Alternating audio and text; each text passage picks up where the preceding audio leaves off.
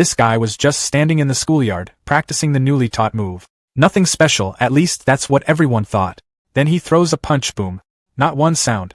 Not two. 9 thunderclaps, all at once.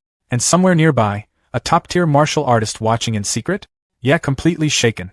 Because even the Academy's #1 genius, after hours and hours of non-stop training, can barely hit 3 thunderclap. That's already considered the beginner standard. This guy? Half a day. That's all it took for him to reach the level others can't even touch. So what's his deal? Turns out, he's been chosen by the gods. While everyone else is struggling to remember the basics, he's got something extra working for him. Inside his own mind, there's a version of him training non-stop, so while others are still trying to figure it out, he's already finished. Now here's where things start getting interesting. This guy?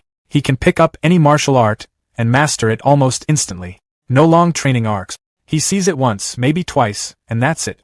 Perfect execution. And it gets better. Every time he defeats someone, he gains point. Not just for show, real point. The kind you can actually spend. More points means more strength by copying others' technique. Now the scene has shifted to the present where, in a flurry of strikes, a young man named Su-hong practices his Vajra fist. A fellow student marvels at his improvement, asking if he has already reached the coveted micro-level in martial arts mastery. Su-hong confirms he broke through 2 days ago.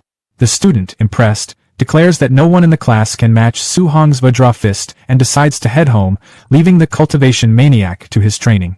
As Su-hong prepares to leave, his teacher, Lee, stops him. The teacher's expression is serious as he brings up the 30,000 registration fee for the martial arts department, reminding Su-hong that the deadline is next Monday. Su-hong asks for a few more days, but the teacher can only sigh, explaining that while he knows Su-hong's family is struggling, the rules are absolute. Left alone in the empty training hall, Su-hong is crushed by the weight of the 30,000 fee. He remembers his past. His parents died in a ferocious beast disaster when he was just 3, leaving him in the care of his aunt and uncle. They discovered his talent for martial arts and have fully supported his training ever since, hoping it would lead to a high-income profession in their dangerous world. He feels a pang of guilt, realizing that his dream is making their lives even harder. Returning home late, he overhears his aunt and uncle discussing their finances. They decide the rent can wait. Paying for Su-hong's registration fee is the priority.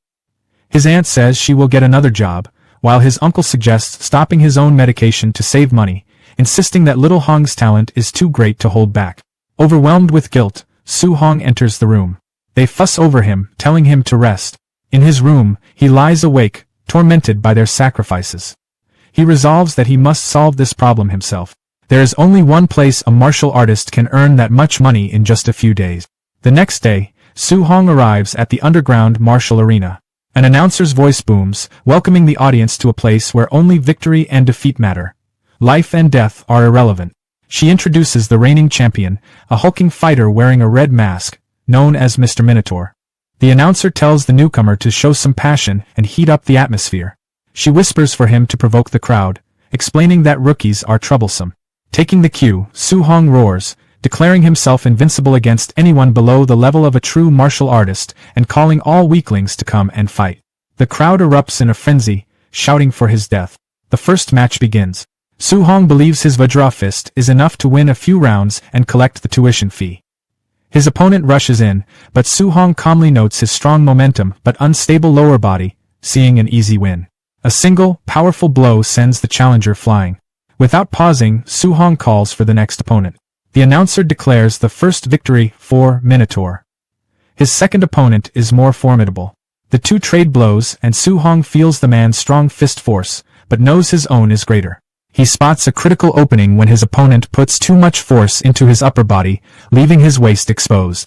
Su-hong seizes the chance and ends the fight in a flash. After a third consecutive win, a well-dressed man watching from a private VIP seat, he remarks that the kid is unusual, his strength far exceeding an average martial apprentice. The man decides Su-hong is perfect for match-fixing and sends his subordinate, a fighter in a White Fox mask called White Fox, to take care of him. He warns White Fox not to reveal that he is a true martial artist. One victory away from the 60,000 prize, Su-hong is shocked when his final opponent is revealed to be White Fox, a known quasi-martial artist. He knows the match will be difficult, but he cannot afford to lose. The bell rings and the final match starts. Knowing his cultivation realm is lower, Su-hong attacks first with all his might. But White Fox stops his punch with ease. The terrifying power behind the block stuns Su-hong, who realizes his opponent isn't a quasi-martial artist at all. He's a true martial artist who deliberately suppressed his vitality. Before Su-hong can react, White Fox unleashes a devastating Thunder Rush fist, leaving him bleeding and broken. White Fox taunts him, asking why he only defends. Su-hong struggles to withstand the onslaught, knowing he will lose if it continues. He desperately searches for an opening to counterattack, but the barrage is too intense. His consciousness begins to fade. Standing over the defeated Su-hong, White Fox informs him that he won't receive a single cent of the prize money. However, his teacher invites Su-hong to join them. If he agrees to fix matches for them in the future, they will pay him the prize for this match. Burning with indignation, Su-hong refuses to do such a shameless thing and accuses them of being unworthy of the title of martial artist.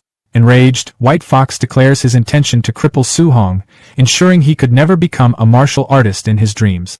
As the crippling blow descends, visions of his family's sacrifices flash through Su-hong's mind. He cannot let their efforts go to waste. He thinks of his promise to give them a good life and screams that he will never accept a future of failure. A system window materializes before his eyes, asking what he is willing to sacrifice for his family. With a final, desperate roar, he bellows, "Everything!" With a defiant roar of everything, Su-hong's world vanishes. He finds himself in a dark, empty space, wondering where he is. A colossal, radiant, winged being materializes before him, and with a flash of light, he's thrown backward. A translucent blue screen flickers to life in front of him, a status window displaying his attributes and martial skills. He notices a tab labeled Mission, and instinctively taps it. The system reveals the Way of the Arena mission, to polish his martial arts and defeat the White Fox waiting in the outside world. The objective is to upgrade his Vajra Fist to the mastered level and his other skills to the micro level. It's a beginner's mission with no reward, but promises to unlock a guide. Suddenly, a perfect clone of himself appears and attacks with a flawless, textbook-quality Vajra Fist. Su-hong realizes this isn't an enemy, but the ultimate role model. He eagerly engages, seizing the chance to learn from a perfect version of himself.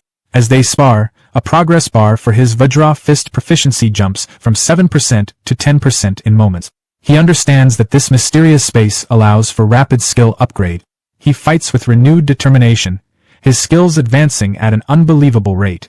In what feels like an eternity of intense combat, his floating light palm and void step reach 100% and evolve to the micro-level. Finally, his Vajra Fist also hits its peak and breaks through to the mastered level.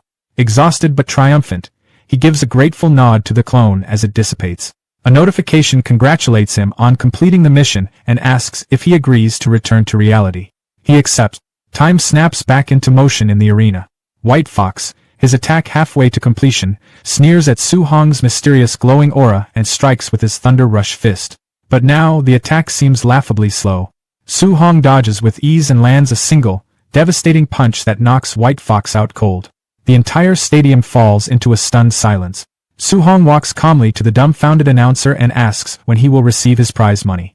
Jolted back to reality, she hastily declares Minotaur the winner of the 60,000 grand prize. In the VIP suite, the arena boss is in disbelief. He questions how a mere martial apprentice could possibly master the Vajra Fist, a feat beyond most true martial artists. He furiously orders his men to follow Su-hong and uncover his true identity. Su-hong leaves the arena, sensing he's being followed. He slips into the dark alleyways, his movements fluid and sure, easily losing the thugs tailing him. An hour later, he arrives home and places the stacks of cash before his astonished aunt and uncle, who ask if he robbed a bank. Su-hong smoothly lies, explaining that the master of a dojo where he sparred was so impressed by his talent that he decided to sponsor his studies. His aunt remains skeptical, but his uncle proudly declares that their boy would never lie to them. Later, on the roof, Su-hong looks at his system window with a grin. His family's financial troubles are solved. The system notifies him that by defeating a higher-level opponent, he has earned 67 martial value points, which can be used to increase his vitality. He immediately pours points into it, and his vitality stat climbs to 90, elevating him to the rank of a quasi-martial artist. He feels a surge of power and decides to use all the remaining points. As his strength skyrockets, the wounds from his fight completely heal. Feeling an endless reserve of new power, he heads to the deserted school drill ground to test his limits on a combat power tester. Deciding to start with just 70% of his strength, he winds up and throws a punch. The machine instantly overloads, smoke starting to come out of it, and shatters. He mutters about the tester's poor quality, hoping he won't have to pay for it, before quickly fleeing the scene. Moments later, a furious groundskeeper arrives, screaming about which bastard broke his equipment and vowing to punish the usual suspects. In the gymnasium of Star City No. 1 High School, students were buzzing with gossip. The main topic was Chen Shan, who had been beaten up after smashing a tester machine the previous night. A student explained that Chen Shan had been punished by the principal and forced to take the blame because he refused to admit to his actions. Their chatter was interrupted by the principal, who introduced his old comrade-in-arms, a Tier 3 martial artist named Chen Tian. The guest instructor announced he was there to teach everyone a C-rank martial art, the Thunder Rush Fist, and expected them all to learn it well. Hearing this, the protagonist, Su Hong, became determined. He knew that learning such a technique outside of school would cost a fortune, and he resolved to seize this rare opportunity. The instructor, Chen Tian, declared he would demonstrate the fist 10 times, and how much the students learned would be up to them. As the students marveled at seeing a Tier 3 martial artist for the first time, Su Hong recalled that this was the same technique the White Fox had used. Chen Tian began his demonstration. He explained that at the basic level, the Thunder Rush Fist emits a single sound of thunder. Mastery progressed through levels. 3 sounds for proficient, 5 for micro-level, 7 for mastered, and a full 9 sounds for the perfect realm. He advised the students to aim for just the basic level for today. Hours later, the students were exhausted and dejected, finding the C-rank art far too difficult to learn.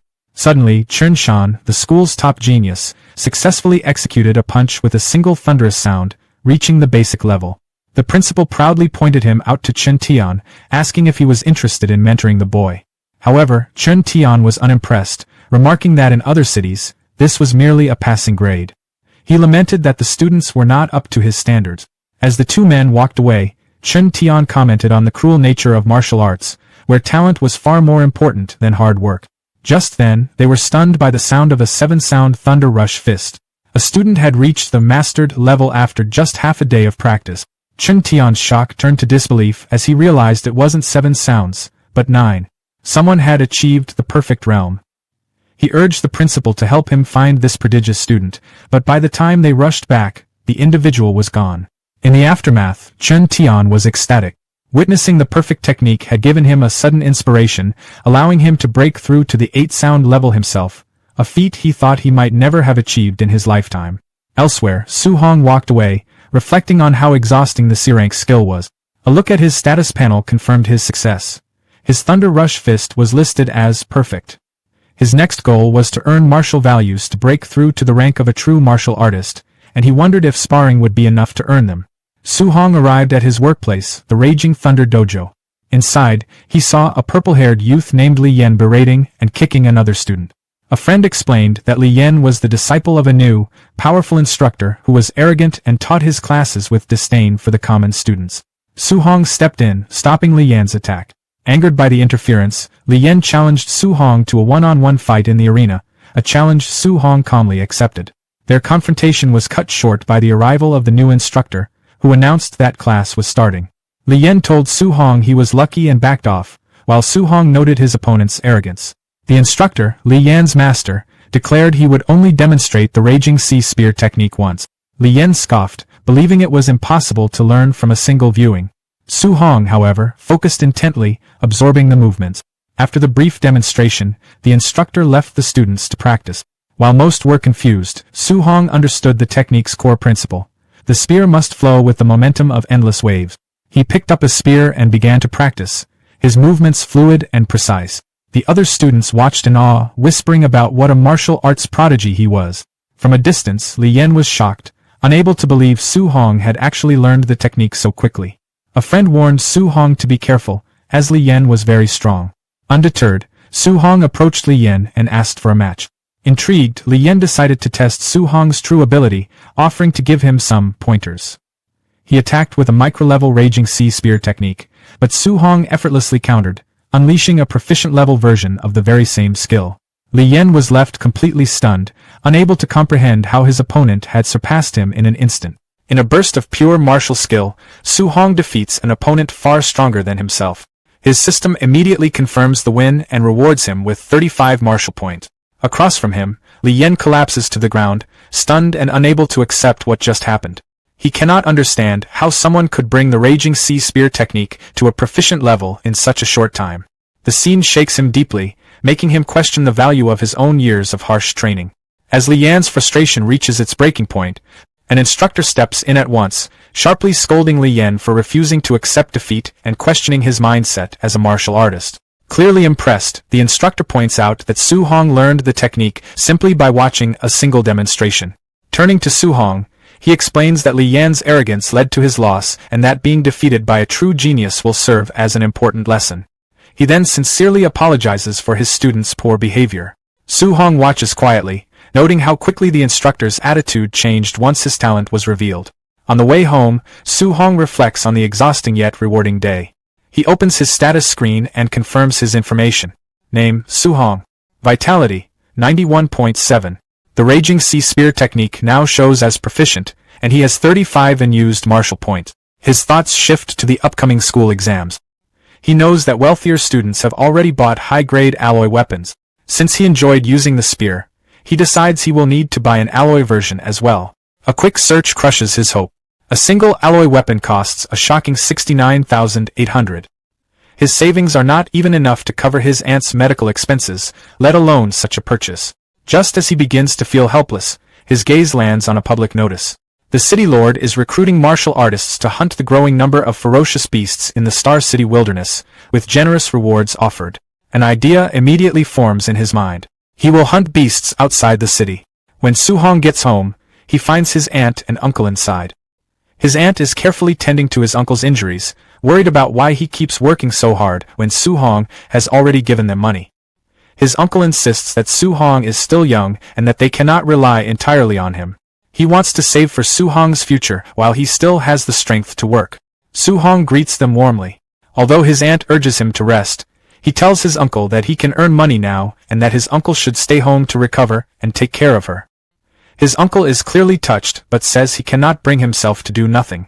Su Hong reassures them that he is only earning a small amount for daily expenses and will not push himself too hard. His uncle reminds him that martial arts training is costly and that they want to support him as much as they can. Deeply moved by their selflessness and unwilling to see them harm their health, Su Hong becomes even more determined. He knows he cannot miss the opportunity to hunt beasts. Understanding how dangerous the wilderness is, Su Hong realizes he must strengthen himself first. Without hesitation, he spends all 35 martial points on vitality. He watches the number rise steadily until it reaches 95.2. 2 days later, late at night, Su Hong lies exhausted on the floor of the empty school gym. His status screen shows that every one of his techniques, from the Raging Sea Spear to the Void Step, has reached the perfection stage. His vitality now stands at 95.3. He knows he is only one step away from becoming a true martial artist. It took 2 full days of relentless training, but now that his preparations are complete, it is time to move forward. On Saturday, Su Hong stands in front of the Star City martial artist base. He did not expect it to be so far from the city center. After seeing it countless times on television, he is finally here in person. He is stunned by the sheer number of martial artists gathered, a rare sight in Star City. He walks up to the bounty board and studies the rewards. An unranked beast earns 300 blue star coins, with higher-tier beasts offering much more. One important detail stands out. To claim a reward, the hunter must present the beast's left ear as proof. Nearby, he watches another hunter hand over a heavy bag filled with ears at the settlement counter. Suddenly, the crowd stirs as guards force people aside, shouting for everyone to make way for young Master Yi. A flamboyantly dressed young man strides through with an arrogant air. Su Hong observes his clothes and attitude, which remind him of fighters from underground arenas. The martial artists around him whisper among themselves, calling Yi a show-off and saying that if his uncle were not the base director, he would have been dealt with long ago. Someone mentions hearing that Yi was beaten recently and that he had it coming, explaining why he had not been seen for a while. Watching all this, Su Hong comes to a sobering realization. Beasts are not the only danger in the wilderness. Humans can be just as dangerous. He resolves to stay alert. As he approaches the gate leading outside the city, a guard notices his young age and asks if this is his first time going out alone. Su Hong admits that it is. The guard sneers inwardly, thinking he is just another reckless and ignorant kid. Stepping into the dense forest, Su Hong silently promises himself that he will return with a full harvest. However, after 2 hours of searching, he finds nothing at all. Frustrated, he wonders if the beasts in the outer area have already been wiped out and decides to push deeper into the wilderness. His choice quickly proves right. Before long, he comes face to face with a massive wolf covered in white fur, its red eyes glowing with menace. Su Hong recognizes it instantly from his studies. A Tier 1 initial stage beast, the Nether Moon Wolf. This is his first time seeing one in real life. With a chilling howl, the beast launches itself straight at him. A red-eyed, white-furred beast suddenly lunged forward.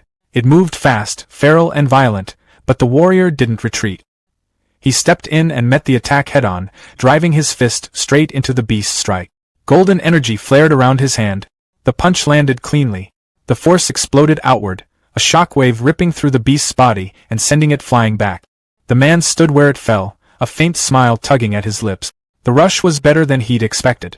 Fighting ferocious beasts felt addictive. His hand trembled slightly, not from fear, but excitement. He realized just how far he'd come. A Tier 1 initial stage beast, defeated in a single move. He couldn't help wondering how he'd fare against something stronger. Almost on cue, a heavy presence emerged from the shadows, a raging black bear, a Tier 1 middle stage ferocious beast. The fight barely lasted a moment. One clash, one decisive blow, and it was over. Standing over the fallen bear, his hands still glowing faintly, he felt confident. At his current level, Tier 1 beasts weren't much of a threat anymore. As long as he didn't provoke anything Tier 2, he figured he'd be safe. He pulled out a knife and secured the reward from the kill, already thinking ahead. The system informed him that his accumulated martial value was enough to upgrade his rank. This was it, he could finally break through and become a true martial artist. Later, while resting, a sudden surge of energy swept through the area. He frowned, wondering what kind of beast could give off an aura like that. Curiosity won out. He moved fast, leaping through the forest canopy toward the source. Then he stopped. His eyes locked onto the scene ahead. Looming before him was a massive, dark-scaled serpent, a black jade giant python, a Tier 1 late-stage ferocious beast. Nearby, another warrior was flung aside like a ragdoll, smashed into the ground by the python's overwhelming strength. The man didn't get back up. The warrior watched grimly as the brutality unfolded. Then he moved. Launching himself off a rock, he shot straight toward the giant snake. His kick landed in a blur, smashing into the python's head with terrifying speed. The massive creature reeled back, its head snapping away from the impact. Blood splattered across the dusty ground. Behind him, the first warrior lay still, his chest pierced, life already gone. The hero landed and coughed, wiping blood from his mouth. He steadied himself, then glanced at the fallen man. He muttered that he'd borrow the spear for a moment and picked it up. Weapon in hand, he faced the towering python, fully alert now.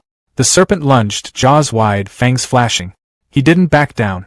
Holding his ground, spear raised defensively, he remembered that beasts at this level usually required several martial artists working together. But he also remembered how easily he'd crushed that middle-stage bear. And that made all the difference. The hero held his ground as the massive python lunged at him, quickly judging the situation. With his current strength, he knew he could fight the black jade giant python head-on. He didn't hesitate. Activating his perfected void step, he slipped past the serpent's snapping jaws and reappeared above it, perfectly positioned to counter. He drove the spear down, pouring energy into it as he unleashed the raging sea spear technique. Blue, water-like energy surged along the shaft, and the spearhead punched through the thick scales on top of the python's head. The beast let out a deafening roar, pain rippling through its massive body. As the serpent thrashed violently, the warrior moved with it, sprinting along its huge, coiling form as if it were solid ground. He forced himself to stay balanced, blue energy swirling around him as he tightened his grip on the spear. His expression hardened. One more hit, he decided. Drawing in a deep breath, he flooded the spear with even more power. A roaring vortex of blue energy spiraled down the weapon as he struck again. The blow landed, carving a second wound into the python's head. Enraged, the giant serpent went berserk, smashing the ground and shaking the clearing as it flailed. The sheer difference in size meant he couldn't finish it in a single decisive blow. Staring at the raging beast, he adjusted his plan. He'd weaken it bit by bit, then wait for the right opening to end it, as he prepared a new move, Thunder Rush. After landing another successful strike, he immediately jumped back, widening the distance between them. From a safer position, spear raised, his approach became clear. Wait for an opening, strike fast, then disengage before the python could retaliate. He was breathing hard now.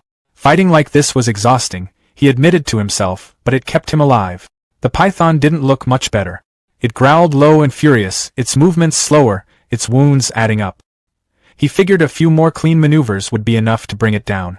Raising his spear again, he braced himself and silently urged the beast to come at him once more. Then something felt wrong. A sudden noise behind him made his head snap to the side. His eyes widened as he demanded to know who was there. Before he could react, laughter rang out from above. A man dropped from the trees, his fist glowing with violent red energy. The hero barely had time to cross his arms before the punch landed. The force slammed into him and sent him skidding across the ground. He coughed hard as he pushed himself up to his knees, struggling to catch his breath. Looking up, he froze. Several hostile figures stood in front of him, blocking his path. He questioned who they were. A man in a trench coat stepped forward, a smug smile on his face. He casually remarked that they were meeting again and suggested, almost politely, that the hero hand over the black jade giant python. The group stood facing him, the wounded black jade giant python coiled weakly behind them. Their leader, young Master Yi, looked amused. He mocked the hero openly, saying he'd watched him leave the city alone and had fully expected him to die somewhere out in the wilderness. With a smug grin, Yi gestured toward the injured serpent. He clearly believed the hero had just gotten lucky, stumbling upon a heavily wounded black jade giant python and trying to claim credit for it. Hearing that, the hero quickly pieced things together. These people had arrived late. They hadn't seen the fight at all. One of the larger, more muscular henchmen stepped forward. He told the hero to get lost, saying young Master Yi had already decided the python was his. The hero swept his gaze over them. 5 opponents, all martial artists. Outnumbered like this, he knew a direct fight wouldn't end well. Still, he let out a short, dismissive laugh. Red energy flickered around his fist as he mocked the idea that his earlier blow had just been a sneak attack, openly questioning whether they truly believed he couldn't take them on. Then he moved. His punch shot forward, wrapped in terrifying red energy. The blow slammed into the henchman and sent the big man staggering backward. Young Master Ye's expression shifted instantly. He recognized the technique, Vajra Fist, and he identified the hero as the infamous Minotaur. The hero blinked in surprise at being recognized, briefly registering the name, White Fox, in his mind. He raised a hand to his mouth, fury burning behind his eyes. He declared that the hero was the first person who had ever humiliated him so badly in front of others. The hero grabbed the spear and turned, sprinting straight into the forest. He didn't hesitate for even a second before shouting the order to kill him, pointing sharply in his direction as his men rushed after him. They chased him into the dense woods, branches whipping past as visibility dropped fast. Before long, they lost sight of him entirely. One of the men warned the others to stay alert. The terrain was perfect for an ambush. Another scoffed, brushing it off, questioning why they should be afraid of a single person. That was when it happened. The hero burst out of the shadows in a blur, slamming into the dismissive henchman from the side. Before anyone could react, his glowing eyes shifted to the next target. He moved again, impossibly fast, cutting down a second pursuer in one clean motion. The body hit the ground hard, lifeless. Young Master Yi stared in disbelief. He couldn't process that kind of speed. One of the remaining men shouted in panic, recognizing the technique. He called it the 9 Echoes Thunder Rush Fist, perfected to a level even Tier 3 martial artists struggled to reach. He dropped from the trees without warning, striking another henchman from behind.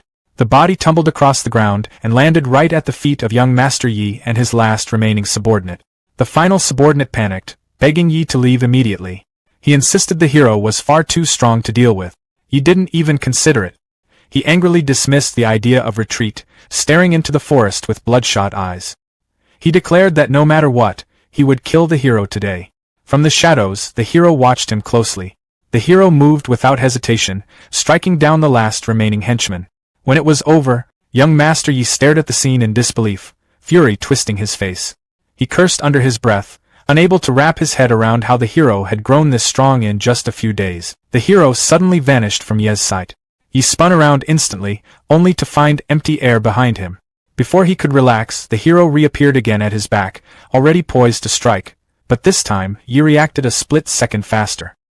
He turned sharply and launched an attack of his own. Fury twisted Ye's face as blue energy erupted around him. He flatly refused to accept that he could lose here, forcing his power upward. With a sharp gesture, he extended a finger and fired a concentrated beam of blue energy, his void-breaking finger. The hero barely managed to deflect the blast with the spear. He didn't stop. He snarled and unleashed a non-stop barrage. Explosions tore through the forest.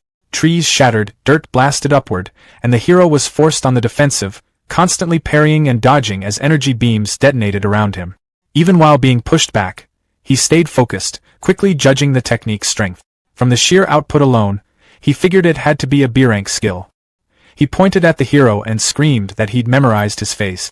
If the hero dared hurt him any further, he vowed he'd wipe out his entire family. That threat landed wrong. The hero's expression went cold, all warmth draining from his eyes. In the next instant, the hero closed the distance between them. He yelled that his uncle was a supervisor at the martial artist base, that his father was a powerful figure, anything to survive. It didn't help.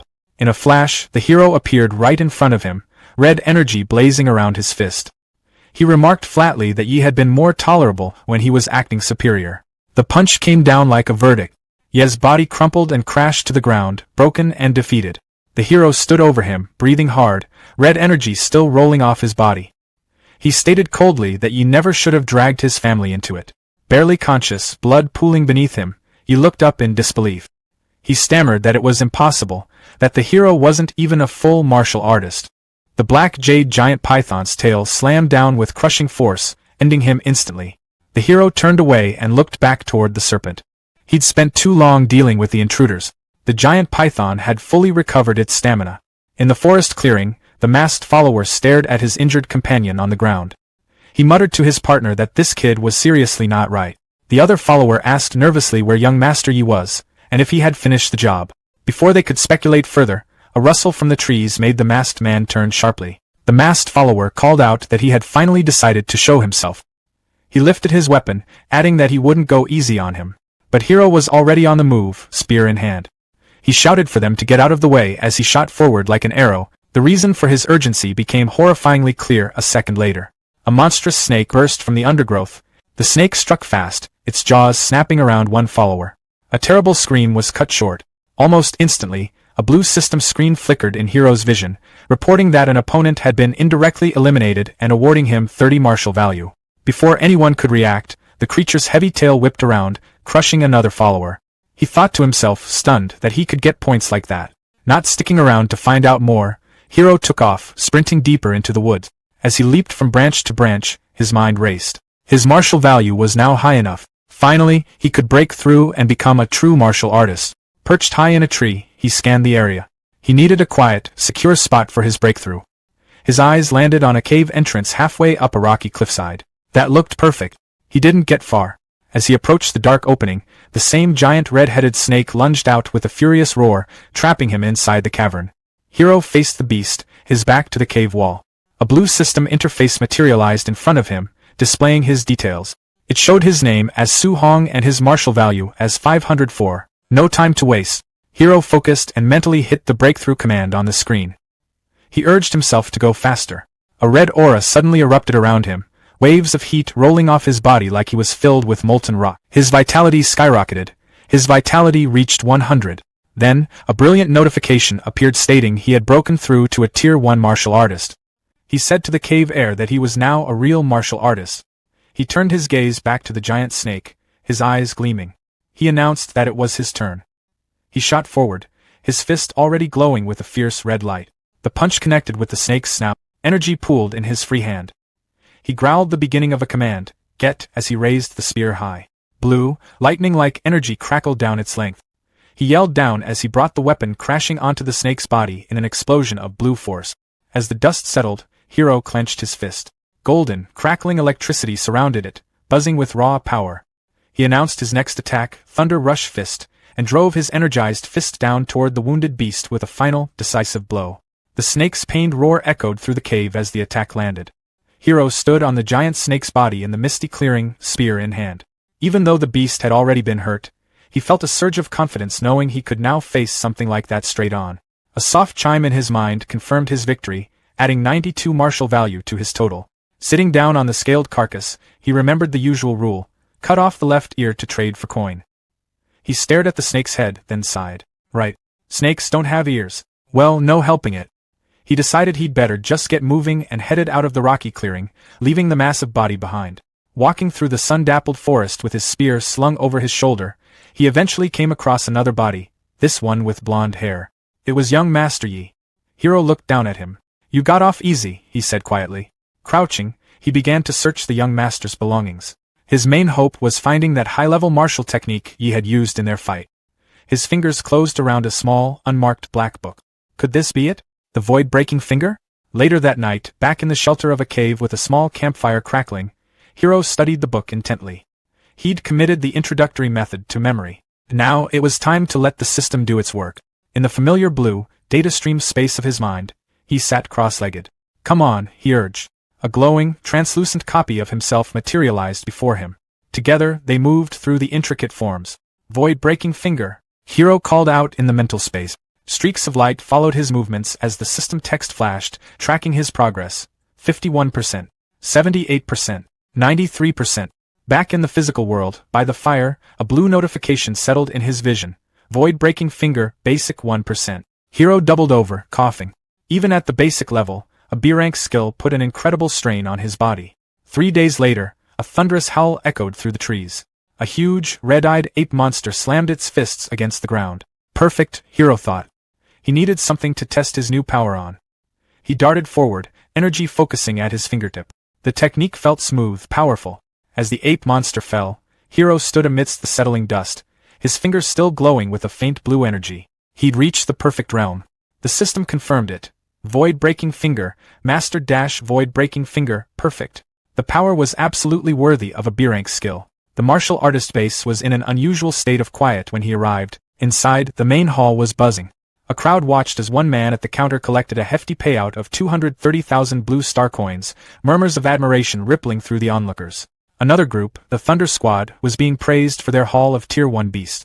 When it was Hiro's turn, he hoisted a large, heavy bag onto the counter. The woman working there peered inside, and her eyes went wide. She started counting, her voice rising with disbelief as she announced the total. 406,000 blue star coins from 72 initial stage, 83 middle stage, and 17 high stage Tier 1 beasts. A cold sweat prickled on Hiro's neck. He'd gotten carried away. This was way too much attention. Before he could even leave the counter, a commotion erupted outside. Official vehicles screeched to a halt, blockading the base entrance. The crowd around him stirred, everyone turning to look. Was the base under attack? People whispered, noting the high-level martial artists now stationed at every exit. A stern-looking man in a suit, identified by the system as Yi Chi, base person in charge, and Yi Feng's uncle, barked orders to his subordinates. Seal the area. No one gets out. A brave soul from the crowd called out, asking what was going on. Yi Chi's face twisted with fury. His nephew Yi Feng and his entire group of 4 martial artists were all dead, he shouted. A shocked silence fell, then broke into frantic murmurs. Yi Feng was killed? His whole squad wiped out? Nearby, 2 men whispered to each other. Good riddance, one said. We've all been robbed by that crew. Finally, someone took out the scourge. Yi Chi, followed by an assistant, pushed through the crowd. He made a chilling announcement. A B-rank martial skill was missing from his nephew's body. Every martial artist present would be searched. Hiro stayed in the middle of the crowd, keeping his expression neutral. The bodies had been mauled by that giant python. There shouldn't be a trail leading back to him. As he began to move with the flow of people, he couldn't shake the feeling. Were they already targeting him? Suddenly, Yi Chi himself was there, his gaze locking onto Hiro. I heard a little brother here killed 400,000 worth of beasts all by himself, Yi Chi said, his voice carrying over the murmurs. Your skills must be truly amazing. Su Hong noticed his path was blocked, and a man in a sharp suit stepped forward, flanked by a few rough-looking thugs. The man's face carried a polite sort of menace as he spoke, mentioning the rumors about Su Hong's recent solo hunt and the fortune in beast cores he was said to have gained. But the thugs weren't convinced. They looked at Su Hong like he was just some low-level fighter, a novice who could never have pulled off such a feat to them. He was nothing more than a thief who probably took the missing young Master Ye's backpack. The thugs tried to grab him, but Su Hong moved faster than their eyes could follow, his weapon appearing in a blur. He spoke coolly, reminding them he was a student at the elite Xingqian No. 1 high school and daring them to touch him. The leader hesitated, caught between anger over his nephew's stolen martial art and the risk of provoking a potential prodigy from the top academy. Trying another approach, the man offered 10,000 as compensation for the search. Su Hong stayed calm, knowing his secrets were safe with Yi Feng gone, claimed by a monstrous python in the wild. He countered, asking for 3 times the offer. With no other choice, the man agreed. Su Hong even encouraged them to be thorough to avoid being wrongly accused. The search turned up nothing, but just as Su Hong was about to leave with the money, the leader called him back, insisting no one could leave until he was fully satisfied. By the time the man finished speaking, Su Hong had vanished into the city. Thinking about his next move, a quick shower and then a visit to the Warriors Association to test his rank and get the guidance technique. Alone in the room, Su Hong pulled up his internal status screen, a holographic display floating before him. He had 534 martial arts points, the result of relentless training and brutal encounters. His chi and blood value was 103, just enough to be a first-tier martial artist. The next stage required 200 points, and with his accumulated points, he could almost reach it in one step. But his attention turned to two stats he'd never touched before: spirit and mortal body. Curious about their potential, he started allocating points into spirit, watching the number climb with no immediate effect. Then he focused on mortal body, eager to see what evolution it might bring. The Warriors Association proving grounds were buzzing with energy. A promising young fighter, a disciple of the famous Jiang Ming, had just finished his test with a combat power of 1763, enough to nearly be a mid-tier warrior. The crowd admired him, and he turned to the next challenger, Su Hong, with obvious disdain. For him, testing at that age meant genius, but Su Hong? He was probably average at best. Su Hong stepped up to the chi and blood detector. The screen lit up at his touch, showing a reading of 123. The hall went silent. People whispered and questioned whether the machine was broken. Even the arrogant disciple's confident face faltered, and the proctor double-checked before announcing, clearly surprised, that Su Hong had passed. The disciple muttered that raw life force meant nothing, insisting combat power was the real measure. All eyes turned to Su Hong as he approached the combat assessment pillar. Inside, he remained calm, calculating. His recent upgrades had given him a huge boost in strength, and though he considered holding back, he decided to use about half of his true power. He struck, and the air itself seemed to react. The punch hit the pillar like an explosion. The multi-ton testing machine ripped from its moorings and smashed into the far wall. The crowd couldn't process what had just happened. This wasn't a test, it was pure destruction. Some whispered, some shouted. Nobody could believe that a first-stage novice had just shattered a high-tier benchmark with one casual punch. In the crowd, the man from the alley watched, pale and shocked. His subordinate pointed, stammering. The leader's eyes widened as realization hit. "It's him," he said quietly. "That explains everything." Meanwhile, across the city, Wu Linxian, president of the Star City Martial Arts Association, had been fuming over the lack of local talent. Her office door burst open, and an assistant delivered frantic news. A first-stage novice had just punched the testing machine into scrap metal, showing a combat power over 3,000. Wu Linxian's frustration instantly turned to sharp focus. Her city finally had its genius. Inside the main hall of the Martial Artists Association, a male staff member walked up to Su Hong and politely explained that there was a process to follow. He would need to head to the second floor first, get officially registered as a martial artist, and only then receive his monthly allowance. Su Hong gave a quiet thanks and was about to move, when a cool, commanding voice cut in, saying she would handle it herself. The staff member immediately straightened, clearly aware of who had spoken. From the second-floor balcony stood a woman with long golden hair. Her eyes landed on Su Hong as she calmly confirmed his name, then introduced herself as Wu Linxian, the president of the Star City Martial Artists Association branch. With a simple gesture, she told him to come along. Su Hong followed without hesitation, though inwardly he was surprised. He hadn't expected the association's president, someone rumored to be a Tier 5 martial artist, to feel so overpowering just by standing there. Once inside her office, Wu Linxian casually asked if he studied at Star City No. 1 High School. She mentioned that old man Liang had complained before, saying the school had only produced 2 average Tier 1 martial artists this year. What no one realized, she said, was that an exceptional talent had been quietly sitting among them the whole time. Su Hong felt more puzzled by the minute. He explained that he'd only come to register, collect his allowance, and pick up a guidance technique. Wu Linxian brushed that aside. His ID and allowance were already taken care of downstairs. As for the guidance technique, she said she would teach him personally. Standing in front of him, she asked how much he understood about guidance technique. Su Hong answered honestly, repeating what the textbooks taught, that heavenly and earthly spiritual keys had different attributes, and guidance techniques were used to absorb them and strengthen the body, as long as the attributes matched. Wu Linxian smiled slightly and said the explanation wasn't wrong, just incomplete. Guidance techniques weren't limited to cultivation alone. As she demonstrated her heavenly fire guidance technique, a flame appeared in her palm, growing stronger until blazing fire wrapped around her fist. She explained that it absorbed fire attribute spiritual keys, reinforced the body, and could directly enhance attacks with fire-based power.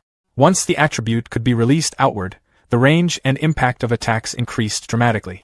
With a smooth motion, she sent a stream of fire forward before casually adding that most martial artists considered it impressive if their attacks carried even a faint trace of attribute power. Su-hong reevaluated everything he thought he knew. He'd always believed guidance techniques were strictly for absorption. None of the books mentioned combat use. Wu Lingxian continued, explaining that heavenly and earthly spiritual keys carried 7 attributes: mental, wood, water, fire, earth, lightning, and wind. Each had different strengths, with lightning leading in raw offensive power, followed by mental and fire. But in the end, what mattered most was compatibility. She picked up a red crystal from her desk and explained that it was used to measure compatibility. The brighter it glowed, the higher the match. Most martial artists fell around 20 to 30%. Even her own 80% was considered exceptional. Given his talent, she expected him to surpass 90. Su-hong accepted the crystal, thinking that if someone like her had reached Tier 5 with 80%, then 70 would already be impressive for him. The crystal answered immediately. A brilliant red glow filled it almost completely, lighting up the office. Wu Lingxian stared in disbelief as the result became clear: perfect fire attribute compatibility. She explained quickly that this meant he could absorb fire spiritual keys with no loss at all. By comparison, her own absorption wasted 20% every time. That alone placed his potential far beyond hers. She admitted she never imagined Star City could produce someone on par with the top talents from the Imperial Capital or Magic City. As Su-hong looked at the crystal, another thought crossed his mind. Fire was strong, but lightning suited him better. The crystal reacted again, this time bursting with a dazzling golden glow. After a brief pause, Su-hong quietly noted that his lightning compatibility also appeared to be perfect. Wu Lingxian struggled to process it. Dual attributes, both flawless. Before she could fully react, the crystal continued responding. Wind followed, then the others. One after another, every attribute reached the same result. 7 attribute. All perfect. Wu Lingxian sank into her chair, her past achievements suddenly feeling distant. She remembered being praised as a top genius herself, reaching Tier 5 before 30. But standing in front of someone who broke every rule, she realized how different the gap truly was. For Su-hong, 7 perfect attributes felt both like a gift and a weight. Giving up any of them seemed unbearable, so he asked for copies of all 7 guidance techniques. Wu Lingxian reacted sharply, warning him that human energy was limited. Even the most gifted martial artists usually focused on 1 or 2 attribute. She recalled someone who tried to cultivate all 7 and never advanced past Tier 1, even after decade. Su-hong didn't argue. He simply said he wasn't ready to choose yet. He wanted to try first. After a moment, Wu Lingxian agreed, reminding him not to waste such rare talent. She then brought up the upcoming monthly school exam. With tensions rising at the all-heaven battlefield, and the threat of war with the 10,000 races looming, nations were pouring resources into a genius training camp. She planned to recommend him. If he took first place in the school exam, he'd qualify automatically. Hearing about the 10,000 races stirred memories from over a decade ago, when Su-hong lost everyone except his uncle and aunt. His resolve settled firmly. He would become stronger. That kind of loss would never happen again. When he returned home, he excitedly told his uncle and aunt that he was now an official martial artist.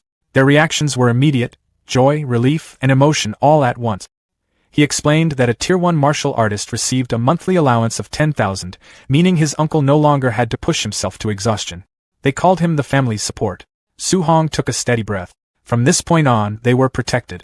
That night, just past midnight, he tested the guidance technique. Sitting quietly, he circulated his energy. His eyes glimmered faintly as he punched forward.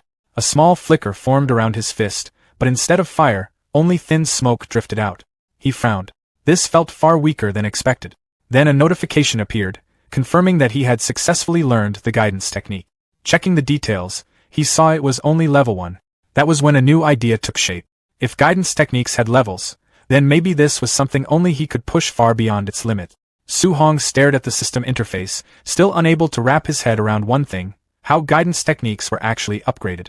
He tried pouring martial value into it the same way he had done with his other skills. The system responded instantly with a warning saying his martial value wasn't enough. Seeing that, he didn't push further. There was no point forcing it. He reasoned that it made more sense to slow down, focus on cultivation first, fully grasp every guidance technique, and then worry about earning more martial value later. With his plan set, he settled into cultivation. He worked on all the guidance techniques at once. Almost immediately, a fierce, blazing aura burst out from his body. Hours passed in silence. One after another, the Thunder Guidance Technique, Water Marsh Guidance Technique, Thick Earth Guidance Technique, and Spirit Wind Guidance Technique all reached level 1. Inside him, 7 different spiritual keys now existed together. The problem showed itself right away. The energies didn't cooperate. They pushed against each other aggressively. At that moment, Su Hong finally understood what President Wu had warned him about. There really had been geniuses in the past who tried cultivating 7 techniques at once, and never moved beyond Tier 1. The energy inside his body turned violent. Pain spread as his veins stood out sharply and sweat streamed down his face. Even though all 7 attributes were present, he realized he could only activate 1 at a time. The instant he tried to use 2 together, the energies clashed, wiped each other out, and vanished. A red flame burst from his palm, lasting only a heartbeat before breaking apart. He focused again, and lightning surged instead. Su Hong narrowed his eyes. Fire and lightning were naturally close in nature. Could they really not be combined? He tried again. The result was the same.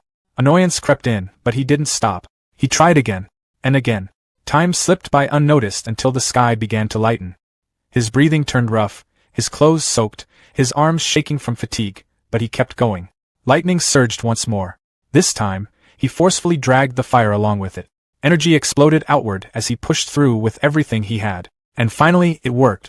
After an entire night of non-stop attempts, lightning and fire fused into a single force.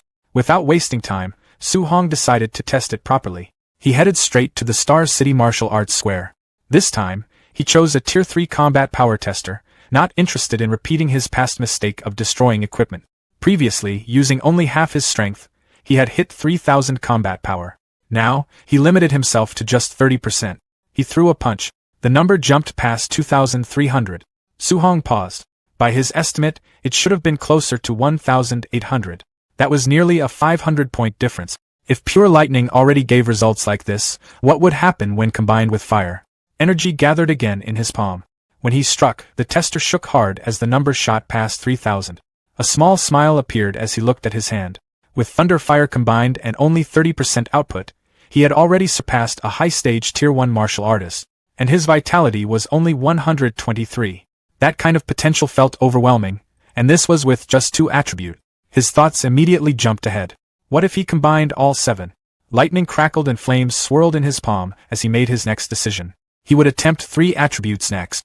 Later, on the rooftop of his home, Su Hong lay flat, shirtless, staring at the sky. After countless intense attempts, he finally accepted the truth.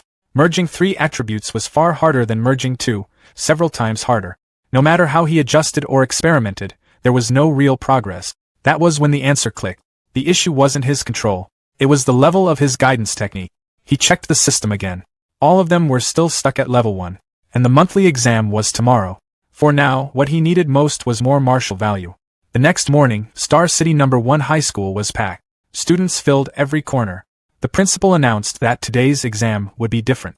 Due to rising pressure on the front lines, a large-scale genius training camp was being set up to prepare for future conflict. The rewards were insane. Top-tier resources, martial arts manuals, pills, and even grandmasters as instructors. The top 3 students in this exam would earn a spot in Star City's training camp. The crowd erupted. A genius training camp. Someone whispered that one of the instructors was a Tier 7 grandmaster. That alone sounded unreal, especially when the principal himself was only Tier 3. Ambition lit up faces across the field. Su Hong focused on one detail only. Top 3. Ranking high wasn't enough. A friend moved up beside him and dropped some unexpected news. Shin Shan and Li Tu had both broken into Tier 1. Many students had reached the basic level of Thunder Rush Fist. Su Hong had been gone for 10 days, and during that time breakthroughs had piled up. There were even rumors of special training arranged by the principal. Shin Shan and Li Tu both had vitality over 100 now, and their Thunder Rush attacks produced 3 echoes. Shin Shan openly told Li Tu he'd prove who the real strongest was. Li Tu shot back that after slamming Shin Shan into the ground, he hoped the confidence would still be there. As the principal stepped down, an instructor asked quietly whether they had found the genius who used the 9-echo Thunder Rush Fist. The principal replied that he'd searched everywhere and believed that person wasn't a student here. Before the conversation could continue, a group approached. The man in front spoke with a mocking tone, asking why the principal looked so miserable. It was Zhang Ming. The principal frowned and asked what he was doing on campus. Zhang Ming casually replied that this year's students didn't look impressive and brought along 2 disciples, joking about sparring with the school's top students after the exam. The principal immediately understood. This was public humiliation. Refusing would only confirm weakness. Before he could answer, Zhang Ming added that he'd understand if the principal declined. After all, the students looked fragile. An instructor snapped back, asking if Zhang Ming was picking a fight. The exchange stopped abruptly when someone leaned in and whispered something to Zhang Ming, pointing toward the crowd. Zhang Ming followed the direction and spotted Su Hong standing calmly among the students, a faint smile on his face. Recognition hit instantly. So he really was from number 1 high school. Zhang Ming cursed inwardly and gestured to his disciples. Facing that boy meant guaranteed loss. Rather than embarrass himself, he laughed it off, saying he'd only been joking. There was no competition at all. His disciples played along, pretending to back down. The principal and instructor were furious. Soon after, the exam officially began. The first match was announced. Number 665, Shang Peng, versus number 666, Su Hong.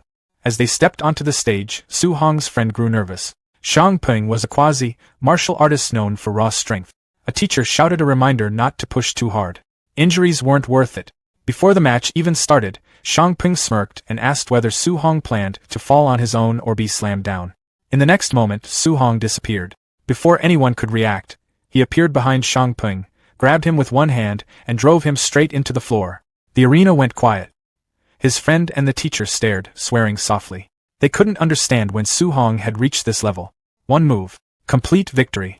As the dust settled, Su Hong stood alone at the center of the stage. Su Hong stood over his defeated opponent again, calm as ever. The crowd completely lost it. They shouted that Su Hong had won again, and asked how he was even that strong. Some of them started guessing that he might already be a Tier 1 martial artist. Excitement kept rising as people reminded each other that the next match would decide the champion. Up in the office, Principal Lee sat with Chen Tain, watching everything unfold. Chen Tain frowned and asked where this Su Hong had suddenly come from. He said he had been giving private tutoring before, yet Su Hong had never shown up in front of him. Principal Lee lowered his gaze and admitted it was his own failure. He said he should have discovered such a promising student earlier. By not giving Su Hong proper guidance sooner, he felt like he had almost buried real talent. Chen Tain looked thoughtful. He mentioned that Su Hong seemed familiar, like he had seen him somewhere before, but he just couldn't remember where.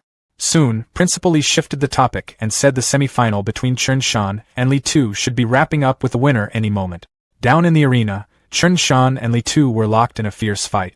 Spectators commented that their strength looked almost identical, making it impossible to predict who would win. Li Tu suddenly prepared a heavy punch and told Chen Shan that since they both knew the Three Echoes Thunder Rush Fist, Chen Shan shouldn't even dream of winning without using his ultimate move. Chen Shan blocked it. Then Chen Shan's fist burst into flames. He told Li Tu to watch carefully and declared that he was the real number 1 in the school. The crowd gasped. Some shouted that Chen Shan could already perform attribute externalization, and that it was the fire attribute, second only to thunder in power.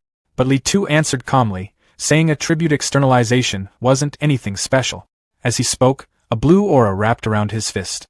Spectators immediately reacted, saying Li Tu could use it too, and his was the metal attribute, known for even stronger combat power than fire.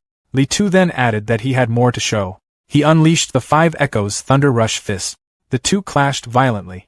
Chen Tain observed that in just around 10 days, Li Tu had mastered attribute externalization and pushed his Thunder Rush Fist to the micro level. He admitted Li Tu's talent was impressive. Principal Lee calmly said there was no need to even watch the final. With micro-level Thunder Rush Fist and the metal attribute, Su Hong had no way of beating Li Tuesday. He added that it was a pity. If Su Hong had learned a guidance technique and Thunder Rush Fist, he might have stood a chance. Off to the side, a man suddenly proposed a bet. He offered 50,000 that Su Hong would take first place and asked if Principal Lee and Chen Tain were interested. One of them called him crazy, pointing out that while Su Hong was strong, he didn't even know a guidance technique. What could he possibly use to win? The man laughed and said since they were so confident, he would gladly take their money. Soon, the final match was announced. Final match. Number 01 Li Tu versus number 666 Su Hong. The crowd roared, cheering for both sides. Li Tu looked at Su Hong and said he had been lucky. He hadn't run into Li Tu or Chen Shan earlier and had somehow made it to the finals. Su Hong stayed quiet, studying him. Li Tu then said that since Su Hong had made it this far, he could at least call himself number 2 in the school. Su Hong casually asked who number 1 was. Li Tu stepped forward and declared that number 1 was obviously him. He claimed he only needed one move to show Su Hong the gap between them. Without hesitation, Li Tu opened with the Five Echoes Thunder Rush Fist. The audience was stunned. They wondered if he really needed to go that hard right from the start. Some already declared it over, saying once that move came out, Su Hong had no chance. Su Hong's eyes sharpened. Flames gathered around his fist. He had originally wanted to test the limits of his physical strength. After hunting so many ferocious beasts, fighting students felt almost too easy. Li Tu was finally someone interesting. Instead of dodging, Su Hong stepped forward and met the attack head-on. People yelled that he had lost his mind and begged the referee to step in. The two fists collided in a blast of light. In the next instant, Su Hong threw 5 rapid punches and broke through Li Tu's 5 Echoes Thunder Rush fist. Li Tu couldn't believe it. He realized Su Hong had dismantled his ultimate move with pure physical strike. Su Hong continued punching, each hit heavy and precise. Li Tu struggled to keep up, feeling the sheer weight behind every blow. Spectators shouted that Su Hong wasn't even using martial skills, yet he was matching Li Tu's 5 Echoes Thunder Rush fist head-on. Others said Su Hong's strength was on another level and guessed he must have some kind of special physique. One teacher burst out laughing, saying the school had actually produced a genius with a special physique. Chen Tain narrowed his eyes and pointed out that while Su Hong's strength was shocking, Li Tu had already condensed an attribute. Su Hong still had no clear advantage. Li Tu slid back, then powered up again. He shouted at Su Hong not to get arrogant and insisted that only he could win. His fists glowed as he rushed forward. Su Hong had planned to keep testing his body alone, but seeing Li Tu go all out so quickly, he decided to respond properly. Electricity sparked around him. The crowd froze in shock as thunder gathered around Su Hong's fist. People started shouting that Su Hong could also use attribute externalization. Others were so stunned they could barely form words. They realized Su Hong had mastered the thunder guidance technique. A special physique plus the thunder attribute, the most aggressive of them all, made his talent overwhelming. The two attributes crashed against each other. Li Tu felt it instantly. Su Hong's thunder was even stronger than his metal. Su Hong calmly said that since Li Tu had shown his ultimate move, he would return the favor. This time, the exchanges were too fast to follow. When it ended, Li Tu was on the ground. He looked up in shock, realizing Su Hong had used 9 echoes. He couldn't understand how that was even possible. Su Hong stood over him quietly. For a moment, the audience had no words. Then someone shouted, asking if Su Hong had really won. The arena exploded with noise. People yelled that 9 Echoes Thunder Rush Fist was the perfect realm. Some even said Su Hong's Thunder Rush Fist looked stronger than the teacher who taught it. Others declared that this wasn't just a genius, this was the dragon of Star City No. 1 High School. Chen Tain stared at Su Hong and muttered that 9 Echoes shouldn't even be possible at this level. He suddenly wondered if Su Hong was the mysterious genius who had disappeared from school that day. He added that once someone like this entered the training camp, those so-called elites with powerful backgrounds would be in serious trouble. Standing alone in the ring, Su Hong said that a golden carp doesn't belong in a small pond. Once it meets wind and clouds, it becomes a dragon. In his heart, he knew Star City was just a small puddle to him. Principal Lee smiled faintly. He believed that in the upcoming training camp, Su Hong would rise like a dragon from the depth. The Magic City, the Imperial Capital, even the battlefield of 10,000 races, those were the stages where someone like Su Hong would truly shine. By the time Su Hong got back to his old apartment building, the sun was already setting. His uncle had just finished making a simple dinner. Su Hong called out that he was home, and his uncle immediately asked how the exam went. With a grin, Su Hong said he'd taken first place in the monthly exam. His uncle stared at him for a second, then burst out in excitement. They were still celebrating when loud knocking suddenly hit the door. A woman's sharp voice came from the hallway, asking if this was Su Hong's home. Su Hong opened the door, confused. His uncle and aunt stood just behind him, peeking out cautiously. Outside stood a well-dressed woman covered in expensive jewelry. She introduced herself as Lin Nan's mother. She explained that only the top 3 students could enter the training camp. Her son had ranked 4th. Then she got straight to the point. She wanted Su Hong to give up his spot. She calmly pulled out a stack of cash, and said she was offering 30,000 if he stepped aside. Su Hong and his family just looked at her. No one reached for the money. They looked more confused than tempted. When she saw that the cash wasn't working, her tone changed. She said the training camp was brutal, and that people could die there. She added that with their poor background, it would be smarter to quit early. Other students, she claimed, had high-grade pills and resources that Su Hong could never afford. Her words made his aunt uneasy. She asked Su Hong quietly if it was really that dangerous. His uncle rubbed her back, trying to calm her down. Then he turned to Su Hong and seriously asked if he could truly promise he'd be safe. Su Hong stepped forward and said clearly that he could guarantee his own safety. The woman let out a mocking laugh and asked the uncle if he actually believed a kid's promise. His uncle didn't hesitate. He said Su Hong was grown now, and there was no way he'd trust a stranger over his own family. The door shut behind her. From the hallway, she shouted that they were just waiting to get eliminated at camp. Inside, things slowly settled. His uncle asked Su Hong if he had hidden how dangerous the camp was. Su Hong told them it wasn't a big deal and that he could handle it. His uncle gave him a big thumbs up. He admitted he was just an ordinary man, but if Su Hong had the courage to face something like this, then the family would back him all the way. Suddenly, his aunt smacked his uncle on the back, telling him to stop making it so dramatic. She said they didn't care about rankings or glory. They just wanted Su Hong safe. Su Hong nodded with a warm smile. Hearing that made him feel lighter.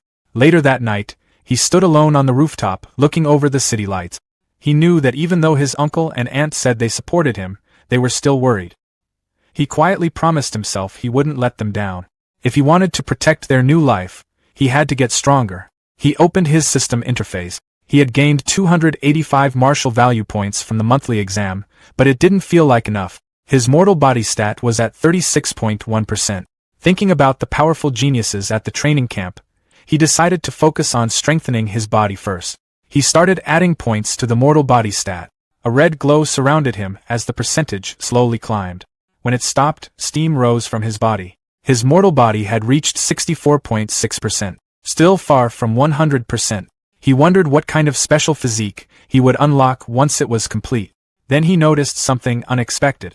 Both his Thunder Guidance technique and Heavenly Flame Guidance technique had quietly advanced to level 2. He realized he'd only practiced them casually for a few days. Maybe there weren't any special requirements. Maybe steady practice alone was enough. Curious, he decided to try leveling them again right away. Lightning gathered in one hand. Flames burned in the other. He focused and began training through the night. By dawn, sunlight spread across the skyscrapers. Su Hong opened his eyes after a full night of cultivation. Fire and electricity swirled faintly around him. A notification appeared. Both techniques had successfully advanced to level 3. He checked his stats. His vitality had increased by 3 points, reaching 126. His mortal body remained at 64.6%, and his martial value points were completely used up. Later that morning, he stood outside the apartment building with his weapon over his shoulder, ready to leave for the training camp. His aunt looked at him anxiously and told him to stay safe.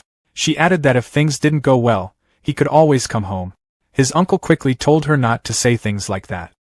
He waved at Su Hong enthusiastically and told him to go win another first place. Su Hong smiled, agreed, and started walking down the quiet street.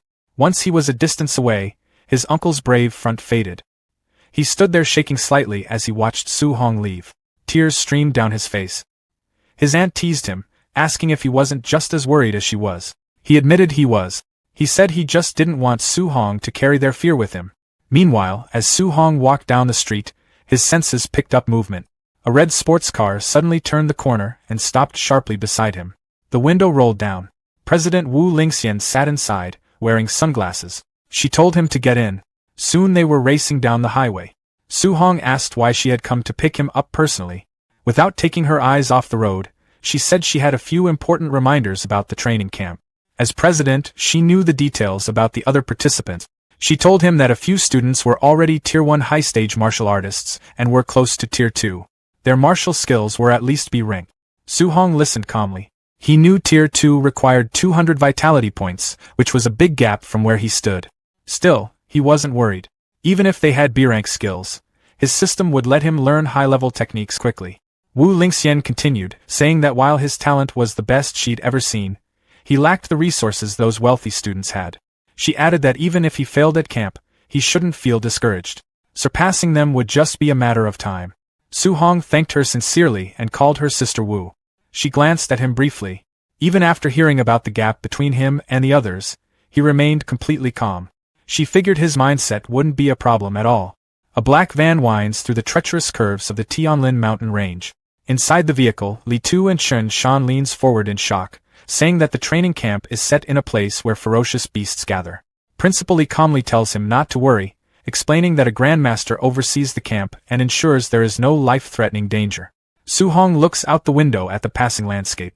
He knows the Tianlin mountain range stretches across multiple cities, including Star City and Yang City.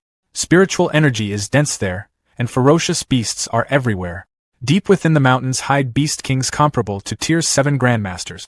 Even a Tier 1 beast on the outskirts is far more dangerous than those found elsewhere, and ordinary Tier 2 martial artists would not dare to enter lightly. The van continues forward.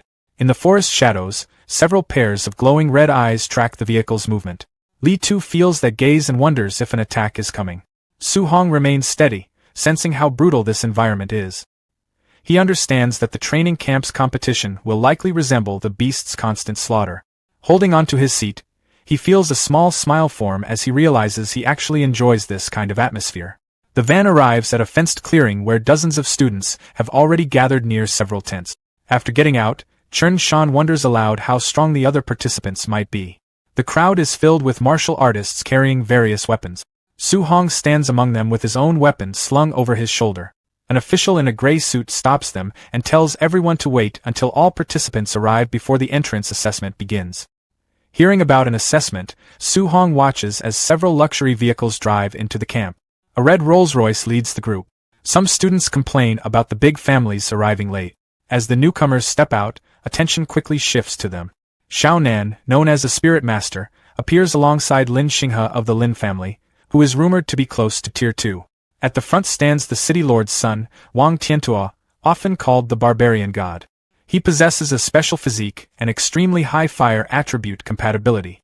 Su-hong studies them quietly, wondering if these are the top geniuses the president mentioned. A faint smile crosses his face as he waits to see what they can really do. The official steps forward and announces the rules. The training camp lies 30 kilometers deep within the Tianlin mountain range.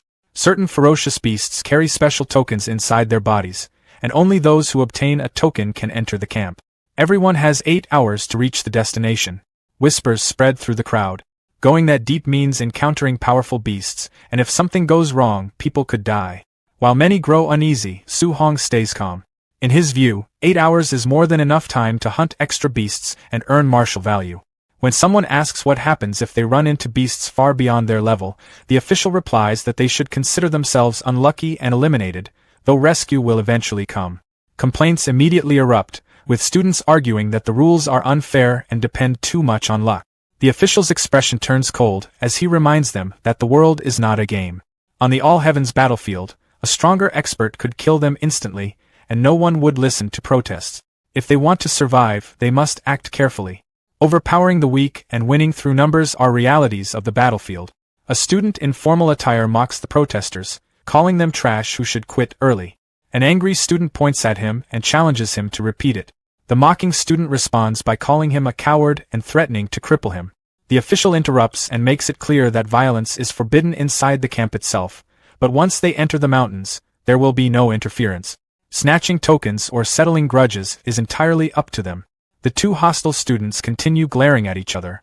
Watching all this, Su-hong quickly realizes that the camp is designed to push participants into fighting. By his estimate, more than half of them will be eliminated under these rules. Another thought surfaces in his mind. Fighting these students could bring him a huge amount of martial value. The official checks his device, which lets out a loud beep. He announces the start of the assessment and orders everyone to move. The students rush forward in a chaotic wave, disappearing into the dense forest of the Tianlin mountain range. Not far inside the woods, the rivalry between the suit-wearing student and his challenger finally explodes. The student in the suit mocks his opponent and tells him to come over if he wants to be sent rolling back home. His opponent, burning with anger, shouts that if he wants to be eliminated so badly, he will grant his wish. He rushes forward with a flaming fist and yells that he is finished. The suit-wearing student answers with a punch wrapped in cold blue energy. The two forces crash into each other, triggering a violent burst of light and wind that rips through the surrounding foliage. A rapid exchange follows as blue energy surges again and again, gradually overpowering the flames in a string of heavy impacts. High above on a thick tree branch, Su-hong stands quietly, watching the fight unfold. He had wanted to witness the strength of these so-called geniuses for himself, but what he sees leaves him disappointed. The clash is flashy, yet far from impressive. In his mind, even if he defeats them, the martial value gained would be minimal. After a brief glance, he turns away, planning to hunt stronger ferocious beasts instead. Below, the suited students start mocking his opponent, saying that a pauper will always remain a pauper, and questioning what hard cultivation can achieve compared to a family's long-term accumulation. His opponent angrily tells him to shut up and stop dragging working-class people into it. The suited student laughs and repeats the insult. The words make Su-hong pause mid-step. He slowly looks back, a faint smile forms on his face as a new idea settles in. He decides that this ready-made martial value should not be wasted. He drops from the tree and lands smoothly between the two fighters.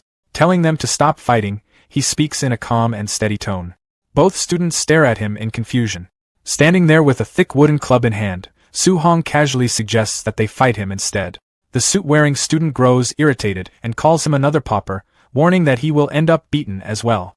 The other student demands to know what level he is to dare interrupt their fight. Su-hong remains relaxed and tells them they misunderstood him. He proposes that they stop fighting each other and join forces to fight him together. The blatant provocation infuriates them. The first student yells that Su-hong is courting disaster and lunges forward with a punch. In the next instant, Su-hong moves. Before the attacker can adjust, Su-hong closes the distance and delivers a crushing strike that knocks the air from his lungs. The student is flung backward and collapses after a single exchange. The suit-wearing student immediately breaks into a cold sweat. Their strengths were similar, yet his companion was defeated in one move. He finally understands how terrifying Su-hong's speed is. In the blink of an eye, Su-hong appears directly behind him and quietly tells him it is his turn. The student stiffens. A heavy swing of the wooden club follows, slamming into the side of his head. Blood sprays outward as he is knocked off his feet and sent flying, losing consciousness before he even hits the ground. Su-hong stood there calmly with the club resting on his shoulder. Looking down at the two fighters lying on the ground, he commented that this was exactly what happened when people looked down on ordinary cultivators. Far away, inside a monitoring room, several observers watched everything on a huge digital screen. One of them pointed at the display and asked where that guy had come from, saying the man had suddenly appeared and knocked out both fighters while they were still in the middle of their duel, while another observer asked if the two fighters on the ground counted as eliminated. Their leader explained that they did not. Since neither of them had asked for rescue yet, the test would keep going. Back in the forest, the cultivator in the suit slowly woke up. He held his aching face and noticed the other fighter sitting nearby. Instantly, he pushed himself backward and yelled for the man to stay away. Then he looked toward the direction Su-hong had left and cursed that guy, saying he would definitely take revenge later. The short-haired fighter also sat up, looking annoyed. He said the loss only happened because he had underestimated the opponent. In his opinion, losing to a kid like that simply didn't make sense. For a while, the two former rivals sat quietly, staring at each other. Eventually, the short-haired fighter spoke first. He apologized for what he had said earlier and admitted the other man was actually strong. The cultivator in the suit responded the same way. He said the short-haired fighter also had impressive strength and apologized for mocking him earlier. After sharing the same embarrassing defeat, the two of them shook hands. Soon they were standing with their arms around each other's shoulders, calling themselves brothers. They quickly came up with a plan for revenge. The abandoned wooden club nearby would be perfect for giving that kid a few solid hits to release their anger. Meanwhile, Su-hong ran through the forest at high speed. Suddenly, he stopped when a group of Tier 1 initial stage giant-toothed wild boars rushed out from the bushes. Seeing them again, Su-hong muttered that he had run into another pack. He wondered how many of these creatures he had already seen in the Tianlin mountain range. The boars charged toward him with heavy pounding steps. He launched his Thunder Rush fist. 9 echoes, sending yellow lightning bursting forward. The attack cut through the group in a massive X-shaped blast of energy. When the dust cleared, system messages appeared around him. Martial value +9. Martial value +7. Martial value +10. Martial value +6. Su-hong thought about how defeating martial artists used to give dozens of points. Now the rewards were getting smaller as his strength increased. He shrugged it off and decided the real goal was finding tokens. He started cutting open the boar carcasses, remembering that the dozen beasts he killed earlier hadn't carried any tokens either. After wiping the blood from his hands, he confirmed that none of them had one. Su-hong concluded that only stronger beasts probably carried tokens. Half an hour later, he moved deeper into the forest, jumping between trees while searching the area. When he first entered the 5-kilometer zone, he could find more than a dozen low-level beasts every hour. Now he couldn't see a single one. At that moment, a massive Tier 1 high-stage Nether Knight black tiger suddenly lunged out with a loud roar. Su-hong quickly avoided the attack and recognized the beast right away. Blue energy gathered around his finger as he used void-breaking finger. The strike landed directly on the tiger. The beast cried out as the force smashed it into the ground, cracking the earth beneath it. To finish the fight, Su Hong thrust his spear straight into the tiger's head. A message appeared. Martial value plus 35. Su Hong commented to himself that with his current strength, defeating a Tier 1 high-stage beast felt extremely easy. He then searched through the tiger's stomach and finally pulled out a red and gold token covered in blood. Looking at it, Su Hong remarked that it had taken almost 3 hours just to find a single one. Thinking about it, he compared the situation. Low-level boars appeared everywhere, while high-stage beasts like this tiger were rare. The stronger beasts gave more value, but there were far fewer of them. After considering it for a moment, Su Hong decided that quantity was the better option. Hunting lots of weaker beasts near the outer areas would let him gather martial value much faster. With 5 hours left in the assessment, Su Hong headed out again. His plan was simple: push his mortal body to its limit before time ran out, leaving behind a clearing full of blood and beast carcasses as he walked away. The forest clearing was filled with the bodies of fallen wild boars. Blood stained the ground, and the air carried the heavy scent of battle. Suddenly, a huge bear burst out with a thunderous roar and rushed straight at Su Hong. Its eyes glowed with a faint red light as it swung a massive claw toward him. The attack missed. While moving around the beast, he noted to himself that after fighting dozens of Tier 1 ferocious beasts, he had finally run into another Tier 1 middle stage one. Bright orange flames began to gather around his fist as he prepared to strike back. Su Hong jumped high into the air and drove his flaming punch straight into the bear's open mouth. Fire and force burst out at the same time. In the reflection of the bear's golden eye, Su Hong could be seen descending again for the finishing strike. He dropped down with full force, slamming his weight onto the beast. The impact shook the ground violently. Moments later, the huge body stopped moving. Su Hong stood over the defeated beast and took a moment to think. Ever since his mortal body reached 60%, defeating a Tier 1 middle stage ferocious beast with pure physical strength had become possible. He glanced down at his hands and clothes, both covered in blood. Then he opened his system interface to check his progress. After calculating the numbers, Su Hong noted that he had already gained 254 martial value points. He still needed a little more than 100 points to fully max out his mortal body. Looking at the remaining time, Su Hong saw that over 3 hours were still left in the assessment. He picked up his spear, ready to continue hunting and gather enough martial value. Right then, several thunder-like booms suddenly echoed across the forest. Su Hong immediately looked toward the sky. Sweat formed on his forehead as he asked out loud what kind of noise that was.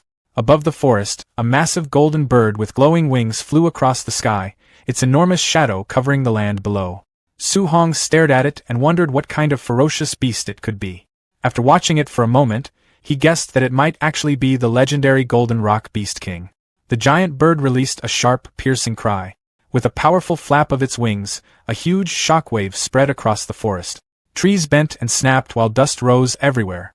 Su Hong planted his spear into the ground and held on tightly to keep his balance against the powerful force. Watching the scene, he commented to himself that the Beast King's strength was terrifying. Even a simple flap of its wings had created such an enormous shockwave. He looked up at the wrecked trees and broken earth, wondering what kind of fierce creature could cause that level of destruction. While watching the chaos, Su Hong quietly compared himself to the ones responsible. He had made progress lately and knew he was stronger than before. Still, when he thought about those top-tier experts, he could only admit to himself that the gap between them was enormous. In front of people like that, he felt as small as an ant. Just then, a bright ball of light drifted down from the sky, pulling his attention upward. High in the air, the Golden Rock Beast King faced a man glowing with golden energy. Tier 7 Grandmaster Qin Tianlai hovered calmly in front of it. With a steady voice, he told the rock that he, Qin Tianlai, had temporarily taken over this territory and asked why the beast had come back again. The Golden Rock answered that it had never agreed to lend the place to him in the first place. Qin Tianlai didn't seem bothered. He simply said that if the rock refused, then he would keep beating it until it changed its mind.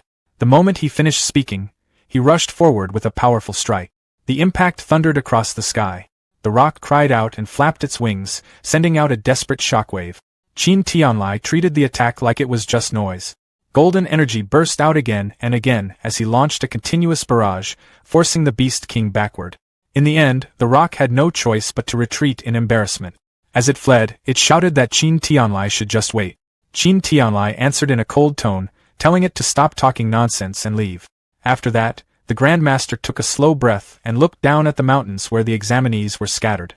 Using his voice to reach everyone, he announced that the students shouldn't panic and that the assessment would continue. Down below, Su-hong watched the scene with wide eyes. He couldn't help asking himself if that was really the strength of a Tier 7 human martial artist. In his heart, he quietly promised that one day he would reach that level too. Qin Tianlai soon flew back toward the monitoring base. He passed over the facility and landed smoothly. Two Tier 5 martial artists, Lin Zhe and Bai Mu, quickly came forward to greet him. They praised his strength, saying he looked even more impressive than the rumors suggested. Qin Tianlai waved it off and told them to stop flattering him. Instead, he said they should head to the monitoring room and check which students had managed to endure the Golden Rock's pressure. Inside the monitoring room, the surveillance screens showed students scattered across the mountain. Most of them were lying on the ground after the pressure earlier. Still, a few names quickly caught Qin Tianlia's attention. He pointed to Wang Tiantua first. The boy was a Tier 1 high-stage martial artist with a vitality of 340 and the barbarian god body. Qin Tianlai remarked that the Star City Lord, despite having more than 100 children, had finally produced one decent kid. Next, he noticed Lin Xinghe. This student was also Tier 1 high stage and had escaped the pressure by using extremely smooth movement technique. His compatibility with the wind attribute was an impressive 96%. Then there was Xiao Yan, a Tier 1 middle stage spirit master with 290 vitality.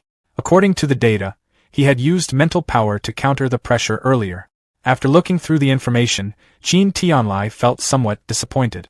All of these talented students came from major families. He then asked if there were any notable students from the schools, especially Star City No. 1 High School. Bai Mu replied that most of those students were only at the Tier 1 initial stage. Hearing that, Qin Tianlai lost interest. He casually commented that Star City didn't seem worthy of its reputation and started preparing to leave. Suddenly, Lin Zhe called out to him from the screens. He pointed at one monitor and asked what was going on with that student. The display showed Su-hong. While many students were still recovering from the earlier pressure, Su-hong was already moving through the forest again. Not only was he standing, he had started hunting ferocious beasts as if nothing unusual had happened. Lin Zhe and Bai Mu looked stunned as they watched. They said the boy was from Star City No. 1 High School and called him a monster. Qin Tianlai picked up Su-hong's file to check the details. The moment he read it, his calm expression finally changed. In his mind, he wondered if this kid was even human after seeing the numbers. The file listed Su-hong as Tier 1 initial stage with a vitality of 123. But the report also said he had trained the C-rank Thunder Rush Fist to the perfect realm and had produced 3004 points of combat power using only his physical strength. That level of power was already close to a Tier 1 high-stage martial artist. The next line was even more shocking. Su-hong's compatibility with 7 different attribute guidance techniques was recorded as 100%, and he was cultivating all 7 at the same time. Qin Tianlia's hands started shaking slightly. To him, it felt like he had just found a genius who might appear only once in 1,000 years. In his mind, he thought he had truly struck gold. But then he noticed something strange. He wondered why Su-hong was still only at the Tier 1 initial stage.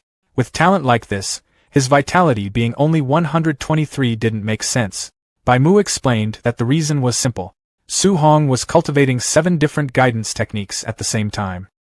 He wondered how the boy's cultivation could grow while carrying such a heavy burden. Thinking about it more, Qin Tianlai blamed Wu Linxian, the president of the Star City Martial Dao Association. In his opinion, someone should have explained this basic rule to the kid instead of letting him go down such a reckless path. At that moment, an assistant walked in and reported that the students were starting to arrive at the training camp. Hearing this, Qin Tianlai decided he might as well go see things for himself. When he arrived, he quickly met the 3 standout students, Wang Tiantua, Lin Xinghe, and Xiao Yan. The 3 of them stepped forward respectfully and bowed to him. Qin Tianlai looked them over briefly and simply said that they were doing very well.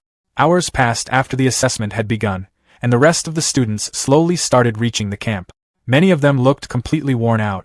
They staggered through the gates while breathing heavily, clearly relieved to have made it. 7.5 hours into the assessment, Grandmaster Qin floated high above the training grounds and looked down at the gathered students. He casually suggested ending the assessment early. In his view, anyone who still hadn't arrived probably wasn't strong enough to matter anyway. Still, his mind kept drifting back to Su-hong. He quietly wondered why that monster hadn't shown up yet.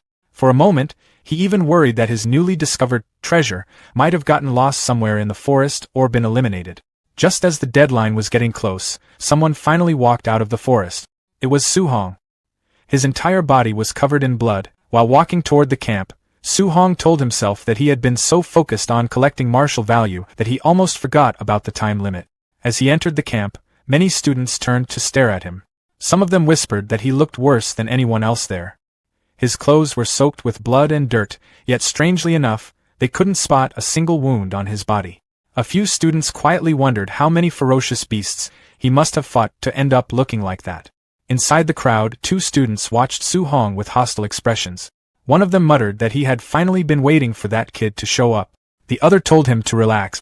Once they were inside the training camp, there would be plenty of opportunities to deal with him. Not far away, the elite students also noticed Su-hong. Lin Xinghe commented that arriving right at the final moment was usually something skilled people tended to do. Xiao Yin looked at Su-hong for a moment and said the situation was starting to get interesting. Soon after, an official stepped forward and announced that the 8 hours were officially over. Anyone who hadn't arrived by now was eliminated. He then began introducing the facilities available inside the camp. First was the gravity training room. Next was the movement technique training room. Then there was the ferocious beast combat room. Finally, he pointed toward a large building and explained that it was the martial art pavilion. Inside, students could exchange for various skills, techniques, pills, and weapons, even items up to A rank. The moment Su-hong heard the words A rank, his attention sharpened. The official continued explaining that using these facilities required contribution points. Students could earn those points by completing training tasks, and those who performed especially well would receive extra rewards. Night gradually fell over the camp. The official dismissed the students who were still able to continue training, while those who were injured were guided toward the dormitories. Su-hong eventually entered his assigned living quarters. When he saw the room, he immediately felt relieved. It was a single room. That meant from now on he wouldn't have to worry about anyone noticing him while he cultivated or used his upgrade. He sat down on the bed and opened his system interface to check his current status. Martial value, 354. Su-hong had been waiting for a moment like this. Without hesitation, he decided to spend all 354 martial value points to push his mortal body to the limit. As soon as he confirmed the upgrade, a series of system notifications started appearing. Mortal body plus 0.1. His body began to glow with a deep red aura. The percentage climbed quickly. His physique surged past 70%, then 80%, then 90%, until it finally reached 100%. A final notification flashed across the interface. Mortal body 100%, evolution. At that instant, Su-hong's eyes burst with bright light as his body entered a complete transformation. His physical evolution had started. Intense red energy spread across his body, while glowing nodes appeared along his muscles and bones, mapping out the changes happening inside him, while a fierce vortex of spiritual energy spun around him. After some time, the process finally ended. Su-hong let out a long breath, faint steam rising from his newly refined body. Looking down at himself, he could clearly feel the difference. The strength flowing through his physical body was overwhelming. At that moment, the system interface appeared again. It showed that he had unlocked a new physique, called the Overlord body. The system described it as a body that possessed the strongest physical strength in the world. However, Su-hong noticed another detail. The physique currently showed spirit rank 0%, which meant it could still continue evolving. Su-hong quietly wondered what kind of unbelievable form it might turn into next. Curious to test the limits of his new body, he grabbed his jacket and picked up his black spear. But the moment his hand closed around the shaft, a sharp cracking sound came from the weapon. The metal bent and fractured right in his grip. Su-hong looked at the spear, realizing that his casual grip alone had been enough to break a C-rank alloy weapon. For a moment he felt uneasy, thinking about how expensive C-rank spears were and how he had just destroyed one. Then he remembered something important. He had actually picked up this spear for free during his time in the wilderness. Even so, it made one thing clear. His old equipment could no longer handle his strength. Su-hong decided he would need to collect camp contribution points as soon as possible so he could exchange them for an A-rank alloy spear. With that in mind, he stepped out of his room and walked into the hallway, already planning his next move. He wondered if training with a weight vest of several hundred kilograms might help him earn points quickly. Meanwhile, inside the camp warehouse, a large group of trainees had gathered around Wang Tiantua. The young martial artist was carrying a massive 3,000-kilogram weight, yet he still jumped high into the air, as if it barely affected him. Watching from the side, Lin Shanghai and Xiaonan commented that his strength was completely outrageous. They pointed out that a normal Tier 1 martial artist could only handle a small portion of that weight. In the monitoring room, Grandmaster Chen Tianli watched the live feed and praised Wang Tiantua's barbarian god body. Soon, the conversation shifted to Su Hong. Someone asked how they should deal with Su Hong's strange cultivation path, trying to practice 7 guidance techniques at the same time. Chen Tianli said dealing with a proud genius directly usually caused problems. Instead, he planned to let Su Hong realize the mistake on his own. He then asked Instructor Lindsay about the progress of a secretly arranged night raid meant to ambush the trainees. Lindsay smiled in anticipation, mentioning that many students had started relaxing after the entrance exam. The sudden attack would definitely catch them off guard. Chen Tianli gave a specific instruction for the plan. He told Lindsay to send a Tier 1 high-stage martial artist to face Su Hong during the raid. The idea was simple. Once Su Hong was completely defeated, Chen Tianli would step in and explain that his cultivation methods simply wouldn't work, forcing him to give it up. Some of the staff felt uneasy. The opponent Chen Tianli planned to send had over 400 vitality and more than 5,000 combat power. Compared to Su Hong's much lower vitality stats, the gap looked huge. They worried that such a crushing defeat might damage Su Hong's confidence. Chen Tianli dismissed the concern immediately. He said that if Su Hong's determination collapsed that easily, then he wasn't worth much anyway. At the same time, outside in the camp, Su Hong overheard several trainees talking excitedly. They were all heading to the gravity room to watch Wang Tiantua train. Not wanting to deal with the crowd, Su Hong decided to go somewhere quieter first. He walked toward the equipment warehouse, which happened to be empty at the moment, planning to check out the excitement later. Inside the equipment warehouse, Su Hong picked up a smart scoring bracelet and checked it carefully. The device showed that it was used to calculate a trainee's contribution points. He began walking around the room, passing rows of lighter training equipment. After a while, he stopped in front of another rack and looked at it with clear curiosity. The rack held several 10-ton weight vests, each one made from extremely heavy alloy. Su Hong wondered who could possibly train while wearing something that heavy. Curious about his own limits, he decided to try one on. The moment he put on the 10-ton vest, the weight pressed down on his body. Moving became much slower, and he could tell his stamina would drain quickly if he kept it on for long. After testing it for a short moment, he decided it wasn't practical for long training sessions, so he switched to a 5-ton vest instead. Su Hong jumped around the warehouse a few times to test his movement.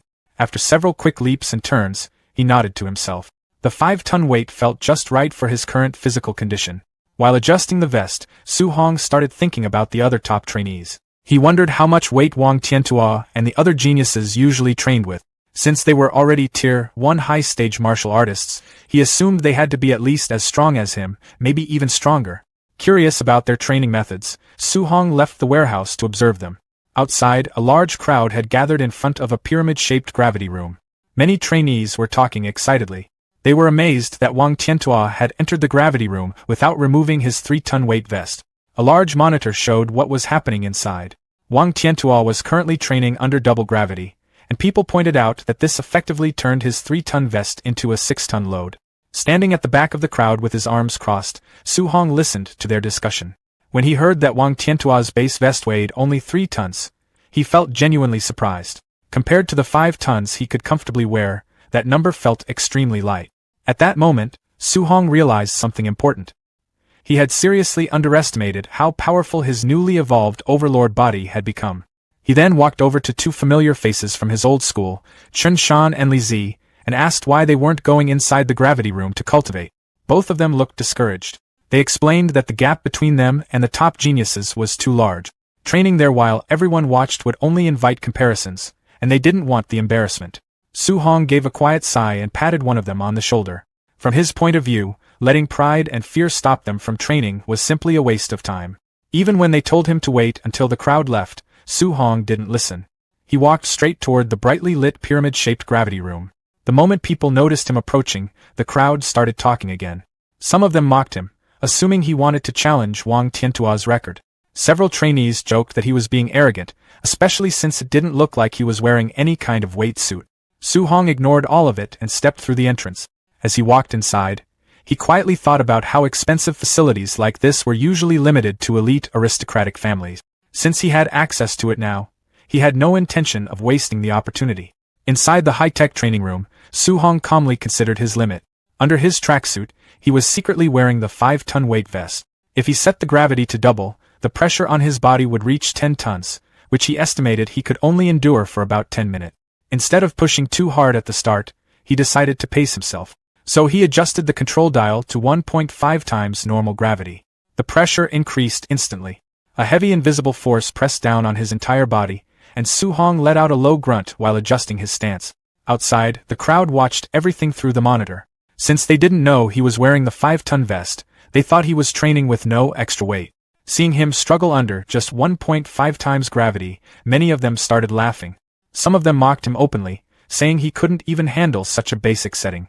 Others pointed out that he had been the last person to finish the entrance assessment, which only reinforced their belief that he was weak. Inside the room, Su-hong paid no attention to any of that. He sat cross-legged on the floor and began cultivating, a fiery red aura slowly rising around him.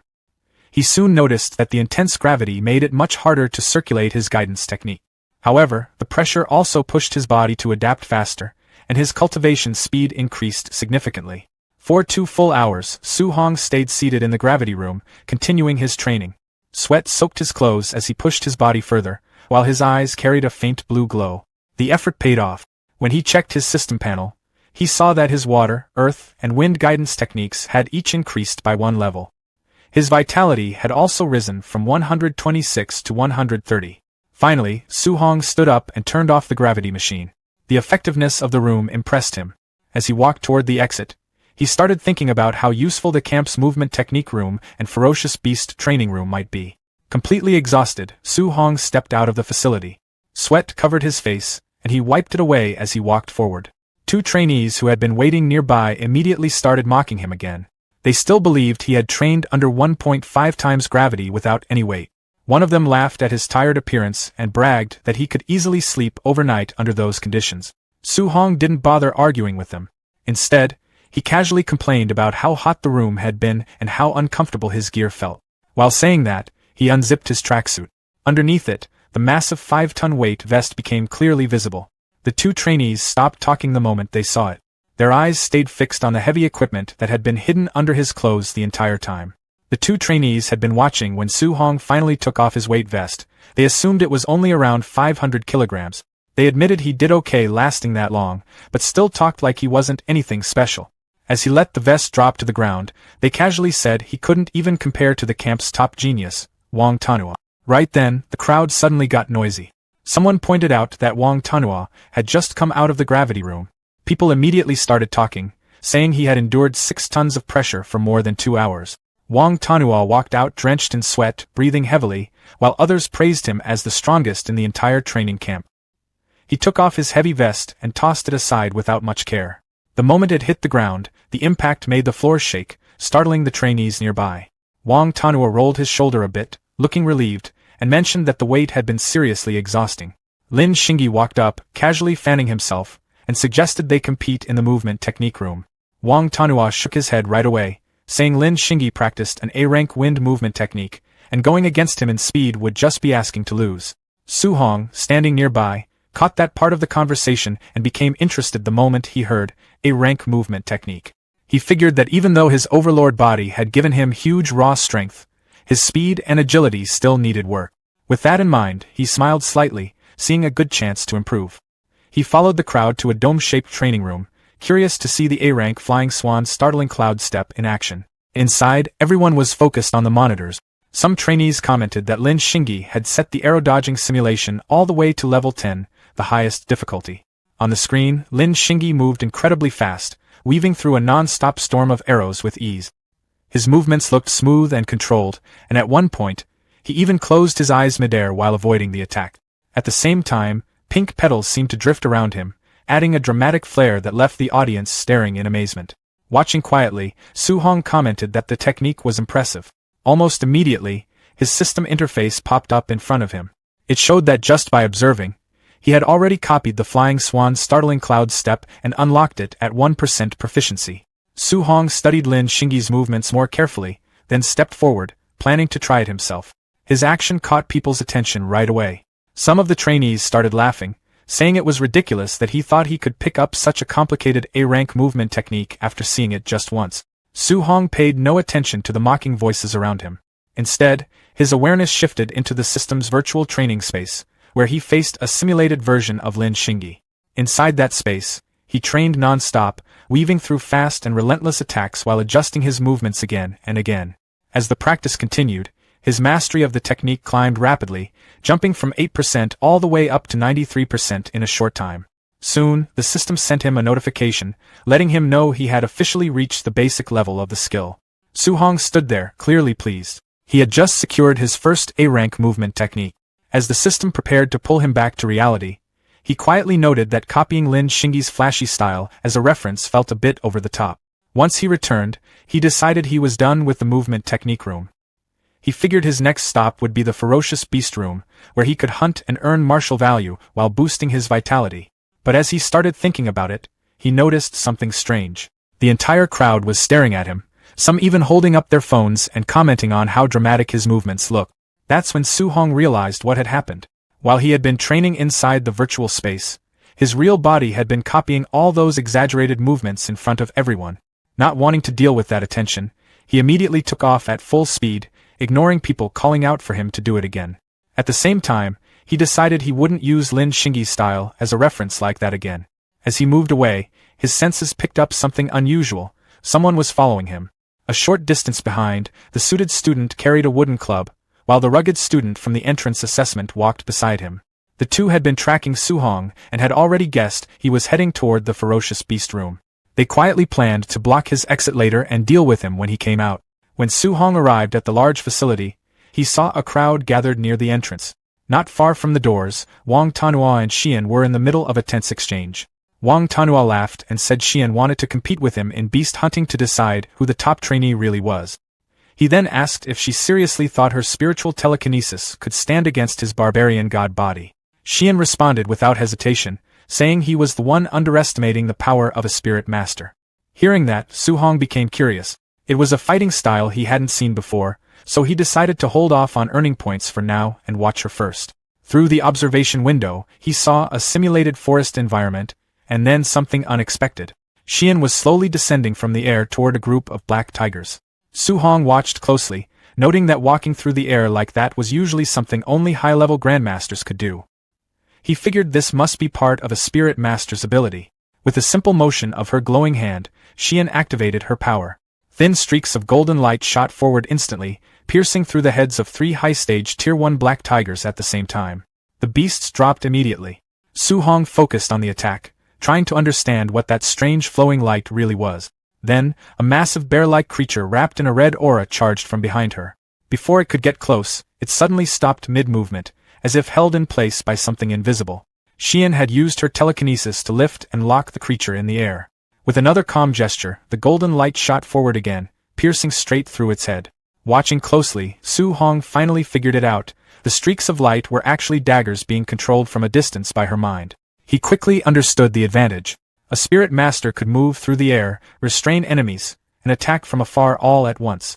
Against ordinary martial artists, that kind of ability gave a huge edge. As everyone continued watching, someone suddenly pointed at the screen, asking about a massive weapon that had just appeared. The display showed Xian facing a giant snake beast. Out of nowhere, a huge golden sword formed in front of her. With a simple downward motion of her arm, the blade dropped and cut the creature cleanly in half. Su Hong studied the scene carefully. He noted that she hadn't been holding any weapon before, and something that large should have been far too heavy to use so easily. At that moment, Lin Xingyi walked over, still casually fanning himself. He explained that the giant sword wasn't a physical weapon, but an advanced A-rank martial skill used by spirit masters. The crowd reacted immediately, surprised to hear about another A-rank skill.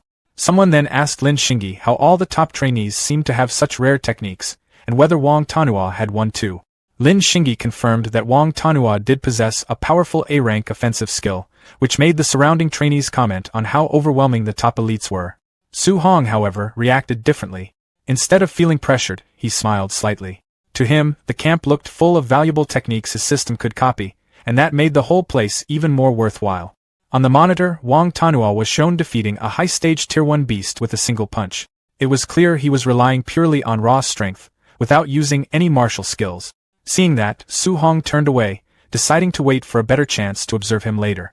Inspired by Xian's display, he opened his system panel and checked his stats. His spirit attribute was at 26.5, and he noted that reaching 100 was required to become a spirit master. That left a gap of 73.5 points. After a quick calculation, he figured he needed 735 martial value points to close that gap. Blue energy gathered in his hand as he made up his mind. He was going to hunt beasts and collect everything he needed. Meanwhile, the suited student and the rugged student were still watching him from a distance. They saw him enter one of the testing arenas inside the facility. With most people focused on Wang Tanhua and Xian, they realized no one would pay attention. They quietly agreed this was the perfect chance to corner him. Just as they were about to move, the rugged student suddenly reacted loudly. The suited student quickly signaled for him to stay quiet. The rugged one then pointed toward the large monitor above the entrance.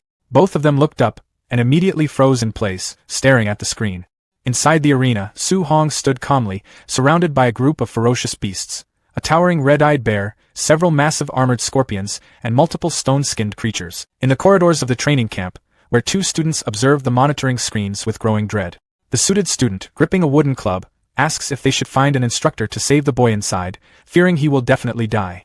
The rugged student replies coldly that it is already too late. He believes the kid will be torn to shreds in seconds, lamenting that they no longer have a way to get their revenge. Inside the combat arena, Su Hong stands composed amidst a swirling haze of dust. He stares down the unseen threats and issues a calm challenge. Come on! A massive scorpion-like beast immediately responds with a deafening roar, lunging from the shadows. Su Hong dodges the strike with a fluid movement technique, leaving a trail of afterimages as he surges forward. His hands ignite with brilliant blue energy, and he tears through a pack of beasts with blinding speed. Back in the observation room, the suited student watches the screen in disbelief. He questions if he is dreaming, wondering how a Tier 1 initial stage martial artist could perform such a feat. He notes that even a middle stage martial artist would die if surrounded by over a dozen high stage ferocious beasts. As Su Hong continues his assault, the suited student's eyes widen. He recognizes the footwork as Lin Xinghe's flying swan's startling cloud step, an A-rank movement technique. The rugged student is equally shocked, pointing out that as a number 1 high school student, Su Hong shouldn't have access to such high-grade technique. He speculates that Su Hong might be from a great family or, even more impossibly, learned the technique just by watching Lin Xinghe. The suited student admits that mastering an A-rank technique so quickly is heaven-defying. Seeing this, the rugged student suggests they forget their revenge, but the suited student grips his club, his face contorted as he refuses to swallow his anger. However, the rugged student urges his friend to look at the screen one more time, showing Su Hong sitting atop a massive carcass. He has killed 11 high-stage ferocious beasts in just a few minutes. Su Hong checks his system interface, which notifies him that over a dozen Tier 1 high-stage beasts yielded a total of 81 martial value points, averaging only 7 points each. He sighs, realizing that the stronger he becomes, the harder it is to earn martial value. The respite is short-lived as more red-eyed monsters emerge. Su Hong stands, declaring there is no time to rest. A wolf-like beast lunges from above, but Su Hong meets it with his Vajra fist. A golden shockwave erupts on impact, rattling the chamber. The remaining beasts, including massive scorpions and tigers, begin to retreat in fear. Su Hong's eyes glow with blue light as he smirks, demanding they hand over all their martial value. He leaps into pursuit, grabbing a scorpion and smashing it into the others with overwhelming force. In the hallway, the suited student's rage has turned to hollow acceptance. He rhetorically asks when the cycle of vengeance will end and declares he has decided to forgive Su Hong. The rugged student quickly agrees, suggesting they slip away before the monster beats them up too. They exit the corridor just as a crowd of students gathers to welcome the elites.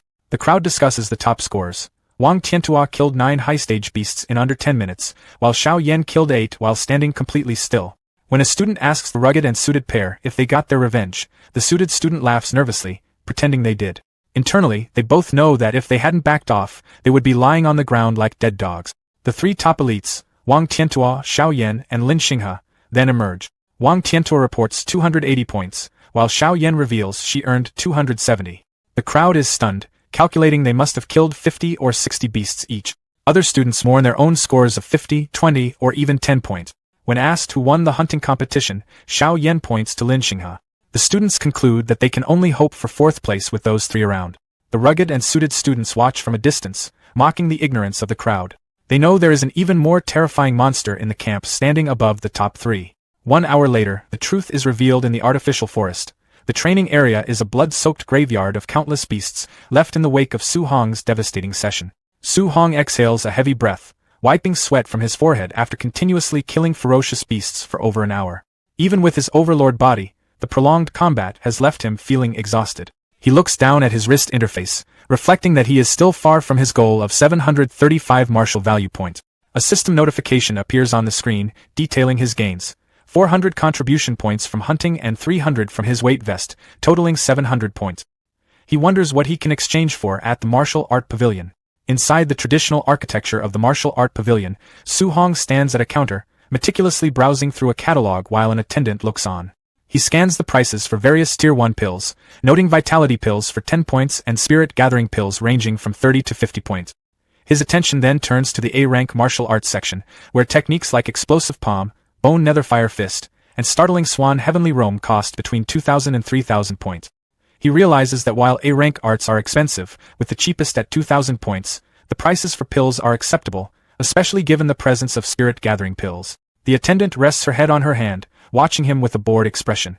She asks if he has decided what to exchange for, privately assuming that as a Tier 1 initial stage student, he won't be able to afford anything. Su Hong asks if the spirit gathering pills listed are the kind that increase spiritual power. She confirms they are, explaining they are only effective when taken for the first time and that higher grades provide better improvement. She notes that the highest grade available is Tier 4 for 500 contribution points. Su Hong looks at the Tier 4 list, seeing vitality pills for 100 points and spirit gathering pills for 300 and 500 points. Su Hong points a finger and requests a Tier 4 spirit gathering pill. The attendant reacts with a shocked awe, and quickly reminds him that a Tier 4 pill costs 500 points, not 50. Su Hong calmly reaffirms his request for the Tier 4 pill. When he presents his wrist interface, it scans with a beep, revealing a full balance of 700 points. The attendant is stunned, unable to believe he has so many points. Her attitude shifts immediately to one of cheerful enthusiasm as she presents the pill box, happily calling him handsome as she thanks him for his patronage. Su Hong then asks if they have any dual thunder and fire attribute alloy spears. She confirms they have them for 200 points. The scene transitions to Su Hong's dormitory later that night. Mounted on the wall are his new weapons. A pair of C-rank dual thunder and fire attribute spears, known as Thunder Fire Spears, tipped with red tassels. Su Hong sits on his bed, viewing his updated status window. His vitality has reached 135 and his spirit is at 26.5. His overlord body physique is at 1% spirit rank. His guidance techniques for thunder and heavenly fire have reached level 4, while water marsh, thick earth, and spirit wind are at level 3. Su Hong notes that the improvement from this single day is greater than what he achieved in an entire previous week. He calculates that with his spiritual power at 26.5 and his 490 martial value points, he is still 25.5 points short of the 100-point mark. He opens a box to reveal a glowing golden pill resting on a red cushion. Holding the pill up, he expresses his hope that it will provide the 25.5 spiritual power improvement he needs. He places the pill in his mouth, his eyes filled with resolve as he declares his absolute determination to become a spirit master. The moment the glowing, green, pearl-like pill activated, Su Hong felt it kick in instantly. A stream of vivid green energy spread through his body, lighting up his internal pathways like neon wiring. The tension in his nerves melted away, and the exhaustion he'd been carrying just faded. Sitting cross-legged on his bed, he let his mind settle. As things cleared up, his senses stretched outward, quietly mapping out every corner of the room. When he finally opened his eyes, they shimmered with a bright blue glow. Checking his system, he saw the update. His spirit stat had jumped by 24 points, landing at 50.5. He did the math in his head and realized he was frustratingly close. With 490 martial value points and his new stat boost, he'd only reached 99.5%. Just 5 points short. He couldn't help but think he should have taken down one more beast earlier. Now, there was nothing to do but wait until tomorrow. With a quiet sigh, he lay back down to rest. Meanwhile, over in the brightly lit warehouse, the camp staff had gathered. Instructors dressed in dark uniforms stood around, going over trainee profiles and trading opinions. One of them questioned why someone from the prestigious Martial Dao University had been assigned to work with new recruit. Bu Jingfang didn't hold back. He reportedly scoffed and dismissed the trainees as fake geniuses, saying they weren't even worthy of being his high school sparring partners. That comment got a reaction. A bald instructor laughed and pulled up Wang Tinto's profile, pointing out that the guy had a vitality of 340, something Bu Jingfang himself had never reached. That clearly caught him off guard. Then a gray-haired instructor added that Lin Xingyi's vitality was over 300, and another chimed in that his own student was already a spirit master. Now Bu Jingfang looked confused. He pointed out that his assigned target, Su Hong, only had a vitality of 123. He questioned why he got stuck with someone so weak while everyone else had strong trainees. The others found that odd too, considering Bu Jingfang was the strongest among them.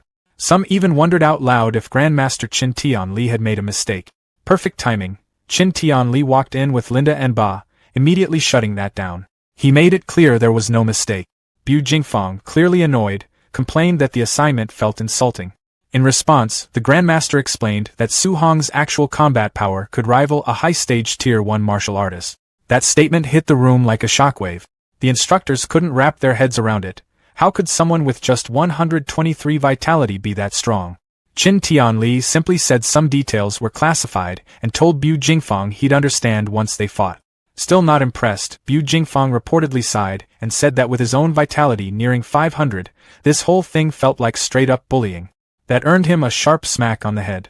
The Grandmaster, visibly irritated, told him to stop talking and focus on the mission.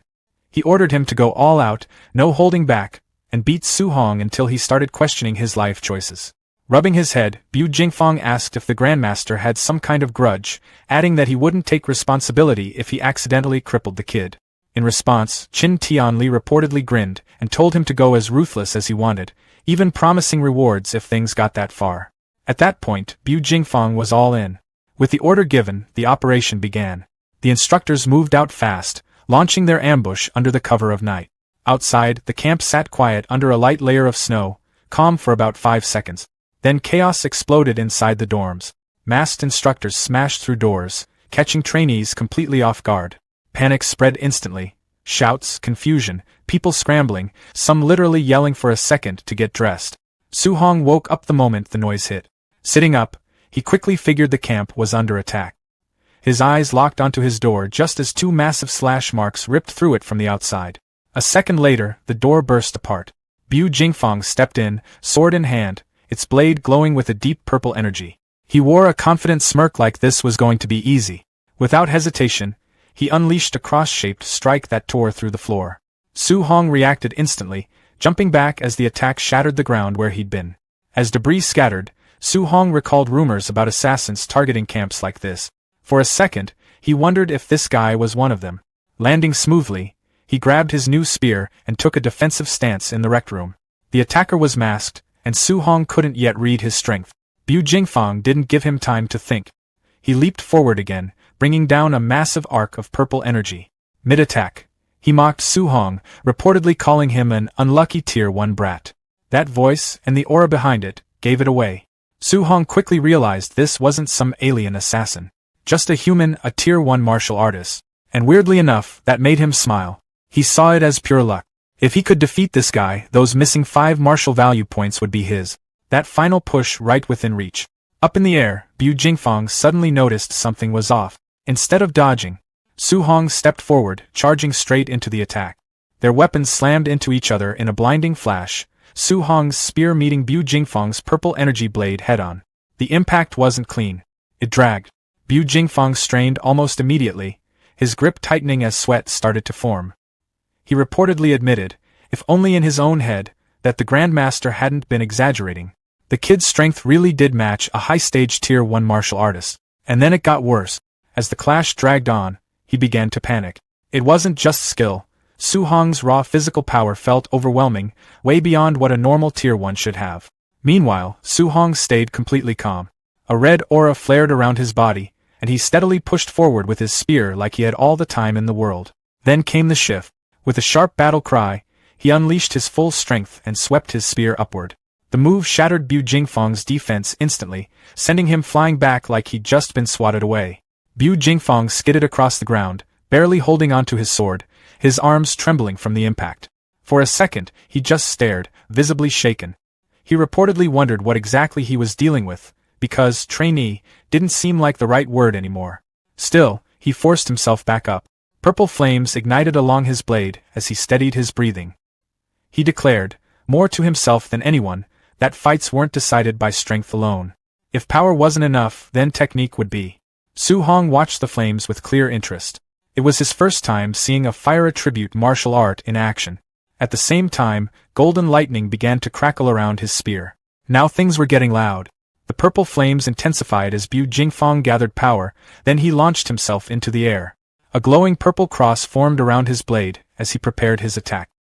He reportedly taunted Su Hong midair, challenging him to survive a B-rank martial art. Then he brought it down. The flaming slash tore through the air with serious weight behind it. Su Hong didn't flinch. He braced himself, channeling lightning through his spear. He could tell instantly, this attack was stronger than his own B-rank void-breaking finger technique. Still, he didn't dodge. Instead, he thrust his spear upward, meeting the attack directly. The collision of lightning and flame triggered a massive explosion. The floor shattered, chunks of concrete blasted outward, and the entire room shook like it might collapse. Then, silence. As the dust slowly settled, Su Hong landed lightly on his feet, completely steady. When the smoke cleared, he stood there untouched, spear still in hand like nothing had happened. Across from him, Bu Jingfang stared, stunned. Looking down at the wrecked dorm, he realized what had just happened. Su Hong had blocked a B-rank martial art using nothing but raw thunder energy. No formal technique. Just power and control. At that point, it clicked. He finally understood why the Grandmaster had told him to go all out. Still, he tried to recover some dignity. He pointed out that Su Hong didn't have any proper thunder spear techniques, reportedly claiming that without them, he'd eventually lose. Su Hong just smirked. Lightning crackled louder along his spear as he casually admitted that, yeah, he didn't have any thunder techniques. But then, red flames suddenly ignited around the spearhead. And instead of clashing, the fire merged smoothly with the golden lightning, wrapping together in perfect sync. Now the aura around him burned in two colors, fire and lightning intertwined. He stood there, completely composed. Bu Jingfang, on the other hand, froze. He stared, wide-eyed and sweating, reportedly unable to believe what he was seeing. The trainee in front of him had just pulled off a flawless attribute fusion, something far beyond basic skill. At that point, unlucky Tier 1 brat was officially off the table. Su Hong stood facing Bu Jingfang, his spear now blazing with a wild mix of fire and lightning. Bu Jingfang could only stare. He was visibly sweating, shaken as he realized the fusion wasn't some myth after all, it was right in front of him, and it was coming at him fast. Su Hong's eyes burned with heat as he suddenly lunged forward. Bu Jingfang reacted on instinct, swinging his blade and releasing a surge of purple energy to intercept. It didn't go well. The two attacks collided hard, but Su Hong pushed straight through. His spear drove forward, and the combined fire and lightning erupted outward in a violent burst that swallowed Bu Jingfang completely. The impact shattered his defense instantly. He coughed up blood mid-blast, the force overwhelming him as he got launched backward like he'd been hit by a cannon. A second later, he crashed straight through the outer wall of the building, exploding out into the open in a storm of debris. Inside the ruined dorm, the dust slowly settled. Su Hong stood there, completely unharmed, spear still humming with fading energy. Then came the system notification. He'd gained 7 martial value points. That did it. He checked immediately, confirming his total had reached 497. Close enough. The gap was gone. A small smile formed. He finally had what he needed to become a spirit master. Out in the courtyard, the sounds of destruction echoed from the dorm building. Grandmaster Qin Tianli arrived with Ba Mu, calmly observing the situation. At first, he didn't think much of it. He casually assumed enough time had passed for Bu Jingfang to finish the job.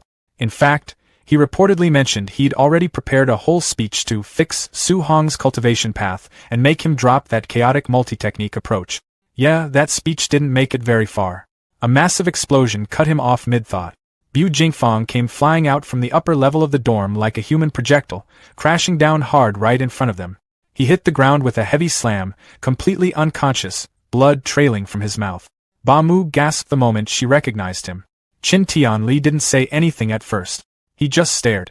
His earlier confidence? Gone. Ba Mu quickly pieced it together in her head. If Bu Jingfang was the one lying there, then the only possibility was that Su Hong had beaten him. Before that realization could even settle, 3 more explosions tore through the upper floors. Boom, boom, boom. 3 more figures were blasted into the night sky, each trailing different elemental energy before crashing down into the courtyard beside Bu Jingfang. The rest of the instructors, all unconscious, all wrecked. Up above, 3 figures appeared from the ruined building, Wang Tianyuo, Xian, and Lin Xingyi. The top trainees looked completely fine. Wang Tianyuo crossed his arms and casually called down, reportedly suggesting the Grandmaster send stronger opponents next time because those instructors were too weak. Then he paused. Something didn't add up. There were 4 bodies down there, not 3. Lin Xingyi, clearly misreading the situation, casually assumed the 4th trainee must have been weak and got taken out instantly. Ba Mu, still staring at Bu Jingfeng's broken form, mentally rejected that idea immediately. She knew better. Out of all 4 instructors, Bu Jingfeng was the strongest, which made this whole situation a lot more unsettling. Qin Tianli stroked his beard, analyzing everything.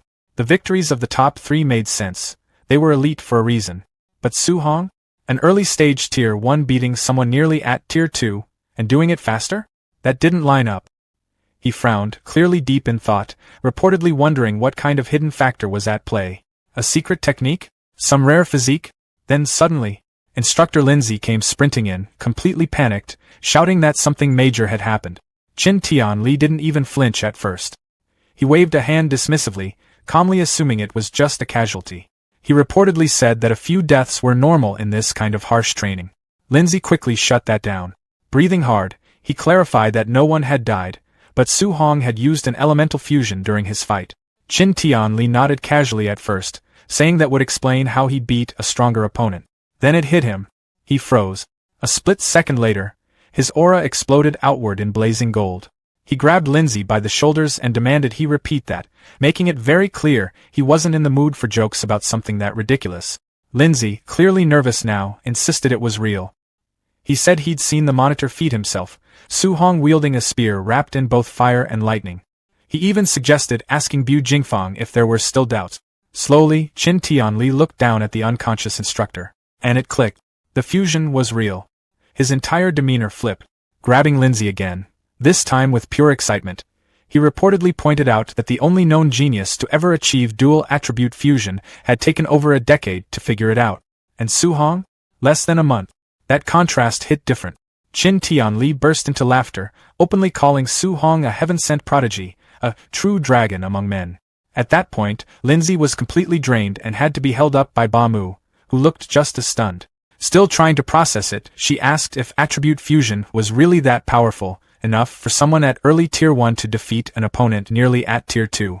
Qin Tianli steadied himself and confirmed it. He explained that the original pioneer of the technique had been able to suppress Tier 2 opponents while still at Tier 1. That answer only raised more questions. Ba Mu, now clearly intrigued, reportedly asked why something that powerful wasn't widely taught. Even if it was difficult, the payoff sounded too massive to ignore. Qin Tianli's expression turned serious as he explained the reality behind attribute fusion. He reportedly said that plenty of people had tried it before, but most either failed miserably or ended up crippling themselves in the process. And even in the rare cases where someone actually succeeded, it usually wasn't worth it. He added that many of those who pulled it off got stuck at Tier 1 forever, unable to progress any further. So after all that risk and effort, they basically hit a dead end. Not exactly a glowing review. But then, his tone flipped again. Clenching his fist as a faint aura flared, he pointed out the one detail that changed everything. Su Hong had done it in less than a month. That part hit different. He reportedly marveled at Su Hong's absurd level of comprehension, then started wondering out loud just how far this could go.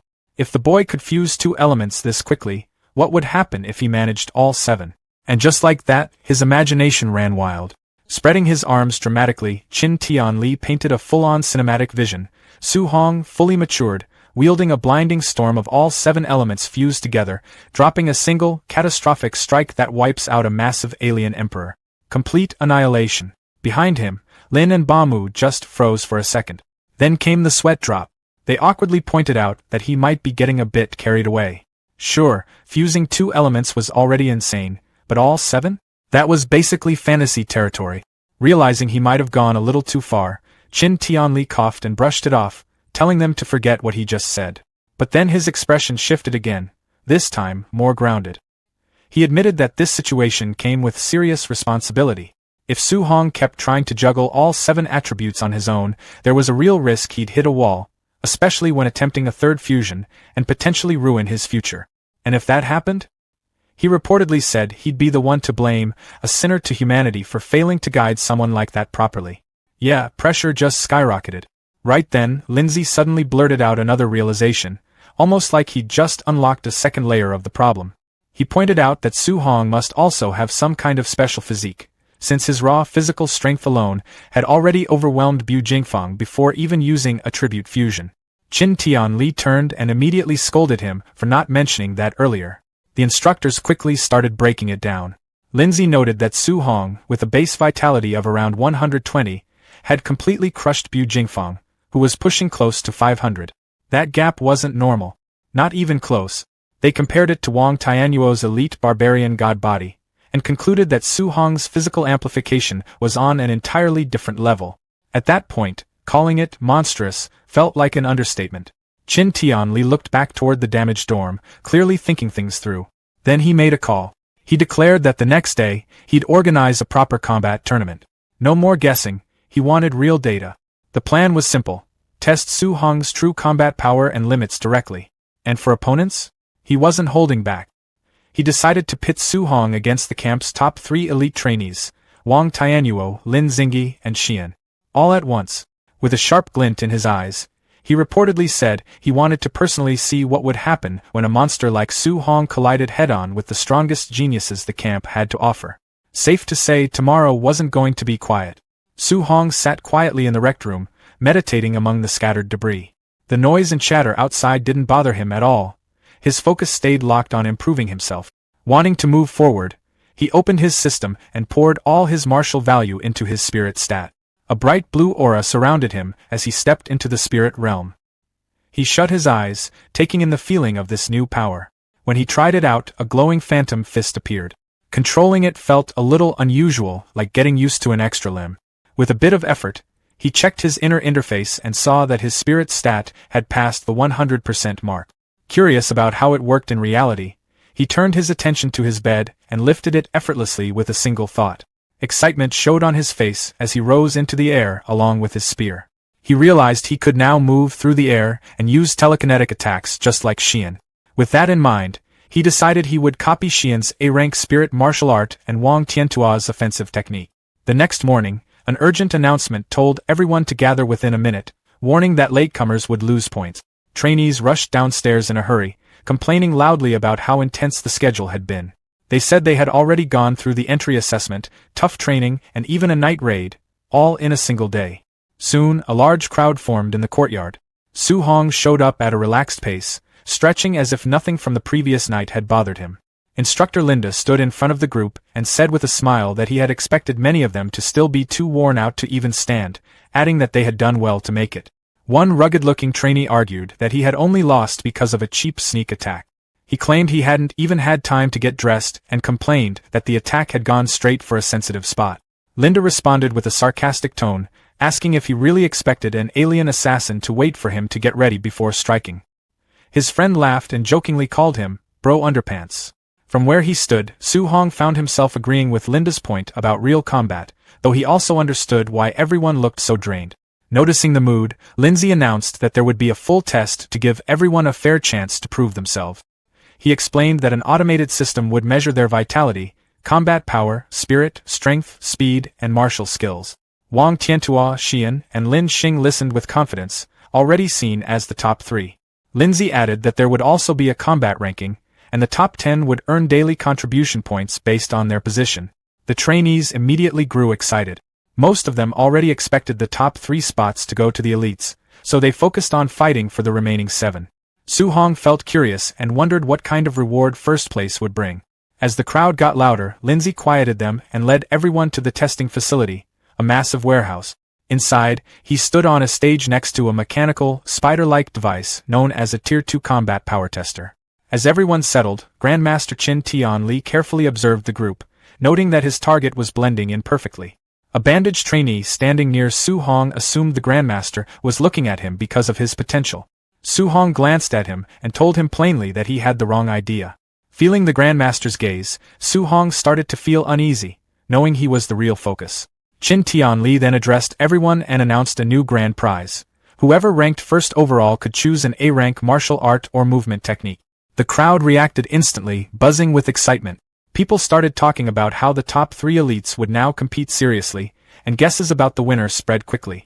Wang Tiantua's expression turned more focused as he thought about how rare A-rank techniques were, even for his family. Xian looked confident, clearly eager to claim such a powerful skill. Lin Xing hid behind his fan, but his sharp gaze showed his determination, seeing this as a chance to prove his approach was right. Su Hong's eyes lit up with determination as well. The chance to gain another A-rank technique pushed him to go all in for first place. Watching everyone, Qin Tianli narrowed his eyes. He revealed that his real goal for this test was to uncover Su Hong's true limits and full strength.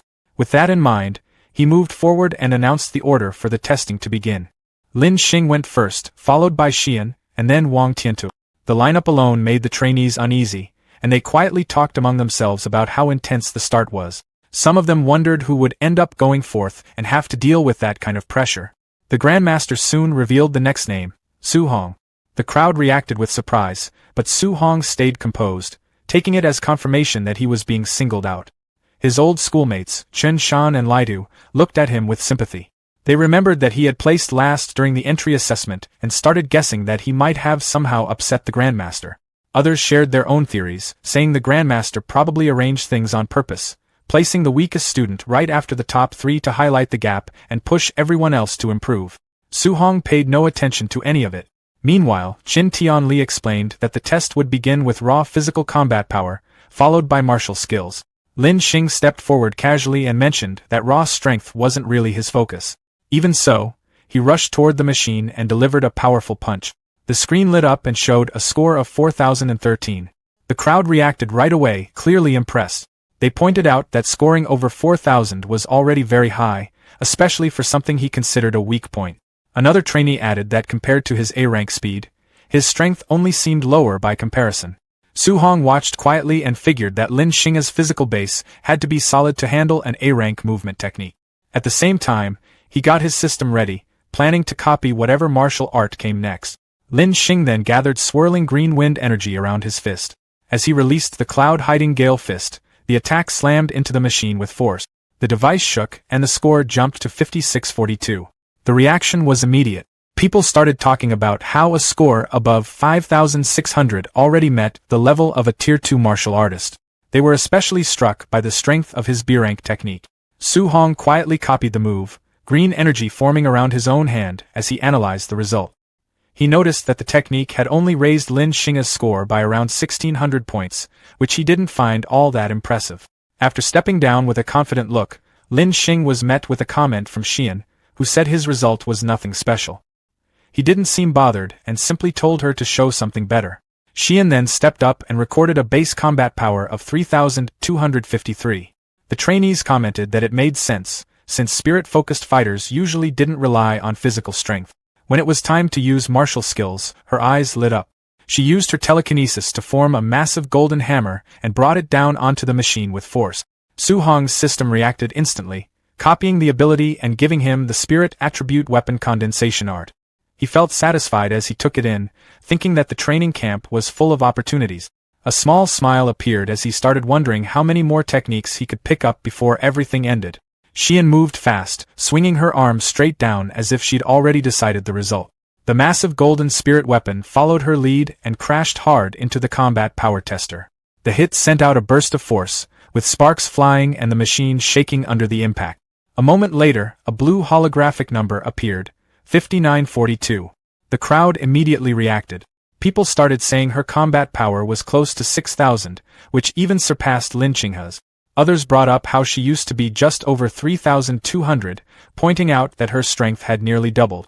Many praised spirit masters, calling them incredibly gifted and saying their explosive strength was on another level. While everyone was caught up in the excitement, Su Hong stood quietly among them. A faint blue aura surrounded him as his mind shifted into the system space. Nearby, a trainee mentioned feeling jealous of Xiao Yan, explaining that spiritual power wasn't just strong, it was flexible too. It could let someone move through the air or control objects, making it extremely useful in real fights. Inside the system space, golden spiritual energy surged around Su Hong, spiraling upward as he raised a finger. The energy gathered quickly, forming a large glowing construct above him, and even the air around it reacted to the pressure. But it didn't last. The construct broke apart almost instantly, turning into scattered golden particles that faded away. Su Hong let out a heavy breath, clearly worn out. He understood that the weapon condensation art could create more than just weapons. It could form almost anything, like furniture or even beasts. But the more detailed and solid the creation, the more spiritual power it required. After testing it, he realized his current level wasn't enough to fully control the technique yet. Sweat formed on his face as he accepted that it wouldn't be easy. Back in reality, he decided he'd take his time learning it. For now, his focus shifted to the next person, Wang Tiantua. He was curious about his martial art. Soon, the announcement came. It was Wang Tiantua's turn. The crowd grew excited again as Wang Tiantua stepped forward, carrying himself with confidence. People started talking about his reputation, saying he had the barbarian god body, a physique known for its overwhelming strength. Many believed that with that kind of power, he had a clear advantage and would take first place. Some even said the real king of combat power had finally stepped up. Su Hong watched quietly, wondering how Wang Tiantua's strength compared to his own overlord body. Wang Tiantua walked up with steady confidence, his eyes focused. He said everyone should pay close attention, adding that this punch would show the difference between him and the rest. Power gathered around his arm as he rushed forward and threw a heavy punch into the machine. The impact spread out with a loud force, sending waves across the arena.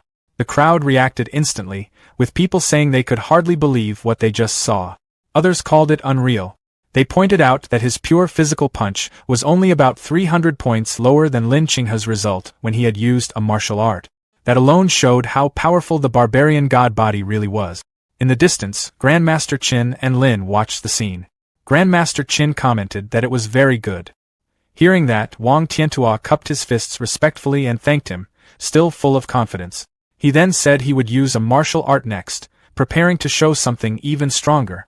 Su Hong became more interested, realizing that Wang Tiantua was finally about to reveal his offensive A-rank martial art.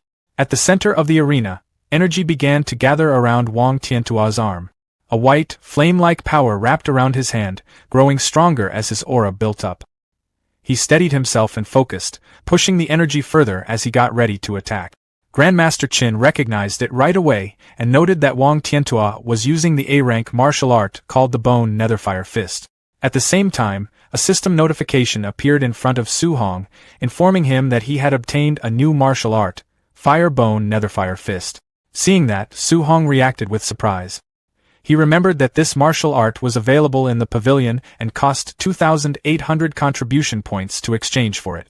Meanwhile, Wang Tiantua moved. He unleashed the A-rank martial art with full force. His arm, covered in blazing energy, came down like a falling meteor. The impact shook the entire arena, and the combat power tester flashed brightly before showing the result, 75-34. The crowd burst into loud reactions once again. The spectators were still caught up in shock, saying that if the score had been just 500 points higher, it would have matched a Tier 2 middle-stage martial artist with a vitality of 600. Grandmaster Qin watched with clear satisfaction and gave Wang Tiantua high praise. He mentioned that Wang Tiantua's elder had always talked about raising a grandmaster, adding that now it seemed completely within reach. Wang Tiantua responded respectfully, cupping his fists and saying he would take those words to heart. With his turn over, Grandmaster Qin called for the next participant, Su Hong. As Su Hong made his way forward, the crowd started whispering. People said that after the top three had shown such overwhelming strength, anyone going up now would look bad in comparison. Some noticed how calm Su Hong looked and commented that they wouldn't be nearly as composed in his place. Others made casual remarks, saying he didn't seem to care at all. Reaching the front, Su Hong stood before Grandmaster Qin and Lindsay. Grandmaster Qin explained the rule, saying the first punch had to rely only on physical strength, with no martial arts involved. Su Hong gave a simple nod, showing he understood. He planted his foot firmly and lowered his body slightly as energy gathered around him. The air around him started shifting, and dust lifted from the ground as he built up strength. After a short pause, he let out a steady breath and focused. He told himself the reward for this test was already his. Then he moved. Su Hong dashed forward with speed, his fist driving straight into the testing machine. A loud boom spread across the arena, and dust burst outward, covering the area for a moment. When it cleared, the glowing display showed the result, 65-51. The crowd went quiet for a second, then reactions started spreading. No one had expected a number that high. Grandmaster Qin stared at the result, visibly surprised, even admitting to himself that he had misjudged just how strong Su Hong was. The arena stayed unusually quiet as people kept looking at the number, trying to process it. Then the murmurs started again. Some questioned if the machine had an error after seeing a score above 6,500. Others pointed out that Su Hong used to rank last, yet now he was showing strength on a completely different level. A few trainees even said they used to think Wang Tiantua was unbeatable, but now it looked like someone stronger had appeared. From the observation area, Wang Tiantua, Lin Qinghe, and Xian watched closely. Xian commented on how extreme the number was. Lin Qinghe said that kind of power didn't match a Tier 1 martial artist and insisted Su Hong had to be Tier 2. Wang Tiantua, noticing the difference, admitted to himself that he had been overconfident earlier. Once things settled down, Su Hong turned to Grandmaster Qin and politely asked if he should continue with a martial art for the next test. Grandmaster Qin looked at him, clearly approving, and nodded, telling him to go ahead. Su Hong stepped back into position, adjusting his breathing as he set his stance, ready for the next move. In the next moment, Su Hong shifted his focus inward as his mind entered the system space. A familiar interface appeared, showing the progress of his newly acquired martial art. The percentage started climbing. 1%, 4%, 6%, 9%, 14%, 23%, rising steadily. Back in the arena, he stood still while a cold, blue flame-like aura spread around him. As the progress increased, he realized this bone netherfire fist suited him extremely well. He noted to himself that learning it felt even faster than when he practiced the flying swan startling cloud step, which was also an A-rank technique. From the observation area, Grandmaster Qin watched closely, wondering how much Su Hong's combat power would increase once he used a martial art. Lindsay, standing beside him, mentioned that Su Hong came from an ordinary background and suggested his martial art shouldn't be anything too advanced. Grandmaster Qin, however, kept his eyes on Su Hong and said calmly that what he was using didn't look like a low-level technique at all. At that point, the system interface finished processing. The display showed 100%. Su Hong had fully learned the bone netherfire fist at the basic level. A sharp focus appeared in his eyes as the technique settled in. Blue netherfire gathered around his fist while he stood ready in the arena. The crowd quickly noticed. Some pointed out that it looked exactly like Wang Tiantua's bone netherfire fist, and people started questioning how Su Hong could use the same technique. Without waiting, Su Hong stepped forward and released it. His aura surged as power gathered into his strike. He wondered briefly how strong an A-rank offensive martial art could be. With blue flames wrapping around his arm, he drove forward and slammed his attack into the testing machine. The impact sent out a powerful shockwave, kicking up dust and debris across the arena. The machine shook heavily, and many spectators had to raise their arms to block the force. As the dust swirled, voices started rising again. Some said Su Hong's power looked even stronger than Wang Tiantua's and urged others to check the result quickly. When the dust cleared, the display lit up. 9,000. The reaction was immediate. People shouted that 9,000 already matched the standard for a Tier 2 high-stage martial artist. Others couldn't believe it. From the observation area, Lindsay questioned whether that kind of combat power made sense for someone at Tier 1 initial stage with just over 100 vitality, even wondering if the machine had an issue. Grandmaster Qin, still watching calmly, simply concluded that Su Hong was on a completely different level. Nearby, Lin Qinghe broke it down, explaining that 7,000 combat power matched Tier 2 initial stage, 8,000 matched middle stage, and 9,000 matched high stage. Xia Yan added that a normal Tier 2 martial artist would have around 500 vitality, so Su Hong must have been hiding his real stat. Hearing that, Wang Tiantua admitted his own vitality hadn't even reached 400 yet and said losing to Su Hong wouldn't be embarrassing. But then, another result appeared. The vitality tester showed Su Hong's actual number, 137. For a moment, no one knew how to react. Then the crowd burst into noise again. Wang Tiantua called out in shock, repeating that it was only 137. Lin Qinghe questioned whether the tester itself was working properly. The numbers stayed the same. People started arguing, some saying maybe a digit was missing and it should have been something like 13,700. Others pointed out that this meant Su Hong was really just a Tier 1 initial stage martial artist. That only made things more confusing, as many said producing 9,000 combat power with that level of vitality didn't make any sense. Amid all the reactions, Su Hong simply walked out of the testing area, faint steam drifting off his body. Grandmaster Qin watched him with a serious expression, clearly thinking things over. Then he stepped forward and told the crowd to settle down. He announced that they would move on to the practical combat test and begin the tournament rankings. He explained that it would follow a challenge system, where participants could choose their opponent. He also added that if no one dared to challenge someone, that person would automatically take first place and receive an A-rank martial art as a reward. Right then, someone called out to him. It was Lin Xinghe. He stepped forward with confidence, pointed directly at Su Hong, and said he wanted to fight him. Lin Xinghe figured that even though Su Hong hit incredibly hard, his low vitality was a clear weak spot. He planned to rely on his superior movement skills, dodging attacks and dragging the fight out until Su Hong wore himself down. That idea didn't even get a chance to play out. Grandmaster Qin Tianli stepped in and turned down the one-on-one challenge. He said the top 3 elites would face Su Hong together instead. The trio didn't take that well. Wang Tianyuo showed clear irritation, saying he didn't like being underestimated. Xian questioned whether Su Hong was even worth teaming up against, while Lin Xinghe pointed out that the 3 of them together might overwhelm someone at Su Hong's level. The Grandmaster ignored all of it and asked Su Hong what he thought. Su Hong casually said he was fine fighting all 3 at once. That answer only made things worse. The elites looked at him with clear annoyance, taking his calm response as arrogance. Wang Tianyuo even remarked that he could handle Su Hong alone without any trouble. Once the match started, the 3 elites moved into position inside the testing facility. Wang Tianyuo and Xian rushed forward right away, while Lin Xinghe pulled back, planning to wait for an opening. He intended to stay out of direct combat, then jump in with a high-speed attack when Su Hong was distracted. That plan fell apart almost instantly. Xian and Wang Tianyuo suddenly shouted at him to dodge. Lin Xinghe turned, confused, but Su Hong had already slipped past his view and appeared right behind him. A glowing blue punch came straight at him as Su Hong casually told him it was over. At the last second, the strike stopped just short of his face. Lin Xinghe didn't waste the chance. He quickly jumped back to create distance.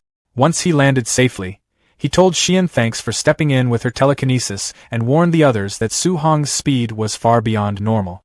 Su Hong, lightly held in place by a faint telekinetic force, looked at his hand with curiosity. He commented that it was his first time dealing with spiritual telekinesis in a fight and mentioned he wasn't used to having his movement restricted like that. Then he decided Xian had to go first. In the next moment, he burst forward with explosive speed, cracking the floor beneath him as he charged straight at her. Xian reacted with clear shock, recognizing that he was using the elite movement technique known as the Flying Swan's startling cloud step. Lin Xinghe and Wang Tianyuo immediately moved to intercept. Lin Xinghe pointed out that it didn't make sense for a fire-type user to use a wind-based technique and concluded that Su Hong must have dual attribute. He called out to Wang Tianyuo to stop him. Wang Tianyuo stepped in front of Su Hong, his arm igniting with flames. He told Xian to focus on controlling Su Hong while he handled the physical clash. Then he launched his A-rank bone netherfire fist. Instead of avoiding it, Su Hong copied the move perfectly. His own fist ignited with the same pale blue flames as he struck back. Before their attacks could connect, Xian strengthened her telekinetic hold, stopping Su Hong in place. The pressure was intense. His feet even cracked the concrete beneath him. Su Hong noted that her control was more troublesome than he expected. Seeing him restrained, Lin Xinghe jumped in and aimed a powerful kick at his head. From the sidelines, Grandmaster Qin Tianli watched closely. He remarked that breaking free from a spirit user's control usually required either overwhelming strength or stronger spiritual power, and he wondered if letting Su Hong fight all 3 had been too much. But Su Hong didn't look worried at all. He even smiled. Right before the attacks landed, he released a massive surge of raw strength and broke free from the telekinetic hold. The backlash hit Xian hard, making her lose control. Now free, Su Hong easily stopped their attacks, sending out a shockwave that made the watching trainees react in shock. They couldn't believe he had broken through telekinesis and blocked elite attacks using nothing but physical strength. Without slowing down, Su Hong grabbed both Lin Xinghe and Wang Tianyuo and twisted their limbs, throwing them completely off balance. Both of them realized they were in serious trouble. Then Su Hong lifted them and spun them through the air like they weighed nothing. After a few rotations, he stopped and slammed both of them face-first into the ground. The impact cracked the floor beneath them. Wang Tianyuo's face hit the rubble, while Lin Xinghe struggled from the heavy blow. The trainees could only watch as the sounds of repeated impacts echoed through the facility. Su Hong kept lifting and slamming the 2 elites into the broken ground again and again, moving so fast it all blurred together. When Su Hong finally let go, the 3 elites dropped to the ground without moving, completely out after the brutal beating. Dust slowly settled around him as he stood there, clearly in control of the entire fight. His presence still carried that intense, battle-ready energy as he turned his eyes toward the last opponent left. Xian caught his gaze and immediately lost the will to continue. She started shaking, raised her hands, and stepped back, loudly saying she gave up and asking him not to come any closer. The trainees watching couldn't stay quiet anymore. They reacted with excitement and disbelief, talking about how Su Hong had taken down the strongest trio all by himself. To them, it was obvious. He stood at a completely different level. Grandmaster Qin keenly stepped forward, cutting through the noise. He asked if anyone else wanted to challenge Su Hong, adding that if no one stepped up, Su Hong would take first place. No one moved. In fact, most of them quickly backed off, making it clear they weren't interested. They all agreed there was no point in fighting him, saying only someone reckless would try at this stage. With no objections, the Grandmaster officially declared Su Hong the winner. He then told instructor Lin Si to arrange the remaining matches to decide the rest of the rankings. After that, he turned to Su Hong and told him to follow along to claim his reward and choose a new A-rank martial art. Su Hong showed a satisfied smile. Winning meant he could add another powerful technique to his collection, and that clearly mattered to him. As they walked, the Grandmaster mentioned that he had been watching Su Hong since he first arrived. He asked why Su Hong chose to keep his true strength hidden when most trainees like to show off. Su Hong explained that he didn't have the support of a strong family, so revealing too much too early would only put a target on his back. The Grandmaster laughed and said he respected that way of thinking. Then he admitted the tournament had actually been arranged with Su Hong in mind, as a way to secure more high-level resources for him. He explained that most resources went to recognize talents and assured Su Hong that he no longer needed to hold back, since he now had his backing. Su Hong thanked him for that. Not long after, they reached the martial arts pavilion. Inside, the receptionist quickly stood straight when she saw them. The Grandmaster told her to bring out the master list of martial arts. While looking through the catalog, he told Su Hong to ask if he needed help understanding anything. Su Hong took the chance and asked what kind of martial art would suit him best going forward. Before answering, the Grandmaster asked him to list the techniques he already knew. Su Hong casually named them: Bone Netherfire Fist, Flying Swan Startling Cloud Step, Cloud Hiding Gale Fist, and Void Breaking Finger, adding that his other skills were lower rank.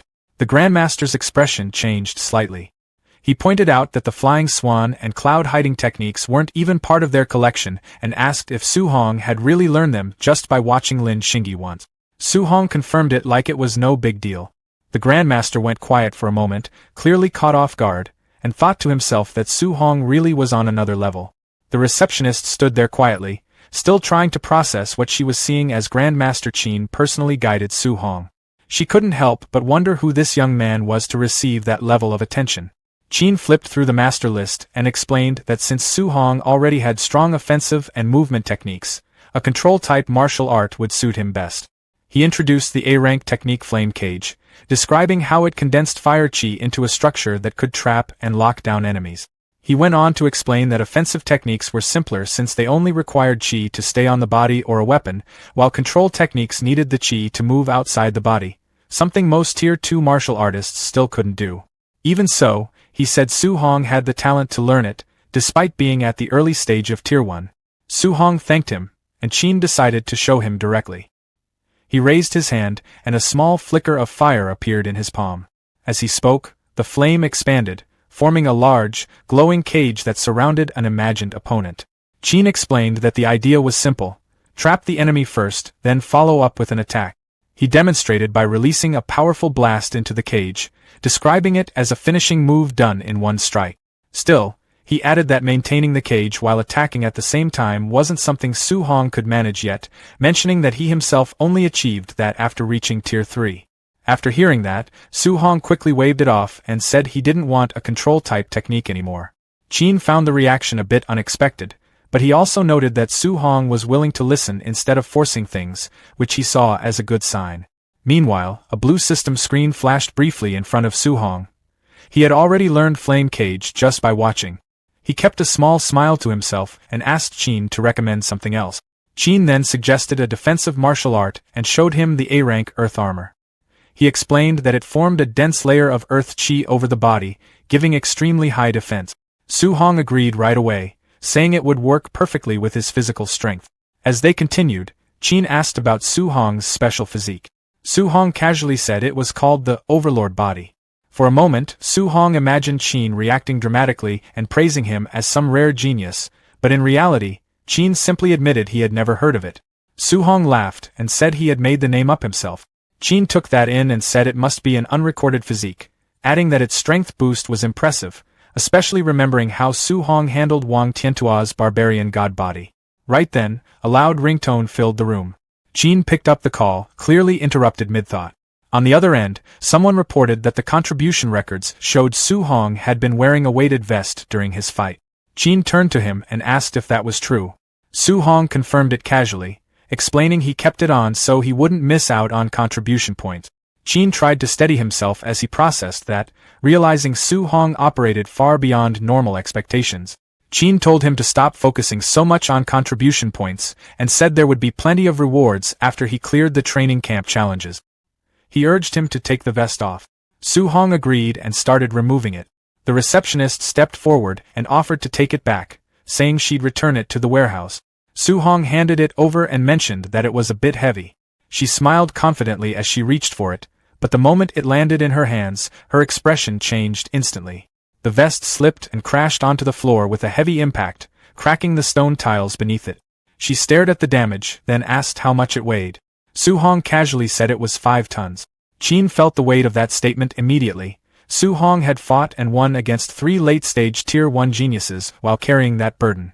Qin placed an arm around Su Hong and said he had another A-rank martial art in mind for him. When Su Hong asked what it was, Qin explained that since he used a spear, he should look into Grandmaster Jiang Lin from Yang City. Jiang Lin had an A-rank thunder spear art, known for being especially powerful. Qin then suggested they head to Yang City and challenge Jiang Lin's student, saying they could find a way to take that martial art from him. Su Hong commented that it didn't sound very fair, but Qin brushed it off, saying Jiang Lin had been mocking their training camp for a long time, and it was time to return the favor.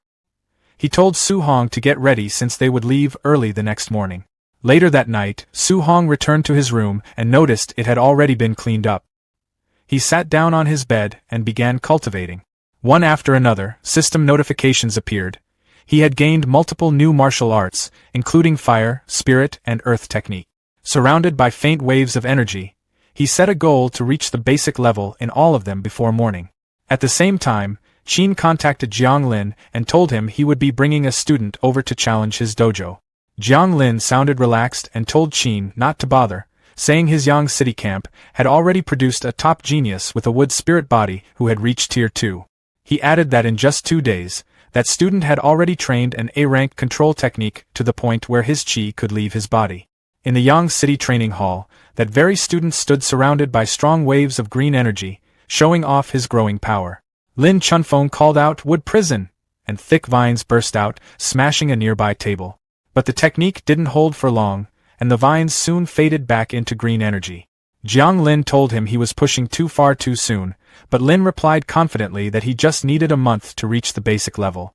Jiang Lin then spoke to Qin over the call, saying his student was far too strong for someone like Qin's to challenge, before ending the conversation. After that, he turned to Lin Chunfeng and told him to put on a show during the upcoming fight, adding that he shouldn't finish it too quickly so Qin wouldn't look too bad. Lin agreed with a slight smile, stretching his hand as green energy gathered around it. The next afternoon, a high-speed craft arrived at the Yang City training camp, surrounded by mountains. Su Hong stepped out and looked a bit sick from the trip. Jiang Lin walked up with a smirk and asked Qin where this so-called genius was. When Qin introduced Su Hong as a Tier 1 early-stage spear user, Jiang Lin paused, clearly confused, and asked if Qin was serious. At the same time, Jiang Lin started to feel uneasy, wondering how his Tier 2 student was supposed to hold back in a fight like this without going too far. Qin didn't react to the comments and simply told him to move things along so they could finish the match and go eat. Meanwhile, a big crowd of trainees gathered at the Yang City training camp arena, buzzing with excitement. Some of them talked about the so-called genius from Star City, joking that they hoped the challenger wouldn't be too disappointing. Grandmaster Jiang Lin then introduced Grandmaster Qin Tian Li and his genius student, Su Hong, to everyone. With a smug smile, he revealed that Su Hong was only at the beginner Tier 1 stage. The crowd reacted instantly, shocked and offended that someone that weak would step up to challenge them. They mocked Su Hong openly, saying their champion, Lin Chunfang, was already Tier 2 and could take him down without effort. Hearing all that, Lin Chunfang started to get nervous. His master had already told him to make the fight look close to protect Qin's reputation, but now he had no idea how to pull that off against someone so inexperienced. Ignoring the noise, Zhang Lin confirmed the bet with Qin Tianli. He said that if his student won, Qin would have to teach him an A-rank martial art. Then, acting generous, he added that if Su Hong somehow managed to win, he could pick an extra A-rank martial art as a reward. Su Hong politely thanked him. Qin Tianli, clearly amused, patted Zhang on the back and joked that he was being very generous. Deep down, Zhang Lin felt completely sure of the outcome. In his view, there was no way a Tier 1 beginner could defeat a Tier 2 fighter with a rare wood spirit body. Soon, both fighters stepped into the arena as the grandmasters watched closely. Zhang Lin quietly reminded Lin Chunfang to hold back. Lin nodded, gripping his sword, saying he understood. As he drew his blade, Lin Chunfang kept worrying about how to act during the fight. He was scared that one careless move might end things too quickly. Then he noticed something odd. Looking at his opponent, he asked why Su Hong wasn't using the spear he had brought with him. Su Hong casually stretched and said he wasn't planning to use his weapon yet. In truth, he had a simple reason. His only spear technique was just a basic C-rank skill, far weaker than his newer A-rank fist and movement abilities. Using the spear would only slow him down. Lin Chunfang took it the wrong way. To him, it sounded like pure arrogance, and it got on his nerve. Wanting to test that attitude, he jumped into the air and rushed forward, his sword wrapped in a green aura. He brought it down in a heavy strike, but Su Hong easily stepped aside, letting the blade crash into the stone floor and send debris flying.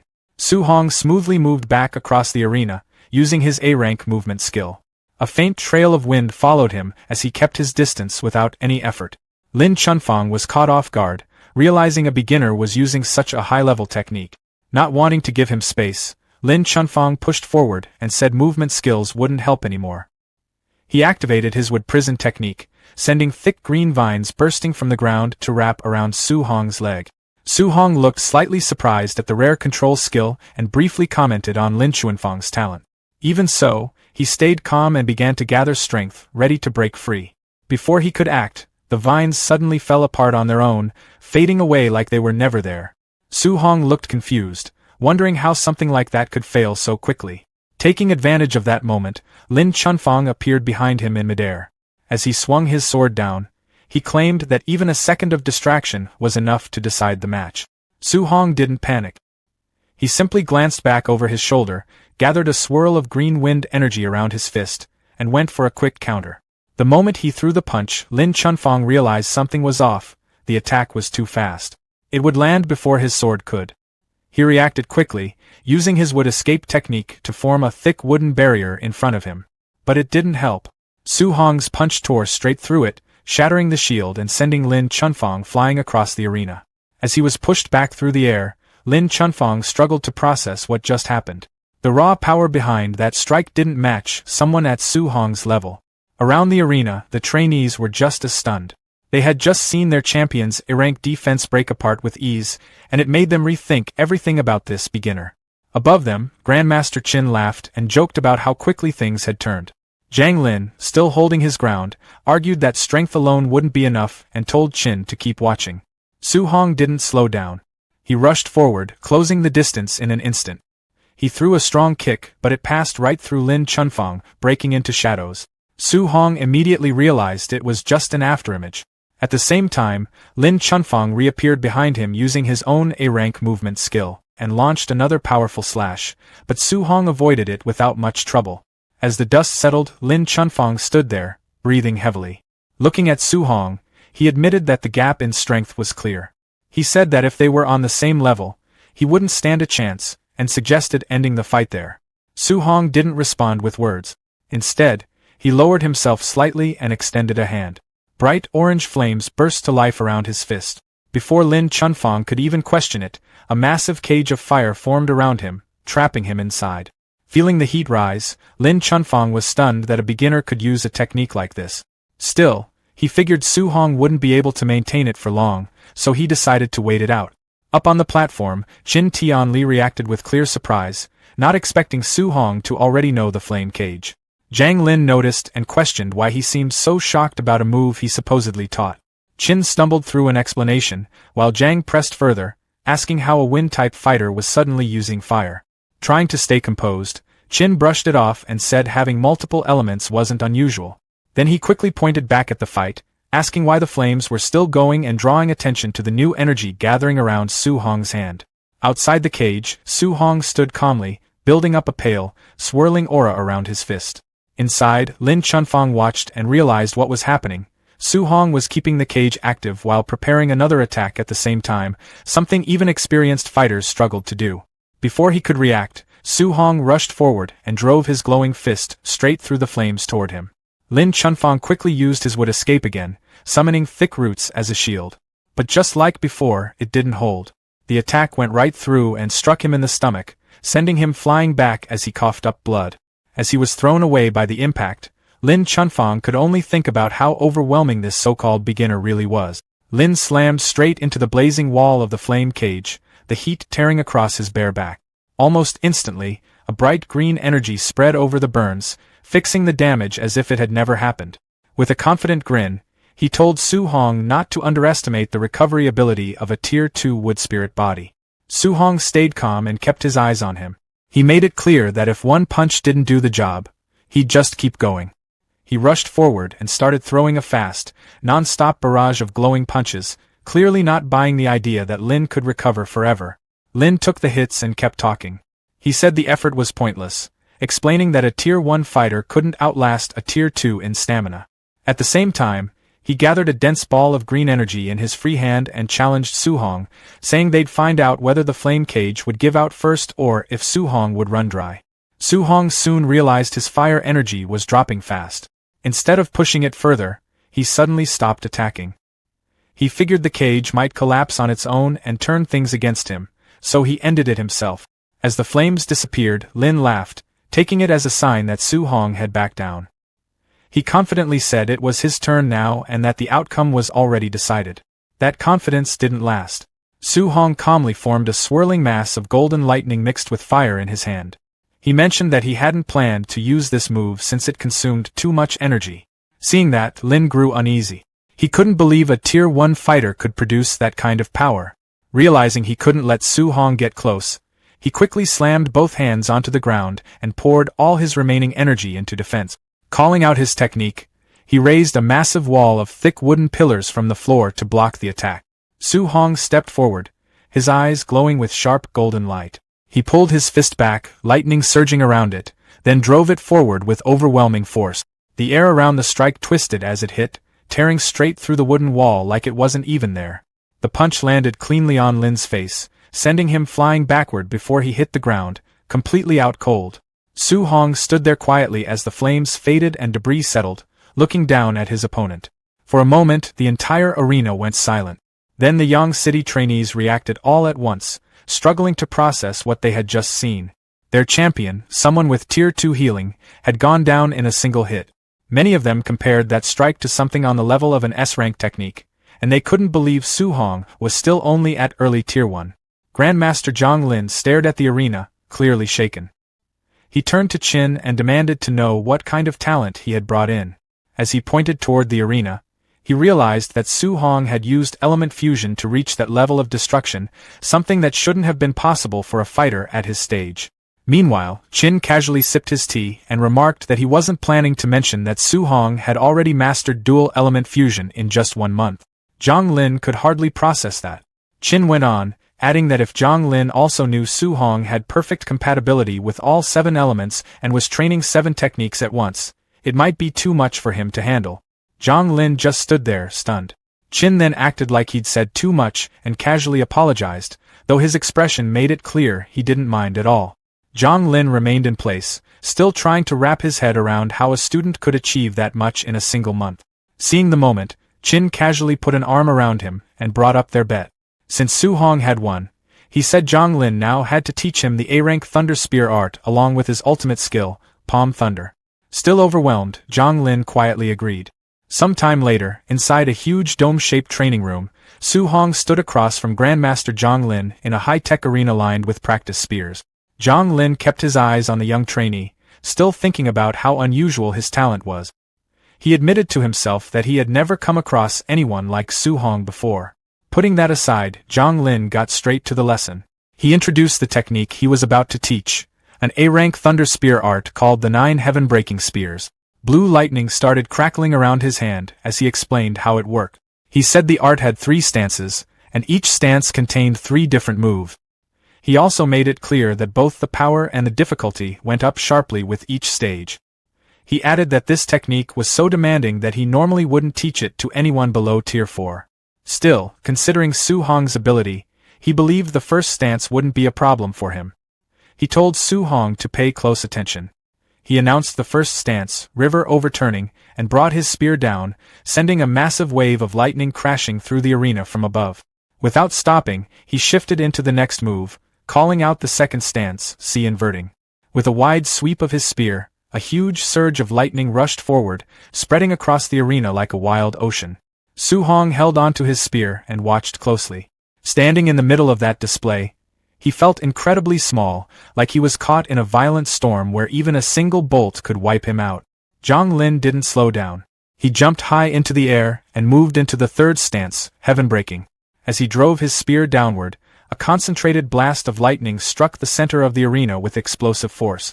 The remaining energy twisted into a massive tornado of crackling electricity that spun wildly through the space. Watching it all, Su Hong could tell Zhang Lin was holding back to avoid damaging the reinforced training room. Even so, the power on display was overwhelming. Still, instead of backing off, Su Hong focused even harder. He decided that one day, he would reach that same level of strength. As the storm finally died down, Zhang Lin walked over and handed him a small manual that explained the 9 heaven-breaking spears. He told Su Hong to start practicing on his own and said he could come to him later with any questions. Su Hong thanked him properly for the guidance. Zhang Lin gave a small smile and said he was only following through on their bet. He added that once Su Hong mastered the first stance, he would teach him another technique, palm thunder. He casually mentioned that even though the spear art was powerful, it still didn't compare to his ultimate skill. Hearing that, Su Hong gripped the manual tighter, clearly excited. If palm thunder was even stronger, he wanted to get there as soon as possible. He made up his mind to master the spear art quickly. Zhang Lin waved a hand and turned to leave the dome. As he walked off, he said he had something to discuss with Grandmaster Qin and promised he'd come back later to check on Su Hong's progress. That left Su Hong alone in the arena, ready to begin his training. About an hour later, Su Hong stood in the middle of the training dome while Grandmaster Jiang watched from the entrance. Jiang asked if he had started to understand the technique yet, though he quietly figured there was no rush. In his view, something like this would usually take at least a month or 2 to get the hang of. Right then, a surge of golden lightning burst out from Su Hong's position. He lifted his spear and swung it, electricity snapping through the air as he pushed the technique out with force. Thick bolts of lightning crashed into the ground, leaving burn marks and smoke across the arena floor. When everything settled, Su Hong let out a breath and said the spear art was way harder than he expected, adding that he could only manage the basics for now. Jiang didn't respond right away. He just stared, sweat forming on his forehead as he tried to process what he had just seen. To him, it didn't look like barely the basics at all. Before he could even say anything, Su Hong kept going and directly asked to learn palm thunder next. By the time the sun was setting, Jiang stood outside the dome on the steps, staring off into the distance without saying a word. Grandmaster Qin walked over and asked what was going on, wondering if he had already finished teaching palm thunder. Jiang, still out of it, simply said he was done and told Qin to go inside and see for himself. Qin walked into the dome, muttering that maybe Jiang hadn't really gone all out while teaching. He figured a technique like palm thunder should be impossible to pick up without close guidance. But as soon as he turned the corner, he stopped.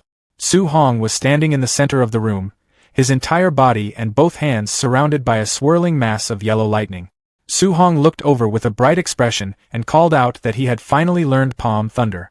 Qin just stood there, trying to take it in. He had expected fast progress, but not this fast. He remembered it had taken him 3 full months to master the same move back when people called him a genius. At that moment, he understood that Su Hong's future had no clear limit, and reaching Tier 9 didn't seem out of reach at all. Jiang eventually walked in and placed a hand on Qin's shoulder, telling him to stop standing there and suggesting they go grab something to eat since it had been a while. Qin agreed and told Su Hong that they were heading out for a drink. Later that night, the Yang City training camp dorms sat quietly under the moonlight. Inside his room, Su Hong sat on his bed, going over his progress. After defeating Wang Tiantua and his 2 companions the day before, and Lin Chunfeng earlier that day, he had gained a total of 230 martial value. He opened his system interface and checked his stats. Vitality, 138.6, Spiritual Power, 100.2, Physique, Overlord Body is Spirit rank 12%, Martial Value, 230. Looking at it, he felt all 3 areas, Vitality, Spiritual Power, and Physique, were still too low. The 230 martial value didn't feel like nearly enough. After thinking it over, he decided his foundation mattered most, so he focused on increasing his vitality. As he did, the system recorded small boosts, adding plus 0.1 each time. He let out a quiet sigh, realizing he needed a better way to earn more martial value. Since no one in the camp wanted to spar with him anymore, his choices were limited. He decided that from now on, he'd head to the ferocious beast room and hunt instead. At the same time, in a nearby restaurant, Grandmaster Jiang was clearly drunk, his face red as he slammed the table and complained to Qin. He accused him of being shameless and tricking him out of 2 A-rank martial arts. Qin just laughed and pointed out that Jiang had already said that more than once. Their meal got interrupted when a teaching assistant rushed in, saying they had finally found Jiang. He reported that the night raid event was about to begin and they were waiting for his order. Jiang, slurring his words, waved it off and told them to start, adding that they shouldn't go easy on the students. The assistant quickly passed along the order, telling the raiders to begin and push the students hard. A moment later, Qin realized the problem. He reminded Jiang that Su Hong was staying in those dorms tonight too. Jiang's expression changed instantly as he understood the situation. He shouted for the assistant to stop the night raid, but the assistant hesitated and said the notice had already been sent out and the event had already started. Across the rooftops of the dorm buildings, dark figures moved quickly through the night. 2 of them, Bu Jinglong and Bu Jingfeng, paused on a ledge. Jingfeng, the younger one, asked why his brother, a high-level Tier 2 martial artist, was even taking part in something like this. Jinglong explained that Jiang had personally asked him to come because of someone with a wood spirit body and strong recovery ability. He added that going after a Tier 2 beginner felt like overkill to him. Jingfeng's expression changed as the description sounded familiar. Jinglong noticed and teased him, bringing up how Jingfeng had been taken down during a night raid at the Star City camp and calling it embarrassing. Jingfeng got irritated and said that if he ran into Su Hong again, he wouldn't hold back this time. Jinglong warned him not to take a wood spirit body lightly, but Jingfeng brushed it off, questioning whether someone at his level really needed to worry about a Tier 1 beginner. Jinglong just smiled slightly and asked if he was really that confident he wouldn't mess it up again. "Everyone put your hoods on and listen up," the leader told the group as they pulled on their black masks. He then called for them to move out together, leading the charge. The night raid hit the dorms all at once. Shouts about a sneak attack mixed with loud reactions and complaints as masked raiders rushed through the halls. Su Hong peeked out from behind his door, trying to figure out if the noise outside really was a night raid. In the hallway, he saw a raider swing at a student who had just stepped out of the shower with only a towel on. A second later, the raider noticed Su Hong and called out that they had missed one. He rushed in to attack, but Su Hong answered with a sharp upward punch to the chin. The hit sent the man straight up, smashing through the ceiling tiles. Su Hong stood in the doorway, clearly annoyed. He commented that they were attacking without even saying anything first, adding that he wasn't even part of this training camp, so there was no reason for him to be targeted. As he looked up at the raider stuck in the ceiling, he figured out that this really was a night raid. He took note of the black outfits and covered faces the raiders were wearing. That gave him an idea. If he changed into those same clothes and blended in, he could move around freely, take people down, and collect rewards without drawing attention. He paused for a moment, wondering if it was a bit questionable, but a confident grin spread across his face as he decided to go through with it. Elsewhere in the building, Lin Chunfeng was backed into a corner, still wearing just a towel. He called out to the raiders, telling them to at least wait until he could put something on. One of them laughed and told him to stop struggling and just accept it. Right then, another masked figure showed up at the door, calling out that he was there to help. The raider turned, confused, but before he could react, the disguised Su Hong stepped in and landed a heavy punch to his face. The raider went flying and slammed into the wall. Lin Chunfeng stood there, stunned, asking if the attackers had started fighting each other. Su Hong didn't explain anything. He ran back into the hallway, calling out that he was about to gain a lot tonight. Lin Chunfeng just watched him leave, confused about why that raider didn't come after him. Su Hong moved quickly through the first floor, his fists covered in fire. He commented that since these opponents were strong, he didn't need to hold back. Raiders dropped one after another, and it didn't take long before they realized someone among them wasn't on their side. After clearing the first floor, Su Hong jumped up toward the second and struck a raider midair. As he kept fighting, his system kept updating rapidly. He laughed, saying he had really hit a jackpot as the gains kept piling up. When he reached the third floor, he saw several raiders gathered at a doorway, watching a fight inside. They were talking about how Lin Chunfeng was holding up surprisingly well against Bu Jinglong, a high-level Tier 2 fighter. When Su Hong walked over, they told him that all the other students had already been taken down, and only the wood spirit body user was left. Su Hong cut in, saying there was no need to wait. His hand lit up with energy. The others looked at him, confused. Then, without hesitation, he turned on them and struck. The raiders were sent crashing into the room where the fight was happening. Inside, Bu Jinglong, surrounded by a red aura, turned toward the noise and demanded to know why his own side was getting attacked. Both he and Lin Chunfeng, whose body glowed green, paused and looked toward the entrance. Su Hong stood there, his body shining with bright yellow energy. Facing both of them, he calmly challenged them, saying they could come at him together. Bu Jinglong told Lin Chunfeng to move aside and recover while he handled the troublemaker himself. Clearly annoyed that someone had stepped in and disrupted the Night Raiders' rules, he rushed straight at Su Hong, yelling that he was about to learn a hard lesson. Su Hong didn't seem bothered at all. He gathered golden energy into his hand, creating a powerful Vajra fist before meeting Bu Jinglong head-on. The collision hit with so much force that Bu Jinglong lost his footing and staggered backward. He looked completely caught off guard by the sheer strength behind Su Hong's attack. At that moment, Bu Jinglong realized this guy was far from ordinary. Without wasting time, he called for Lin Chunfeng to join him. Lin Chunfeng instantly activated his wood prison technique, sending massive vines bursting out from the ground to trap Su Hong. But Su Hong reacted quickly, flipping away before the vines could touch him. Using the opening, Bu Jinglong suddenly appeared behind Su Hong and launched a heavy punch. Instead of landing cleanly, his fist slammed into a glowing purple armor made from earth energy that had formed around Su Hong's body. Bu Jinglong could hardly believe it. He started wondering where this monster of a fighter had even come from and how someone could casually block a high-level Tier 2 attack like that. Before he could fully react, Su Hong disappeared from sight. A second later, he reappeared and smashed Bu Jinglong straight into a wall.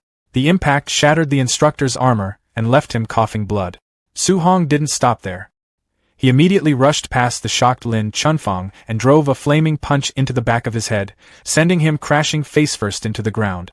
Lin Chunfeng was knocked out instantly. Not long after the fight ended, the system rewarded Su Hong with martial value points for defeating both opponents.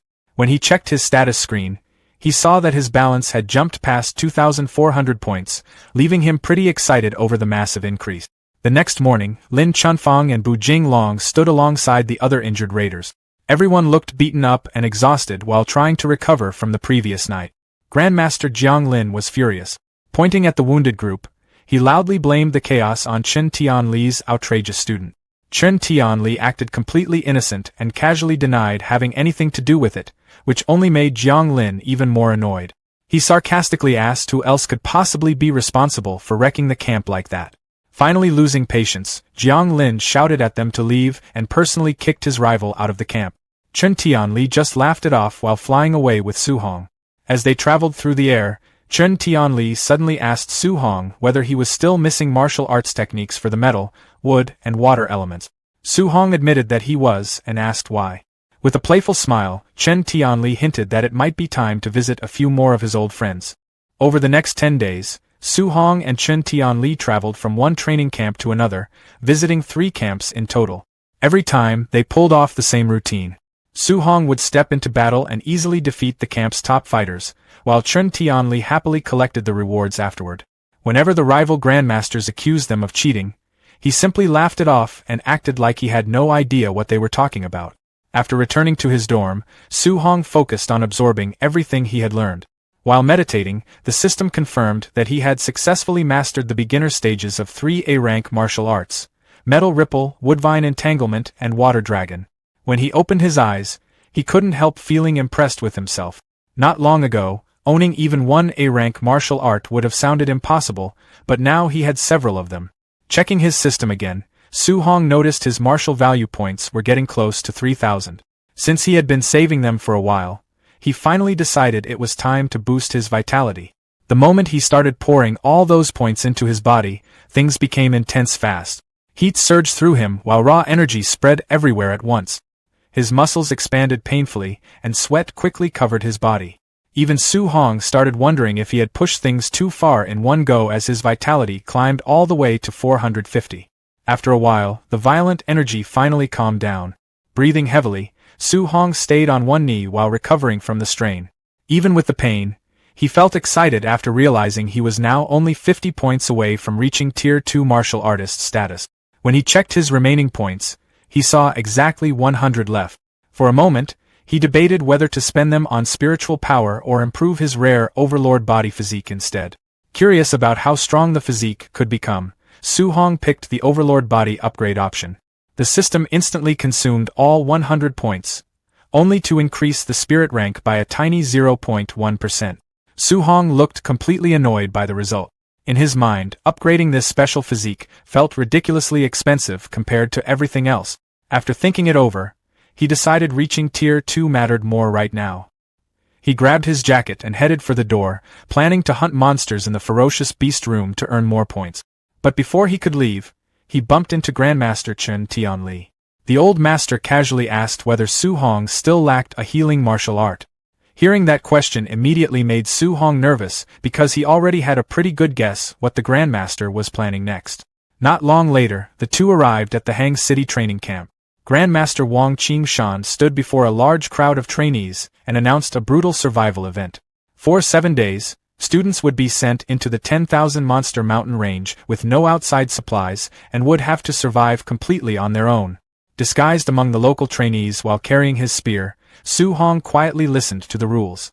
He quickly noticed the difference between Hang City and Star City. As a provincial capital, Hang City had far stronger students. Here, trainees only earned points by killing beasts at their own level or higher.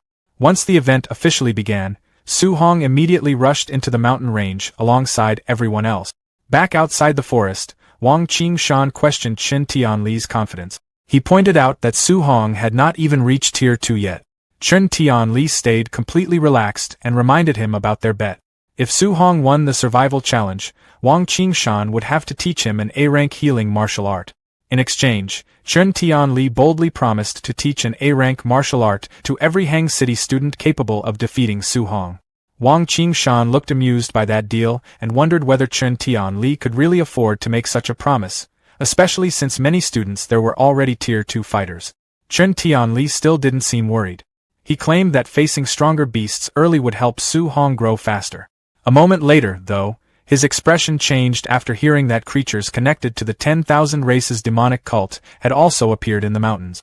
Wang Qingshan casually explained that they were mostly low-level Tier 2 and Tier 3 beasts, acting as though it was no big issue. Chen Tianli immediately complained that sending students against Tier 3 monsters sounded like a death sentence. Wang Qingshan answered coldly that the war between the 10,000 races was cruel, and true experts could only be created through dangerous battles and hardship. Hearing that, Chen Tianli could only sigh and accept the situation. At that point, he figured it would already count as a success if Su Hong managed to come back alive. Meanwhile, deep inside the wilderness, Su Hong was doing far more than surviving. With a lightning-covered spear strike, he sliced the head clean off a massive wolf beast. Excited to test his newly learned techniques, he followed up by releasing countless beams of golden metal energy that tore through an entire pack of monsters. Right after that, he switched to his wood attribute abilities. Thick glowing vines erupted forward, wrapping around a giant snake before crushing it completely. As night covered the mountain range, Su Hong unleashed a huge water dragon that blasted through a flaming beast with overwhelming force, showing just how powerful his new A-rank martial arts had become. Later, he stepped into a dark cave surrounded by the glowing corpses of defeated beasts.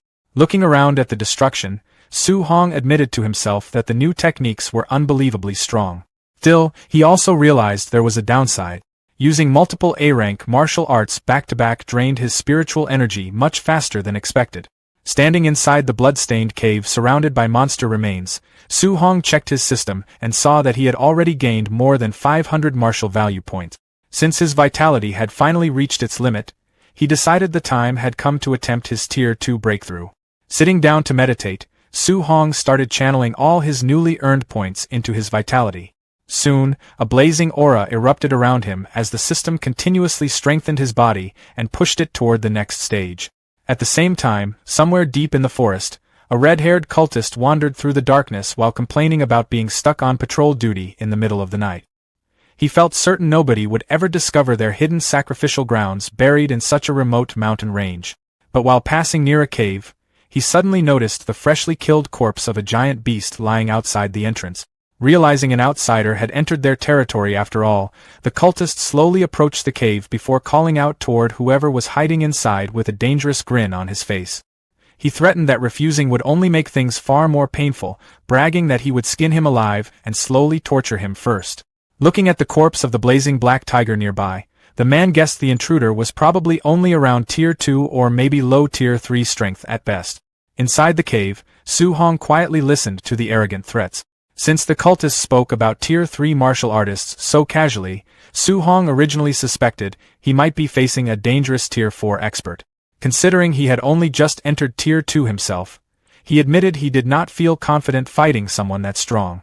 Rather than risking it immediately, Su Hong decided escaping first would be smarter. He instantly launched a water dragon attack from inside the cave to create an opening for his retreat. The cultist grinned the moment he saw the incoming attack. Pulling out his sword, he sliced the giant water dragon apart with one swing and mocked the technique for only having the strength of an early Tier 2 attack. The moment he spotted Su Hong running, the cultist immediately chased after him. While pursuing him through the forest, the man casually praised Su Hong's talent, saying it was impressive for someone so young to defeat powerful beasts at such a low level. But right after complimenting him, he cruelly admitted that he especially enjoyed killing geniuses before they could grow stronger. A short while later, the cultist suddenly looked confused when Su Hong stopped running altogether. Turning around calmly, Su Hong explained that after sensing the energy from that last attack, he realized the cultist was only an early-stage Tier 3 martial artist, nowhere near as terrifying as he originally feared. At the same time, Su Hong noticed a strange tattoo on the man's neck and immediately recognized it as the symbol of the 10,000 Races demonic cult. He remembered hearing about them before. The group consisted of human traders who traded with alien races, carried out terrorist attacks, and even sacrificed their own people in exchange for power. Looking at the cultist with clear disgust, Su Hong released a blazing golden aura and declared that trash like him deserved to die. The cultist only smirked after hearing that. Wanting to prove his superiority, he unleashed an A-rank sword technique called Fire Slash. A huge flaming blade shot forward toward Su Hong. Since this was his first real fight against a Tier 3 martial artist, Su Hong decided not to hold back at all. He immediately countered with C-inverting, releasing a massive storm of golden lightning and water energy that completely crushed the incoming fire attack. Even Su Hong looked slightly surprised after seeing how easily his technique overwhelmed the enemy's A-rank martial art. Meanwhile, the cultist was starting to panic. He could not understand how someone an entire major realm below him was overpowering him so badly. What confused him even more was seeing Su Hong use both water and lightning attributes together. Frustrated, the cultist launched a wild series of sword strikes, but Su Hong dodged every attack with ease. Using his movement technique, Su Hong suddenly vanished from sight before reappearing directly behind the cultist. Without hesitation, he fired another devastating burst of golden lightning. The cultist instantly realized this attack was far stronger than his own Fire Slash and quickly tried to escape. But before he could get away, thick green vines suddenly burst from the ground and wrapped tightly around his leg. The cultist stared in shock after realizing Su Hong could also use wood attribute technique. Completely trapped by the vines, he had no chance to avoid the incoming lightning blast. The explosion swallowed him entirely. After the smoke and flashing energy finally faded, Su Hong looked down at the cultist's burned remains. But moments later, the body strangely started sinking into the ground like melting mud. Su Hong narrowed his eyes, wondering if the man had somehow survived by using a strange movement or transformation technique. Soon after, the cultist reappeared with his body now covered in thick magma-like rock armor. Looking furious, He cursed his terrible luck for running into such a ridiculous human genius in the middle of nowhere. The armored cultist warned Su Hong that there was no escape left this time and prepared to attack again. Then his body started changing even further. Large wings burst from his back as he activated a bloodline transformation. Looking completely full of himself, he demanded that Su Hong witness the power of the celestial race. Su Hong looked more disgusted than impressed.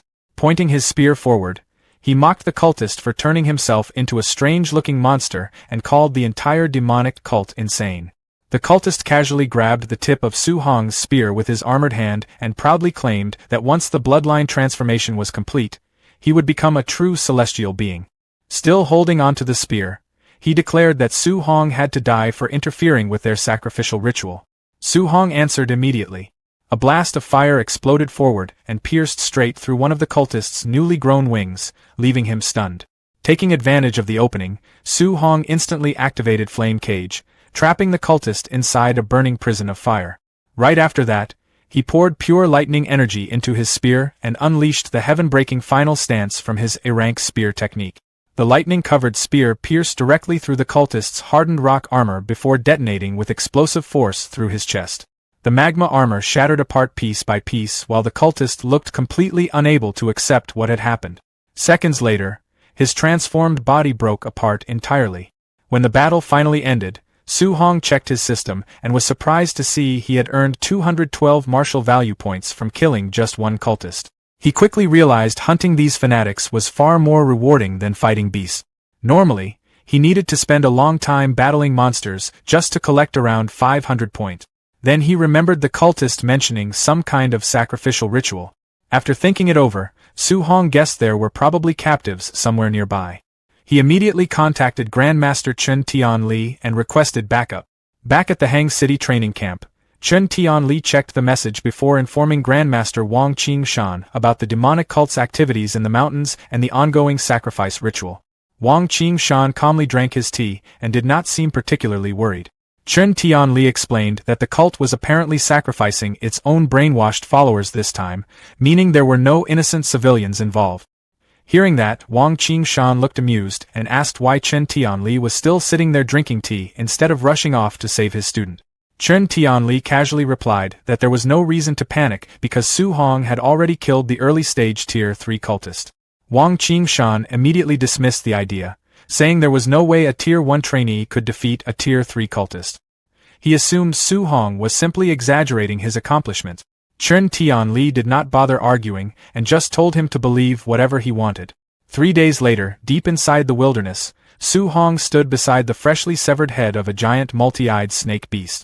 Leaning against the corpse while checking his system stats, he looked slightly disappointed. Even after spending 3 full days hunting Tier 3 beasts non-stop, he had only managed to gather 832 martial value points. Comparing the results, he complained that killing just a few cultists had been far more profitable than all this exhausting monster hunting.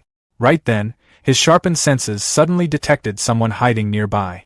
On a tree branch above him stood a blue-haired woman with black wing-shaped tattoos covering her back.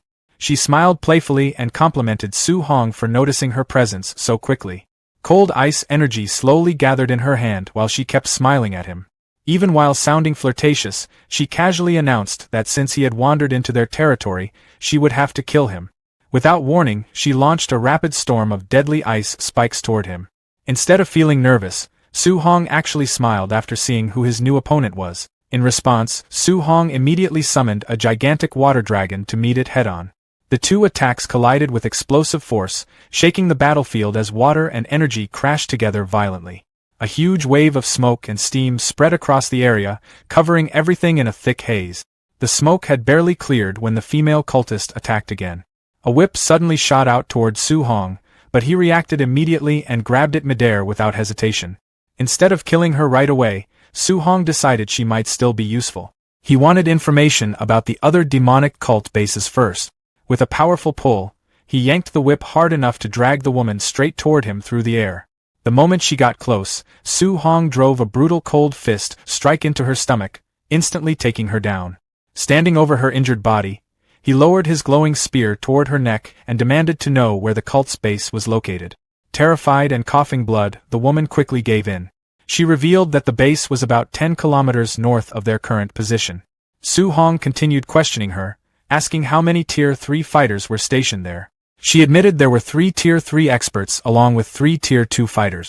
After hearing that, Su Hong quickly started calculating in his head.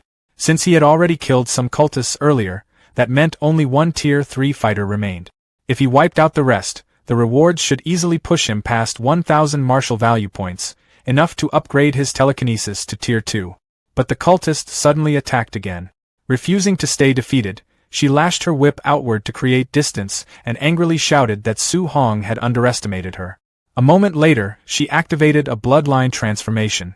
Large wings burst from her back as her body changed into a heavenly god race form, allowing her to hover in the air confidently. She proudly claimed her strength had doubled and declared that killing Su Hong would now be effortless. Su Hong didn't even give her time to finish boasting. He immediately thrust his spear forward, releasing a gigantic pillar of golden lightning that pierced directly through her chest. As the transformed body slowly returned to normal, Su Hong pulled his spear free while coldly telling her to hand over her point. The system rewarded him with another 208 martial value points, leaving him extremely satisfied with how profitable these cultists had become. Meanwhile, deeper inside the cult's territory, a small squad of Hang City trainees found themselves trapped near a massive stone pyramid. The moment they realized they were surrounded, panic spread among them. Their information had been completely wrong. Instead of facing a few Tier 2 enemies, they had walked straight into a group filled with Tier 3 cultists. The cult's blood commander calmly ordered his followers to kill the intruders. The cultists rushed forward excitedly after noticing that several of the trainees were Tier 2 geniuses. Some even laughed while talking about using their bodies as sacrifices. The trapped students quickly grouped together, fully aware things were turning hopeless. Even so, they decided to fight until the end and trusted their grandmaster would eventually avenge them. Far above the battlefield, Grandmasters Wang Qingshan and Chen Tianli silently watched everything unfold from a cliff. Wang Qingshan proudly pointed out Hang City's top 3 geniuses to his rival while praising their courage for standing against stronger Tier 3 enemies. He explained that he planned to let them struggle for a while to gain combat experience and would only interfere if they truly faced death. Chen Tianli simply smiled and casually replied that there was no need for either of them to step in. He confidently revealed that his own little monster, Su Hong, was already rushing toward the valley to rescue Wang Qingshan's students. Wang Qingshan immediately stared at him like he had gone crazy. He completely dismissed the idea that a Tier 1 trainee could save anyone from a squad full of Tier 3 experts. Down in the valley, one of Hang City's top students stepped forward to protect his teammates and declared they would fight and die together. A cultist charged toward them with glowing red claws, laughing that none of them were escaping alive. The trainee prepared himself for the final attack. But suddenly, a spear wrapped in crackling golden lightning shot across the battlefield and slammed the cultist into a tree instantly. The remaining cultists stopped moving and angrily demanded to know who had interfered. Then Su Hong appeared. He arrived in a burst of lightning directly in front of the stunned trainees. Without slowing down, he grabbed 2 cultists by their heads using his lightning-enhanced speed and smashed them together violently. Spinning around, he unleashed a rapid storm of lightning punches that instantly wiped out several more enemies nearby. After clearing the area, Su Hong calmly hid his aura and casually asked the shocked trainees whether they were hurt. The Hang City students stared at him in total amazement. They immediately recognized him as Su Hong from Star City and could hardly believe someone so young was casually killing Tier 3 experts like this. Watching from above, Wang Qingshan started sweating nervously. He demanded to know why Chen Tianli's student could suddenly use powerful lightning techniques when he supposedly still needed healing art. Seeing Su Hong fight so freely without exhausting himself, Wang Qingshan started suspecting he had already broken through to Tier 2. Even Chen Tianli looked secretly stunned.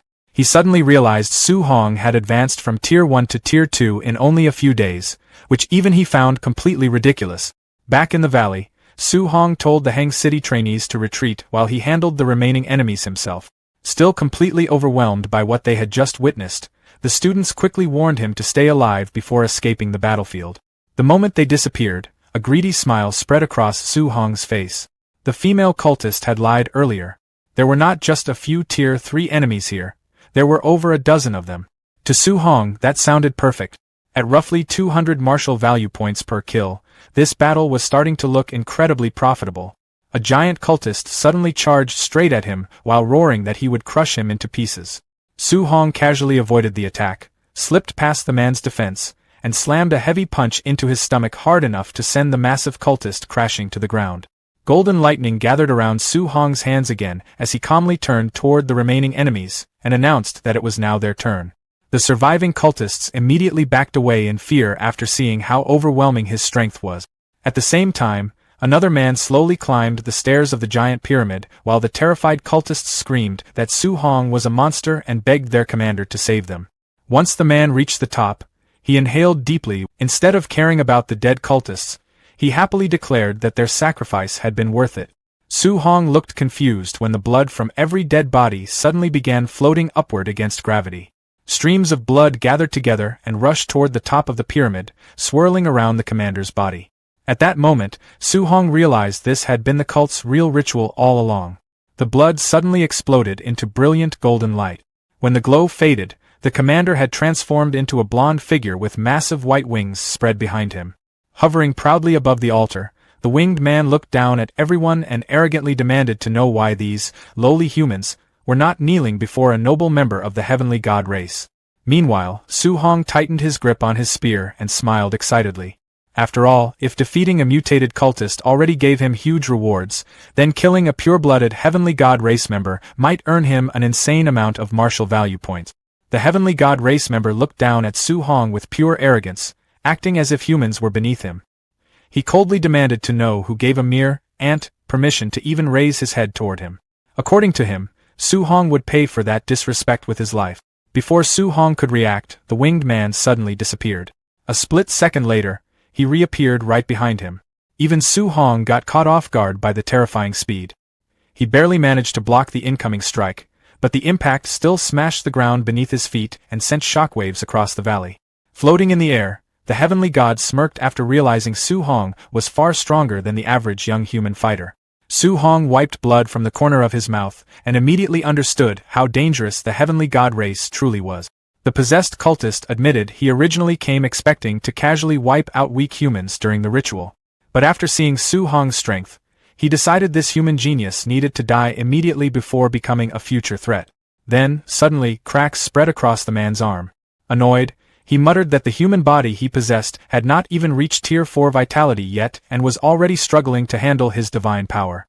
Even so, he confidently claimed that peak Tier 3 strength was more than enough to crush Su Hong. Hearing that explanation, Su Hong finally realized the truth. This was not a real heavenly god in his true body. It was only a possessed human vessel that was slowly breaking apart under the pressure. Golden lightning gathered around Su Hong's fist as he activated Thunder Rush Fist. This time, he boldly declared that the outcome of the battle was no longer guaranteed. The two immediately charged at each other. Their fists collided over and over in a violent exchange of attacks that shook the entire valley. Every impact blasted apart the ground around them. Watching from the cliffs above, Chun Tianli casually commented that the heavenly god race really did deserve its reputation for physical strength if it could keep up with his student. Beside him, Wang Qingshan looked completely stunned. What shocked him most was not the heavenly god, it was Su Hong. He could not understand how a fighter from a lower realm was matching, and even overpowering, a possessed heavenly god using pure physical strength alone. Su Hong eventually landed a heavy lightning-covered punch that forced the winged enemy backward. Bruised and bleeding, the heavenly god stared at him in disbelief and demanded to know what kind of monstrous physique he possessed. He admitted that even while fighting the greatest geniuses across countless battlefields, he had never lost a direct clash of raw strength before. Yet now, a human was actually pushing him back. Meanwhile, Su Hong looked completely relaxed.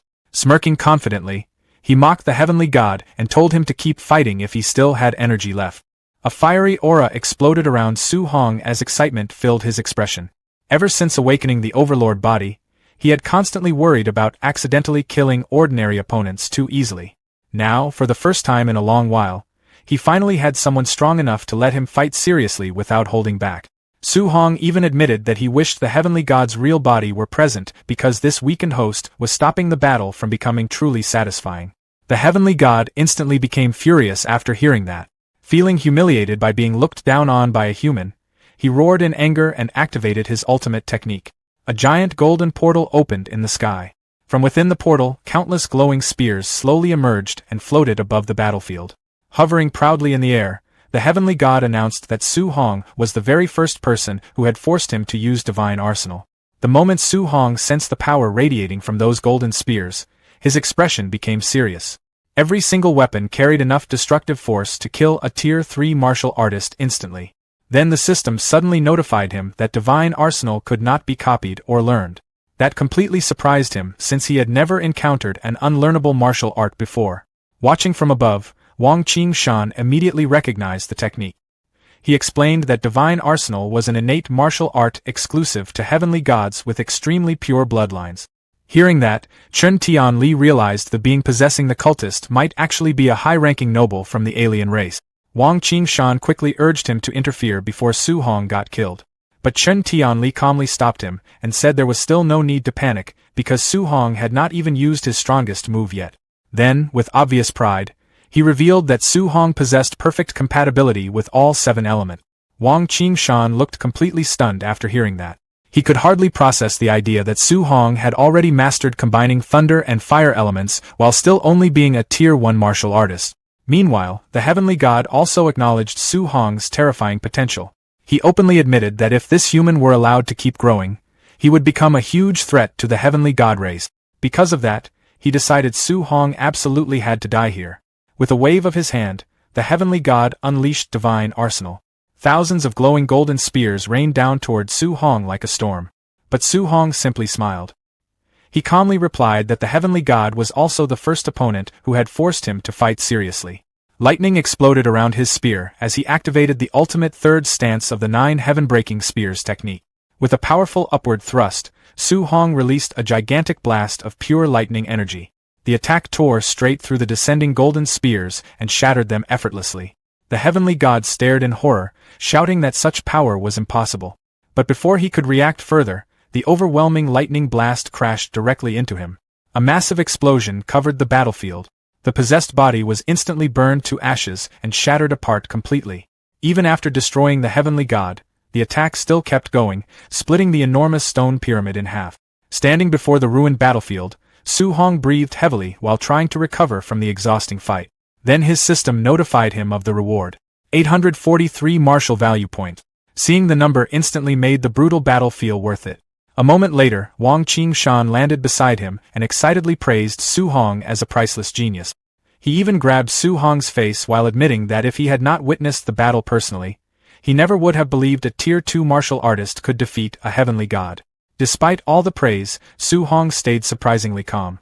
In his mind, if even an ordinary member of one of the top 10 races had forced him to use his strongest move, then the true elite geniuses from those races must be unbelievably dangerous.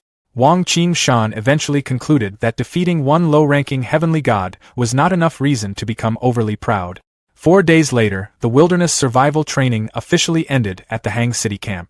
When the final rankings appeared, Su Hong completely dominated the leaderboard with an unbelievable 17,210 points. Second place only had 4,700.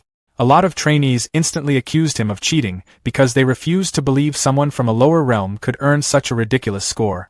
However, the Hang City students Su Hong had rescued quickly defended him. They explained that Su Hong was terrifyingly strong and had casually one-shot Tier 3 demonic cultists. Later, students tried searching for Su Hong to ask for guidance, only to discover that Grandmaster Wang Qingshan was personally teaching him an A-rank martial art. After leaving the training hall, Wang Qingshan complained to Chen Tianli in complete disbelief that Su Hong had mastered the healing art in only half a day. Chen Tianli simply laughed and told him to start getting used to it. Meanwhile, Su Hong sat alone inside a training room while meditating and circulating the energy of his newly learned healing technique. He was amazed by how effective the A-rank healing art was, especially after noticing it had completely erased old hidden injuries and scars throughout his body. When he checked his system afterward, Su Hong felt even more satisfied. His martial value total had climbed past 41,800 points thanks to the wilderness battles. After calculating carefully, he realized the huge amount was enough to raise his spiritual power to 500 points, officially making him a Tier 2 spirit master while still leaving plenty behind to strengthen his vitality further. Far away from human territory, on the Heavenly God race's home planet, a meeting was taking place inside the Grand Heavenly God Palace. A massive statue-like entity questioned its subordinates with visible anger, demanding to know how one of their clansmen could lose to a human who was an entire realm lower, especially after using divine arsenal. One subordinate respectfully confirmed the humiliating defeat and admitted that the human they faced was an unprecedented monster among geniuses. Soon, another clansman named Tian Shang stepped forward after being summoned. Recognizing Su Hong as a massive future threat, the statue immediately issued an official heavenly god race kill order and demanded the boy's elimination as quickly as possible. Tian Shang accepted the assassination mission with a confident and sinister smile. Afterward, the statue asked for updates regarding the divine object fragments hidden within human territory. The subordinate explained that they still had not secured any fragments yet, but they recently intercepted promising information. The statue ordered them to continue searching in secret no matter the cost, while making sure humanity remained completely unaware of their movements. Meanwhile, at the Star City training camp, trainees gathered around a live feed showing Wang Tianyuo decapitating a Tier 2 bear beast with his bone netherfire fist. The crowd commented that ever since Su Hong defeated Wang Tianyuo, Xian, and Lin Xingyi, the three elite trainees had completely changed. After losing, they started training like mad every single day, spending all their contribution points on strength pills and non-stop combat room sessions. Their hard work paid off fast. Within just 1 month, all three successfully broke through to Tier 2. Even Lin Xingyi dropped his usual flashy attitude and trained hard enough to build a heavily muscular body. The three elites waited confidently for Su Hong's return, eager for another fight. Later, outside the camp, instructor Lin Si welcomed Grandmaster Qin Tianli back. Noticing Su Hong wasn't with him, Lin Si asked where the boy had gone. Qin Tianli explained that Su Hong wanted to stay in the wilderness for a few extra days of solo training. When Lin Si worried the kid might miss the end of camp, the Grandmaster casually replied that Su Hong wasn't dumb enough to show up late. 2 days later, deep inside the wilderness, Su Hong sat meditating on top of a tall stone pillar while a giant snake beast coiled below. Golden energy surged around him as he absorbed the gains from his recent battles. Soon, his system confirmed that his spiritual power had finally crossed the 500-point threshold. Below him, the giant snake sensed prey and lunged upward with a roar. Su Hong casually raised a glowing hand and stopped the beast mid-attack using telekinesis. Then he activated weapon condensation art, forming a construct of golden energy around the immobilized snake. The energy shaped itself into a giant golden sword, and with a single command, Su Hong brought the blade crashing down and split the beast clean in half. As the remains dropped away and the weapon dispersed, Su Hong admired the destructive power he now possessed as a Tier 2 Spirit Master. Wanting to test his limits further, he attempted a 3-attribute fusion by gathering thunder, fire, and metal energy together in his hands. The second the three elements combined, the energy became unstable. Su Hong realized too late that he'd lost control. The resulting explosion shattered the entire stone pillar beneath him. Coughing while buried in rubble, he noted the backlash from the failed fusion, but also realized that if the attack actually succeeded, it could probably injure a Tier 4 expert. On the final day of camp, a ragged-looking Su Hong finally walked back through the front gate.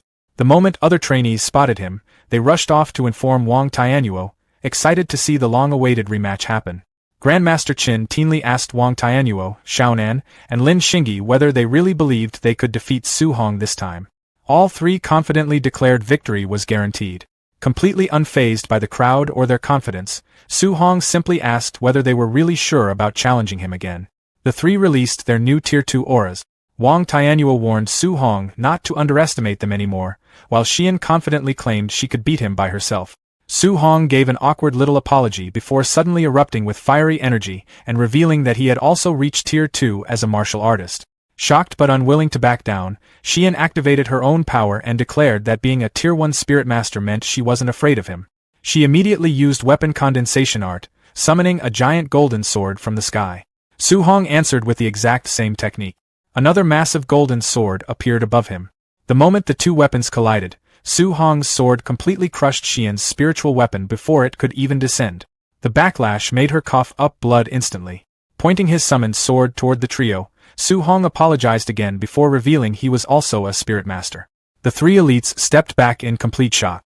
They finally realized Su Hong was a dual Tier 2 martial artist and Spirit Master with a top-tier physique. During their previous sparring match, he hadn't even used his full strength. Finding the trio too weak to satisfy him, Su Hong smirked and invited the entire training camp to attack him together. Hoping to collect martial value points from everyone present, he released a powerful glare toward the surrounding trainees, crushing their fighting spirit almost instantly. The crowd immediately panicked, yelling out their surrender and begging him to stick to fighting the elite students instead.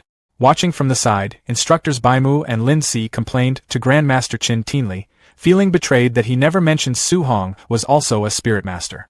Meanwhile, a sweating and speechless Qin Tianli stood there in total surprise himself, clearly unaware his student had already reached Tier 2 as a spirit master too.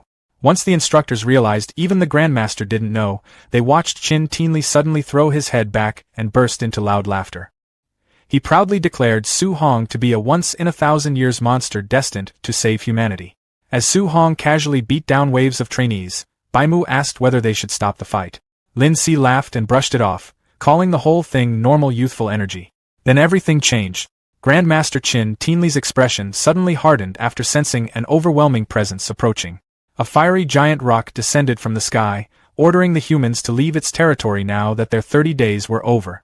Standing victoriously on top of a pile of unconscious trainees, Su Hong looked up and immediately recognized the massive beast. Annoyed by the rock's attitude, Qin Tianli exploded with his own overwhelming aura. He declared that he'd already tolerated the bird long enough and mocked its attempt to intimidate him. Before the giant rock could even react, Qin Tianli launched a barrage of punches straight into it.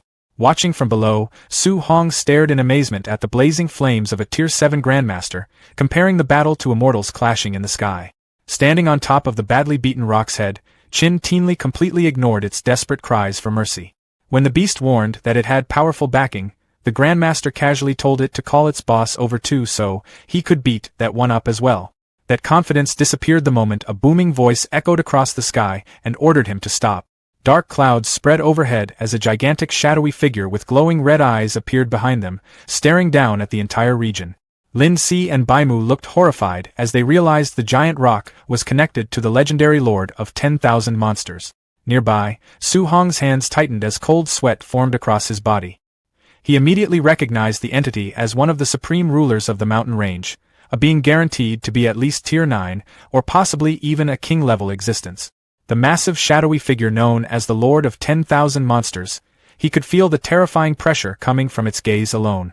That brief encounter made one thing painfully clear to him: compared to true top-tier experts, his current strength meant almost nothing. Even though he had already reached Tier 2, it suddenly felt insignificant in front of a Tier 9 existence. For the first time in a while, genuine fear settled into his mind. He started thinking about his aunt and uncle back in Star City. If a monster on that level ever attacked the city, there would be nothing he could do to protect them. Looking up at the sky, Su Hong quietly made a decision. He would keep getting stronger no matter what it took. He swore to continue breaking through every limit until he eventually reached the legendary King Realm. Meanwhile, Qin Tianli finally released the heavily injured Great Rock Beast. Since the creature now had the backing of the Lord of 10,000 Monsters, even he chose not to push things further. The furious beast swore revenge before flying away into the distance. After it left, Qin Tianli felt relieved knowing the Lord of 10,000 Monsters was restricted by an ancient agreement with humanity and could not casually attack human territory. Thankfully, despite the frightening interruption, the training camp ended without any further incidents. As the students gathered near the buses preparing to return home, Su Hong slung his backpack over his shoulder, already looking forward to finally seeing his aunt and uncle after an entire month away. Right then, Lu and Chen Shan ran over to greet him. Lu happily told Su Hong that he was definitely going to become famous throughout Star City after this. Chen Shan looked much more awkward. Bringing up their earlier conflicts, he quietly asked Su Hong not to hold any grudges against him. Su Hong simply sighed and replied that he was not petty enough to care about something like that anymore. Once the group returned to Star City, an official welcomed the trainees back and congratulated everyone for surviving the brutal training. The official then announced a huge celebration banquet at the city lord's estate, promising rewards and gifts for all participants. While most of the trainees cheered excitedly, Su Hong honestly just wanted to skip the whole thing and go home to rest. Later that evening, guests slowly filled the enormous city lord estate. Inside the luxurious banquet hall, an attendant politely guided two nervous-looking guests to their seats. Su Hong's aunt and uncle sat awkwardly at one of the tables, clearly uncomfortable in such a wealthy environment. Some of the rich guests nearby noticed their simple clothing and quietly wondered why ordinary migrant workers had been invited to such an important gathering. Su Hong's aunt worried that their appearance might embarrass him in front of everyone. His uncle sighed and admitted they had already worn their best clothes, but still felt like they did not belong there. Before they could worry any further, Principal Lee from No. 1 High School approached them warmly and greeted them as Su Hong's relatives. The couple looked completely caught off guard that someone so important was speaking to them personally. Principal Lee kindly told them to relax and enjoy themselves. Moments later, Wu Ling, the president of the Star City Martial Artists Association, hurried over enthusiastically and shook Su Hong's uncle's hand. She openly praised Su Hong as the greatest genius she had ever seen, leaving the poor man even more overwhelmed. Nearby wealthy guests watched the scene in total shock. None of them could understand why so many important figures were treating this ordinary-looking couple with such respect. Meanwhile, at the main table, several of Star City's most powerful leaders had gathered together. Lin Xinghui's father confidently praised the city lord while assuming his own son, Wang Tianyuo, had obviously taken first place in the competition. The city lord modestly brushed aside the compliment while praising the other family's children instead. Then Shurao Yan's father joined in, arguing that his daughter's spirit master abilities were clearly superior and insisting she should have ranked first. Lin Xinghui's father immediately fired back, claiming his son's speed alone would beat both of their children. Before long, the three fathers were openly arguing over whose child was the strongest. Wang Tianyuo's father even slammed the table at one point while insisting his son's attack power guaranteed victory. Watching the ridiculous argument from a distance, Principal Lee quietly asked President Wu Ling whether she planned to stop them. Wu Ling refused immediately and joked that listening to them brag any longer might make her want to punch someone. She confidently added that there was no reason to interrupt because the moment Su Hong arrived, the argument would end on its own. Principal Lee looked doubtful, but Wu Ling simply smiled and claimed it was a woman's intuition. Right then, a guard suddenly announced that the trainee buses had arrived. Excited to welcome the next generation of Star City talents, the city lord proudly invited everyone outside. The three proud fathers confidently stood beside the red carpet, ready to greet their victorious children. But the smiles on their faces disappeared instantly. The moment their children stepped off the bus, everyone saw that the three top geniuses were covered in bruises and bandages. The horrified fathers rushed over immediately. As the city lord panicked over his son's injuries, Lin Xinghui casually mentioned that Wang Tianyuo had actually suffered the worst beating because he refused to surrender. The fathers stood there completely confused, unable to understand who could possibly defeat all three top geniuses at once. Then things became even more shocking. The city leaders sensed their children's auras and realized all three had successfully broken through to Tier 2. Now they were even more confused. What kind of monster could overpower three newly advanced Tier 2 geniuses simultaneously? The three elite students admitted defeat honestly. Wang Tianyuo confessed that his opponent's raw strength was overwhelming. Lin Xinghui admitted he had completely lost in terms of speed. Shurao Yan revealed that even her spiritual power had been crushed. The exhausted trio then warned their fathers that the winner was an absolute monster before telling everyone to look toward the bus. Soon, the rest of the trainees stepped out. Every single one looked beaten up. Then, almost like they had rehearsed it beforehand, the trainees quickly formed two neat rows beside the red carpet. Su Hong casually walked forward between them while carrying his spear and looking perfectly fine. Seeing the dramatic scene around him, Su Hong only felt awkward and wished he could quietly leave already. The moment he spotted his aunt and uncle in the crowd, though, his expression immediately brightened and he called out to them. The surrounding elites looked stunned after realizing this unbelievable genius actually came from an ordinary family background. As the crowd shifted, Su Hong's aunt suddenly lost her balance and almost fell. Before she could hit the ground, a gentle wave of spiritual power lifted her safely into the air. Su Hong quickly used his telekinesis to carefully lower her back down before asking if either of them had gotten hurt. His uncle looked amazed by the ability while his aunt quickly assured him she was fine. Relieved, his uncle admitted they had been worried about him the entire time. Su Hong smiled warmly and reassured them. Watching this scene, the city lord and Shurao Yan's father looked completely shocked. At that moment they realized Su Hong was not only a Tier 2 martial artist, he was also a Tier 2 spirit master. Shurao Yan's father finally understood why his daughter had lost so badly. Nearby, Principal Lee and President Wu Ling immediately started accusing each other of secretly hiding Su Hong's spirit master abilities. A few seconds later, both realized neither of them had known either. Recovering quickly, Wu Ling proudly announced that nobody in Star City could challenge her association anymore. Principal Lee looked equally thrilled and excitedly declared that No. 1 High School was about to dominate the entire city. Meanwhile, news of Su Hong's true strength spread through the banquet hall like wildfire. The wealthy guests immediately began scrambling for their phones, desperately trying to gather information about him. Some started arranging expensive gifts, while others even called their daughters to come to the estate, hoping to connect their families with the city's rising genius.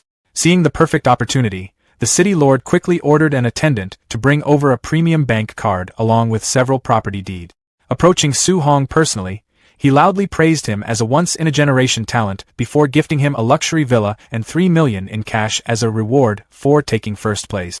The other powerful fathers immediately realized the city lord had completely invented the reward on the spot to secure Su Hong's loyalty first. Smiling warmly, the city lord extended his hand and promised to support Su Hong fully in the future. Su Hong immediately understood the situation. Rejecting the gift publicly would offend one of the most powerful men in Star City. But accepting it would also mean owing the city lord a favor later on. Su Hong quietly looked over the rewards being offered to him. After thinking it through, he realized this arrangement actually benefited him a lot. With the city lord protecting his family, he would finally be able to focus on getting stronger without constantly worrying about his aunt and uncle back in Star City. At the same time, Su Hong also knew he wasn't alone. Grandmaster Qin Tianli, President Wu Ling, and Principal Li were all supporting him as well. Because of that, he wasn't worried the city lord would try forcing him into unreasonable obligations later. After making up his mind, Su Hong thanked the city lord sincerely and admitted that he truly did need the help. The city lord smiled warmly and shook his hand firmly, telling Su Hong not to hesitate if there was anything else he wanted. Su Hong immediately brought up the thing that mattered most to him, his aunt's rare illness. Behind him, his aunt and uncle instantly became emotional after hearing that. Even in front of so many powerful people, Su Hong's first concern was still their well-being. The city lord reacted without hesitation. He immediately turned toward Director Xiang and ordered him to gather the best medical resources available to help with the treatment. Then he looked back at Su Hong with clear approval, saying he liked straightforward young people, and asking what else he needed. This time, Su Hong admitted he wanted a better weapon. The city lord burst into laughter and generously told him to choose anything he liked from the Wang family armory. As Su Hong thanked him again, the city lord secretly felt more satisfied the more requests Su Hong made. In his mind, every favor tied the young genius a little closer to the Wang family. Before leaving, Su Hong asked his aunt and uncle to wait for him at the banquet. Meanwhile, the city lord instructed his son, Wang Tiantua, to continue hosting the event while he personally guided Su Hong away. The surrounding guests watched the scene with mixed emotions. Many quietly whispered among themselves, amazed at how Su Hong's entire family status had completely changed overnight. Soon, the two arrived at the city lord Manor's armory. The enormous hall was filled with rows of weapons, armor, and specialized equipment made from various alloy materials. The city lord casually led Su Hong past the C-rank and B-rank sections, telling him not to waste time there and to head directly toward the A-rank weapon area instead. As Su Hong walked through the displays, he quickly realized just how valuable these items really were. Even a single A-rank alloy weapon could cost hundreds of millions. It became obvious that the city lord was being extremely generous in order to strengthen ties with him. After examining several weapons, Su Hong suddenly asked whether the armory had any multi-attribute alloy weapons available. The city lord stopped walking and looked genuinely surprised. He immediately asked if Su Hong was actually a multi-attribute martial artist. Rather than answering directly, Su Hong simply released his power. A moment later, 7 different elemental energies appeared around him, swirling through the air like living forces. The city lord stared at the scene in complete disbelief as the 7 attributes rotated around Su Hong one after another. For a second, he could barely even speak. Su Hong calmly watched the reaction. Since he had already decided to accept the city lord's support, revealing more of his talent would only increase his value further. Meanwhile, the city lord's thoughts were in complete chaos. Normally, cultivating multiple attributes slowed down martial artists tremendously because balancing different elemental powers was incredibly difficult. Yet somehow, Su Hong had already reached Tier 2 while cultivating all 7 attributes at once. And that wasn't even the most ridiculous part. He was also a Tier 2 spirit master and possessed a physique powerful enough to surpass the legendary barbarian god body. At that moment, the city lord genuinely felt like Star City had just witnessed the rise of a once-in-a-generation monster, while jokingly complaining that he suddenly felt like a useless uncle in comparison. Su Hong looked slightly confused by the sudden emotional reaction and asked what had gotten into him. The city lord quickly cleared his throat and started searching through the weapon displays while explaining that true multi-attribute alloy weapons were incredibly rare. Although the armory did not contain any 7 attribute weapons, he eventually found a dark gold-black iron spearhead made from 3 different attribute. Even though it was only B rank, it was still an extremely rare item.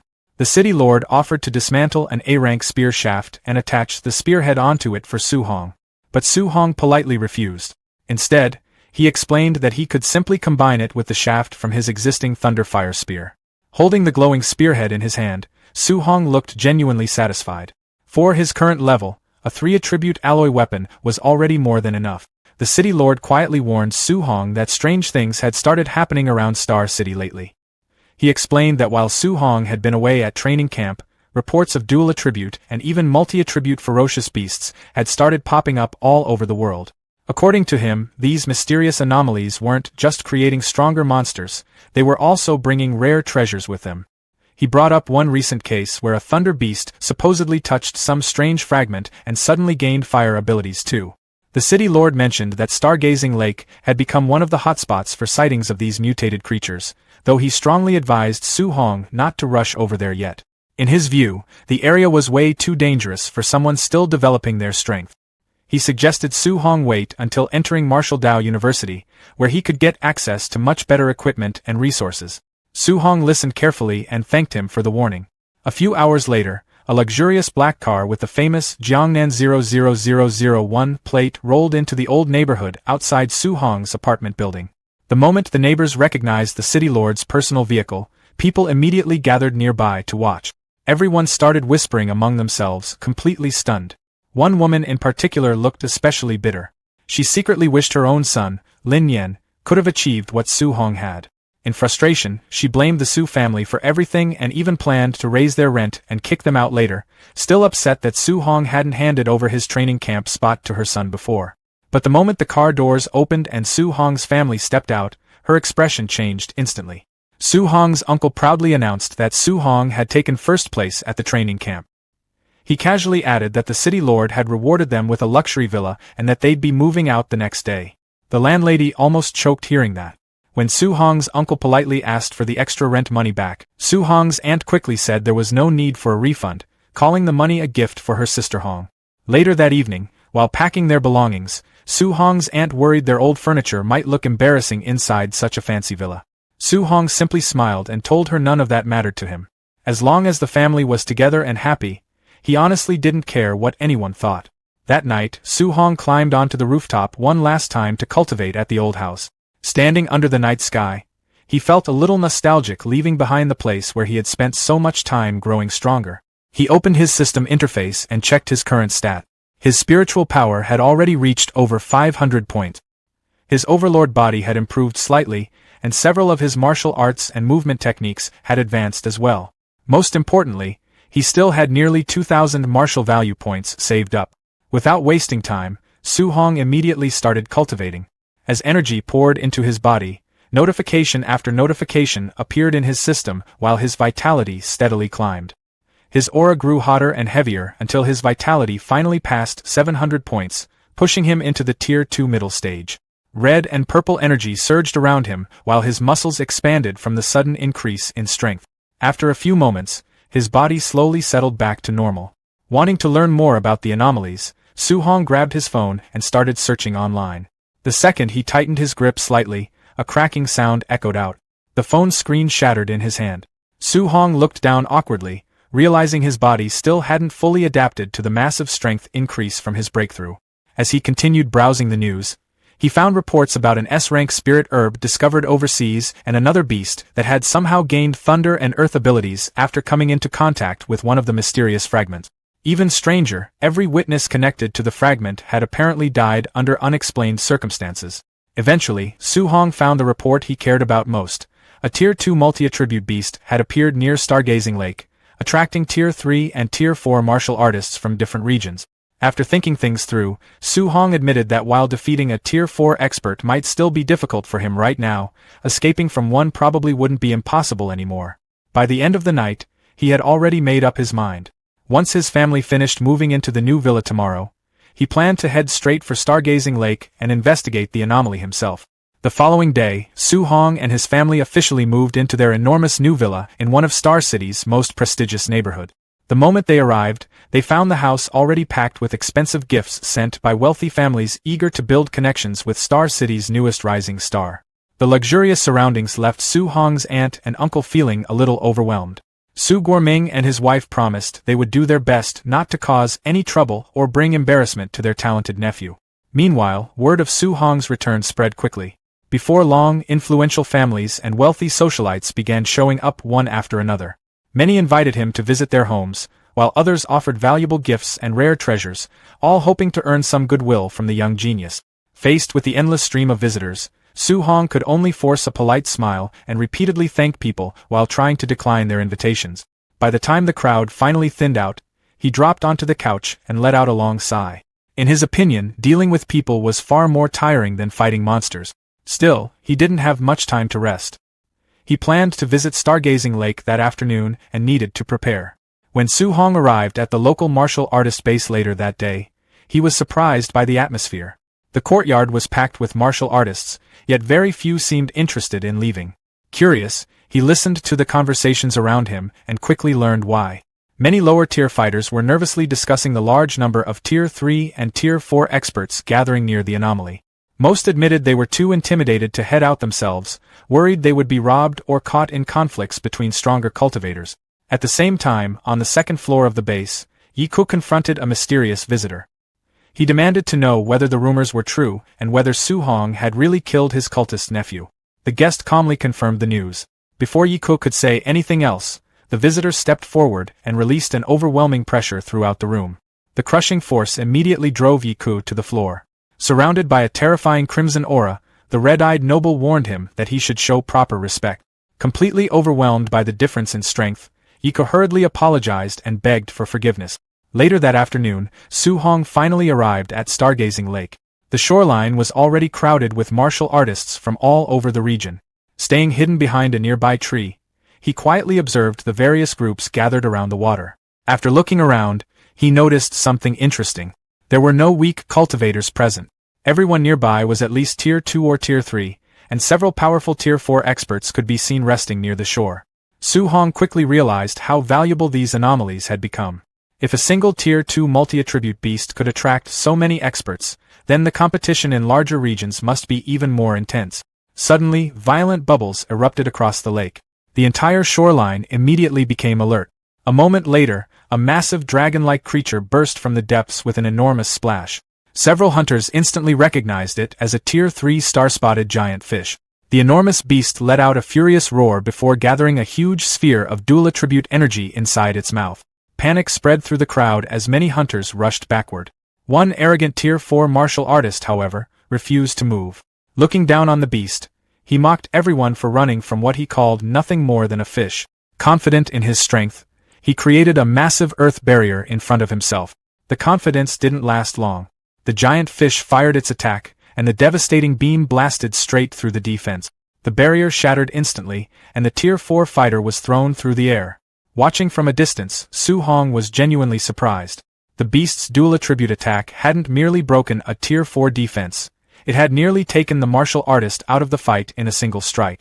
Before anyone could recover from the shock, another powerful expert rushed forward. The man had apparently been waiting for an opportunity like this for weeks and looked thrilled to finally encounter a dual-attribute beast. With one powerful punch, he drove the giant fish onto the shore. The moment the creature hit land, the gathered hunters charged in. The scene turned into complete chaos. Everyone wanted a share of the prize. Less than a minute later, the once powerful Tier 3 beast had been carved apart piece by piece. Unfortunately for the hunters, their excitement quickly turned into frustration. After searching the beast's remains, they found no valuable treasure hidden inside. After watching the entire spectacle, Su Hong decided it was best to leave. Competing directly with so many Tier 4 experts seemed like a good way to waste time and gain nothing. As he moved deeper into the nearby forest, his enhanced senses suddenly picked up a dangerous signal. An instant later, a masked assassin dropped from the trees and launched a surprise attack. Fortunately, Su Hong reacted immediately. Using his telekinesis, he locked the attacker in place for a brief moment while the assassin was still in midair. The assassin quickly broke free and slashed forward with his sword. Su Hong jumped back and narrowly avoided the strike. At that point, the assassin realized he was facing a spirit master. Meanwhile, Su Hong recognized something just as alarming. His opponent was a Tier 4 martial artist, and a highly skilled one at that. Understanding the danger, Su Hong immediately retreated at full speed. He knew very well that without his telekinesis slowing the assassin down for that split second, the surprise attack might have ended the fight before it even began. Just as Su Hong thought he had escaped danger, more enemies appeared from the surrounding forest. 6 masked fighters emerged from the trees, and quickly joined the assassin pursuing him. After a quick glance, Su Hong realized they were all experienced Tier 3 martial artists. Their leader immediately told them to stop talking and stay focused. He reminded them that their target wasn't an ordinary cultivator but a dangerous spirit master. Su Hong immediately understood how serious the situation had become. Sending that many skilled assassins after a single Tier 2 martial artist wasn't normal. Even the Star City Lord would have struggled to gather such a force on short notice. It made Su Hong wonder who exactly wanted him dead and when he had attracted the attention of such a powerful group. The assassins continued chasing him through the forest, but many of them were surprised by how fast he was moving. After observing him carefully, they eventually recognized the movement technique he was using and realized it was an A-rank skill. Their leader wasn't concerned. He ordered everyone to keep pursuing him, convinced that a Tier 2 martial artist would eventually run out of energy. Su Hong, however, had no intention of playing by their rules. While running, he quietly prepared his telekinetic abilities. Combining telekinesis with his movement technique, he suddenly launched himself high into the sky. The assassins could only watch as he soared above the forest and disappeared into the distance. Many of them stared upward in disbelief. None of them could understand how a Tier 2 martial artist was capable of actual flight. Dozens of kilometers away, Su Hong finally landed. His spiritual energy had been nearly exhausted by the escape. Knowing he couldn't keep relying on telekinesis, he switched to using the physical endurance of his overlord body and continued putting distance between himself and his pursuers. As he ran, he began piecing everything together. The most likely person behind the assassination attempt was Yi Ku, the relative of the cultist he had killed earlier. Although Yi Ku himself was only Tier 3, his family possessed enough wealth and influence to hire a large number of elite assassins. Su Hong carefully evaluated his options. He wasn't particularly worried about the Tier 3 fighters. Given the chance, he felt confident he could eliminate them. The real problem was their Tier 4 leader. If he focused on defeating the weaker assassins first, the leader could easily take advantage of the distraction and strike at him. On the other hand, if he targeted the leader first, the Tier 3 fighters could overwhelm him from every direction. After considering the situation, he reached a simple conclusion. The only realistic strategy was to eliminate the Tier 3 fighters as quickly as possible. Once they were out of the picture, he could focus entirely on the Tier 4 assassin. Meanwhile, the assassin leader was in a terrible mood. After losing Su Hong again, he vented his frustration by cutting a massive boulder in half. He cursed the intelligence reports that had failed to mention Su Hong's spirit master abilities. His subordinates warned him that if Su Hong managed to return to Star City, their mission would become much more difficult. Everyone understood that their employer wouldn't dare openly attack Su Hong inside the city. They were even more concerned about their mysterious backer. If they failed such an important mission, the consequences would be severe. The leader immediately shut down the complaint. He insisted that even if Su Hong returned to Star City, it would only delay the inevitable. Their discussion was interrupted when a group of robed elites arrived. The group's leader calmly explained that the intelligence failure wasn't entirely their fault. Su Hong had only revealed his spirit master status the previous day, so much of the information available was already outdated. He assured the assassins that his organization had agents monitoring every anomaly zone in the region. According to him, they would help seal off the surrounding area and make escape much more difficult. However, he also warned the assassin leader that another failure would not be tolerated. The assassin leader quickly expressed his gratitude and requested a complete lockdown of the area. Filled with anger, he promised that once he found Su Hong, he would personally finish the job. Checking a special divination device in his hand, he searched for clues about Su Hong's location. When it produced no results, he moved on to search the next section of the forest. The hunt continued into the following day. While resting briefly beside the corpse of a defeated beast, Su Hong was discovered once again by a group of assassins. They rushed toward him and demanded that he stop running. Days passed. By the 4th day, the pursuit had become a non-stop battle of endurance. Su Hong constantly moved from one location to another while attacks blasted apart the terrain around him. By the 7th day, both sides were still locked in the deadly chase. At one point, a scout attempted to alert nearby assassins after spotting him. Already frustrated and exhausted, Su Hong immediately rushed forward and knocked the man unconscious with a powerful kick before he could finish the report. Standing beside the fallen scout, Su Hong struggled to catch his breath. 7 days of non-stop pursuit had drained nearly everything he had. Realizing he couldn't continue much longer, he decided to head toward Star City's official supply stronghold. The location was heavily protected by government forces, and he believed the assassins would be reluctant to attack such an important facility openly. Unfortunately, the moment he stepped inside, he noticed something troubling. Several guards immediately looked at him with unusual hostility. The reactions were enough to tell him something had gone wrong. After connecting the pieces, Su Hong finally became certain. The person orchestrating the entire manhunt was indeed Yi Ku. Somehow, the man had already extended his influence into places Su Hong had assumed were safe. After days of escaping, he finally checked into a hotel inside the stronghold to rest and recover. While settling in, he reviewed his stats. His vitality had reached 705, but he calculated that he still needed around 900 to break into high-stage Tier 2. The martial value he'd spent the past week gathering wasn't enough to close that gap. Since a small vitality increase wouldn't make much difference right now, he decided on a different approach. Instead of investing elsewhere, he poured his points into his rare Overlord body, aiming for an immediate boost in combat ability and durability. The upgrade triggered a violent surge of red energy.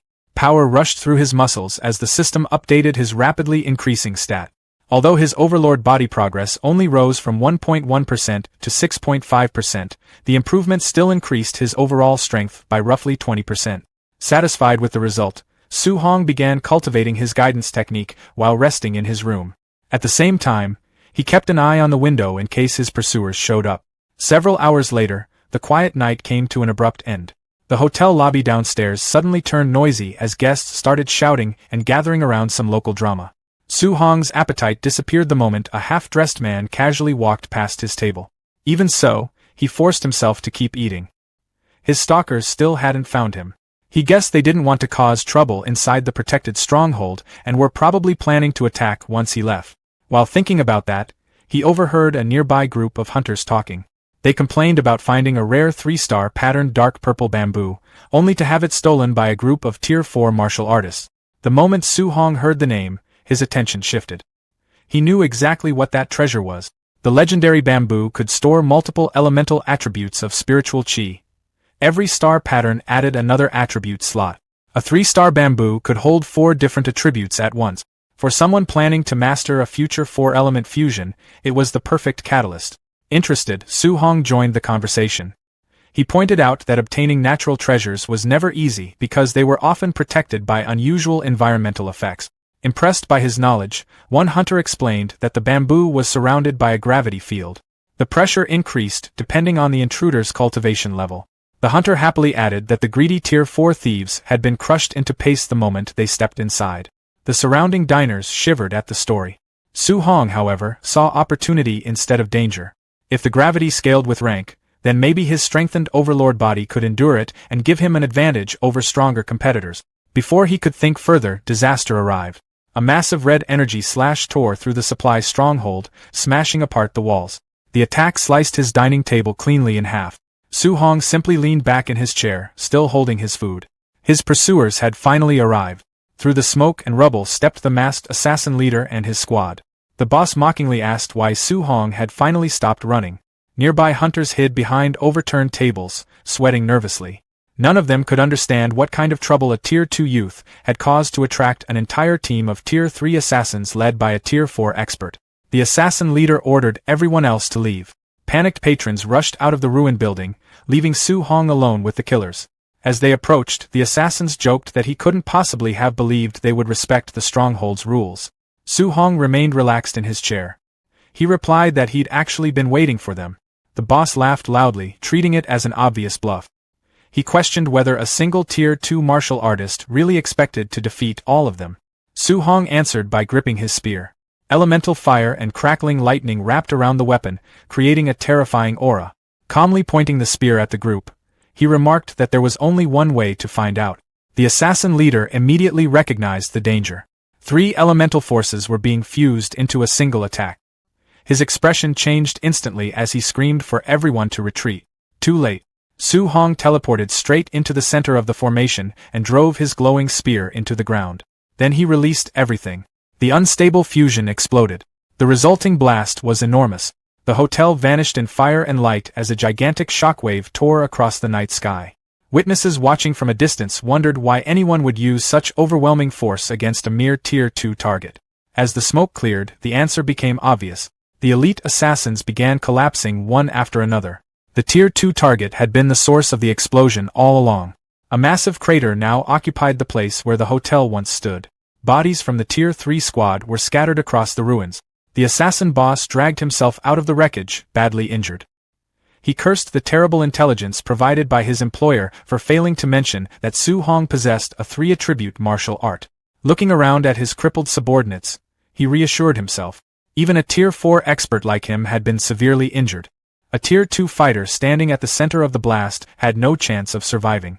Despite the losses, he considered the mission successful. Failing the contract would have meant facing the wrath of the terrifying Lord Nabu. Then his confidence vanished. A giant pillar of energy erupted from the crater. Before he could react, a shirtless and completely unharmed Su Hong dropped from above and unleashed the heaven-breaking spear technique. The assassin boss barely managed to block the attack. He shouted in disbelief that Su Hong was still alive. The next moment, Su Hong disappeared. The boss swung at empty air. His instincts immediately warned him to turn around. When he did, he found Su Hong standing behind the surviving assassins. The boss desperately yelled at his remaining men to wake up and stop him. One dazed grunt barely understood what was happening and asked what the shouting was about. A split second later, Su Hong's spear pierced straight through his chest. Lifting the corpse with his weapon, Su Hong remarked that even if a Tier 4 opponent took longer to kill, there were still plenty of points to gain from wiping out the Tier 3 subordinate. At the same time, he admitted to himself that the 3-element fusion had been incredibly dangerous. If he hadn't strengthened his earth armor and boosted his overlord body beforehand, the backlash could have crippled him. He casually threw the body aside and rushed past the boss. Now that the Tier 3 assassins were nearly gone, all he needed was one successful 3-element fusion attack to finish the Tier 4 leader as well. Watching his entire squad get slaughtered, the assassin boss became completely consumed by rage. His aura exploded outward as he swore that he would cut Su Hong into 10,000 pieces. Back at the Star City martial artist base, Lin Xingqi was getting ready for a trip. He had originally wanted to invite Su Hong to go stargazing, but the young martial artist had already left a week earlier. As Wang Tiantuo and Shannon joined him, they talked about how different Su Hong was from everyone else. While they had spent an entire week resting, Su Hong had only taken a single day off before throwing himself back into training. The three quickly agreed that comparing themselves to someone that dedicated was pointless. With that settled, they headed out together, hoping they might run into him somewhere near the lake. Meanwhile, Yikes was in a terrible mood. Inside his office, teacups shattered across the floor as he vented his anger. The assassins he hired had made a disastrous mistake. Not only had they locked down the lake, but they had also openly attacked Su Hong inside a protected government supply post. That reckless decision left the leader of the Ye family deeply worried. If Su Hong died, suspicion would immediately fall on their family. Worse, the city lord would likely seize the opportunity to wipe out their entire clan in revenge for the loss of his prized genius. Far away from the city, a mysterious gravity field surrounded the dark purple bamboo forest. Anyone who stepped into the area was instantly overwhelmed by crushing pressure. Hunters attempting to approach the treasure collapsed one after another, groaning on the ground. One struggling martial artist complained that after only 14 steps, the gravity had already multiplied 30 times, making it impossible to continue forward. Nearby spectators quickly calculated the numbers. At 30 times normal gravity, an average person would have to withstand over 2 tons of force pressing down on their body, more than enough to crush internal organs. At that moment, an envoy from the celestial cult arrived with several followers. The envoy explained that the gravity field adjusted itself according to strength. Because of that, a Tier 4 expert like him would actually face much stronger pressure than a Tier 3 martial artist.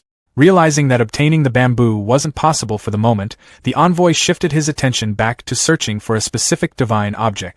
Suddenly, his divination compass began spinning rapidly. After several rotations, the needle locked onto a single direction. The envoy immediately realized it had found its target.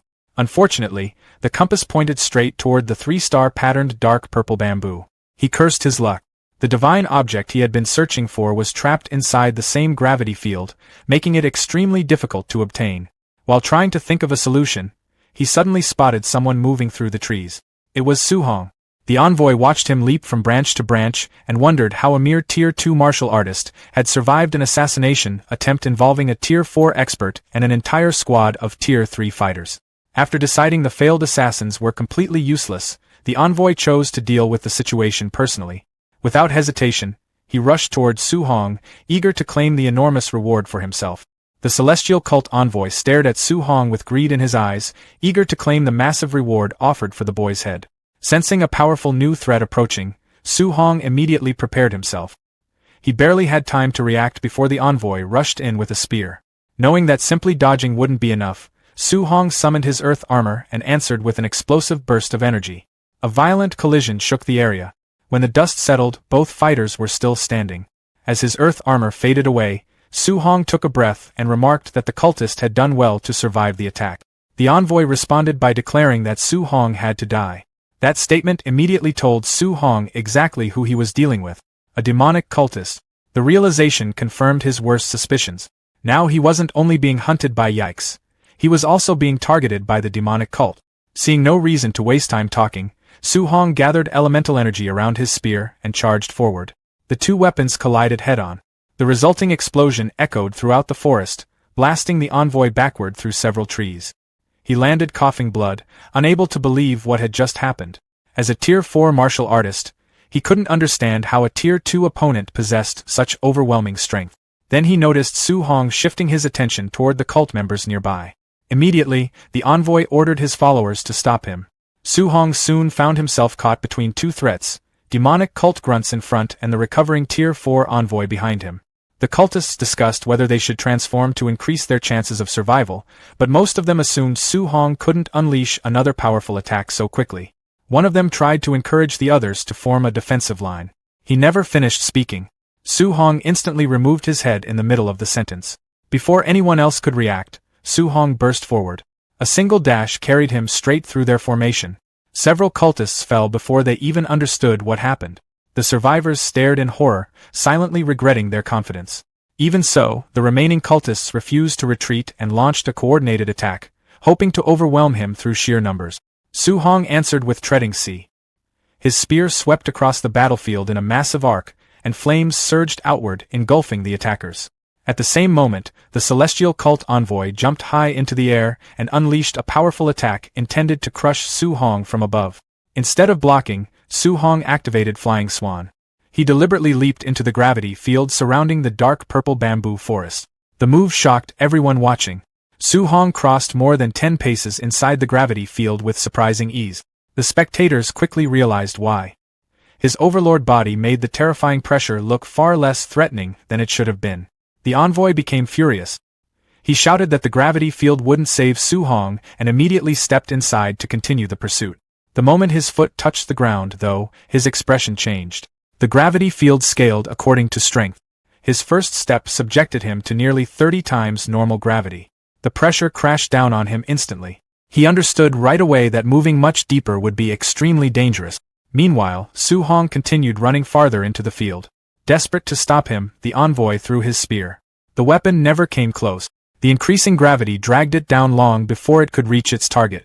Stuck near the edge of the field, the envoy could only shout threats and challenge Su Hong to come back and fight. Ignoring him, Su Hong continued forward. He knew the gravity field had bought him valuable time. Ahead of him stood the treasure he came for. The 3-star patterned dark purple bamboo. Even so, every step became harder than the last. The pressure kept increasing, and Su Hong could feel his injuries pushing him closer to his limit. Since the cultists couldn't reach him anyway, he decided to stop and recover. Sitting down inside the gravity field, he activated a wood attribute healing technique and began treating his wound. The sight left the surrounding hunters completely stunned. They couldn't understand how someone who had just been using lightning-based techniques also possessed wood attribute healing abilities. What confused them even more was how casually he was resting right beside the legendary treasure. Watching from afar, the envoy's expression darkened. He immediately ordered his scouts to contact their elite allies. In his view, the divine object was almost certainly hidden inside the bamboo. He warned his followers that if Su Hong managed to obtain it first, none of them would survive the consequences. A white-haired cultist lay defeated and bleeding on the rocks, his dark wings spread across the ground. Near Stargazing Lake, Lin Xinghe, Wang Tiantua, and Xiao Yan walked along a cliff overlooking the water. Xiao Yan observed that the area around the lake had already been blocked off by the demonic cult. Hearing that, Wang Tiantua grew concerned and wondered if they had come for Su Hong. Lin Xinghe replied that it was difficult to know for sure and suggested they might also be searching for treasure. Realizing the situation was serious, Wang Tiantua urged the group to return to the martial artist base immediately and report the appearance of demonic cultists. The three hurried through the forest toward the base. As they ran, Wang Tiantua pointed out that something felt wrong. Since the area around Stargazing Lake had been sealed off, there should have been some reaction from the martial artist base. Lin Xinghe was startled by the implication and asked whether he meant the base could be working together with the demonic cult. While running, Wang Tiantua pulled out his communication device and said he would contact his father directly so reinforcements could secure both the martial artist base and Stargazing Lake at the same time. His urgent report quickly reached the city lord's manor. Inside the manor, Wang Tiantua's father learned of the situation. He immediately realized that Su Hong should also be near Stargazing Lake and suspected that the demonic cult's true target was him. Furious, he declared that he would personally lead people there at once. Meanwhile, deep in the forest, a massive gravity field pulsed with overwhelming power. Several celestial cult followers waited at its edge. One of them questioned the approaching masked assassin boss, asking why he had returned alone and where the others were. Standing nearby, Ao listened as the masked assassin boss explained that Su Hong had used tricks that resulted in heavy casualties among his men. Ao was shocked and questioned how more than 10 Tier 3 martial artists could have been wiped out. He argued that even 10 Tier 3 wild boars should not have been defeated by a Tier 2 martial artist. The masked assassin boss angrily explained that Su Hong possessed an extremely powerful 3-attribute fusion martial art, something the intelligence report had never mentioned. He warned Ao that he would have died as well if he had been there. Ao initially dismissed it as an excuse and questioned how a 3-attribute fusion martial art could even exist. However, as he looked toward the gravity field, he was forced to admit that Su Hong clearly possessed 3-attribute. He began wondering whether such a martial art truly existed. Looking toward the center of the field, Ao realized that regardless of the truth, failure was not an option. If they did not kill Su Hong, their lord would kill them instead. At the center of the giant gravity field, Su Hong sat cross-legged in cultivation. 2 hours later, he rose to his feet. After checking his condition, he concluded that both his body and spiritual qi had completely recovered. He praised the effectiveness of the A-rank healing technique. When he looked toward the edge of the field, he noticed that the demonic cult members were still waiting. He realized they would not leave until he was dead. Su Hong decided that after obtaining the 3-star patterned dark purple bamboo, he would leave the area immediately. He grabbed his spear and began moving toward the bamboo. However, the moment he took a few steps, he discovered that the gravity had increased dramatically once again. Despite the crushing pressure, he pushed forward and reminded himself to endure. He remained confident that he could withstand it. Outside the field, the masked assassin boss was shocked to see that Su Hong was only a few steps away from the bamboo. He remarked that the young man's physical body was far beyond normal. Ao cursed the situation, frustrated that such a rare 3-attribute genius stood before them. The masked assassin boss drew his weapon and stated that the moment Su Hong removed the bamboo, the magnetic field would disappear. At that point, they would surround and kill him.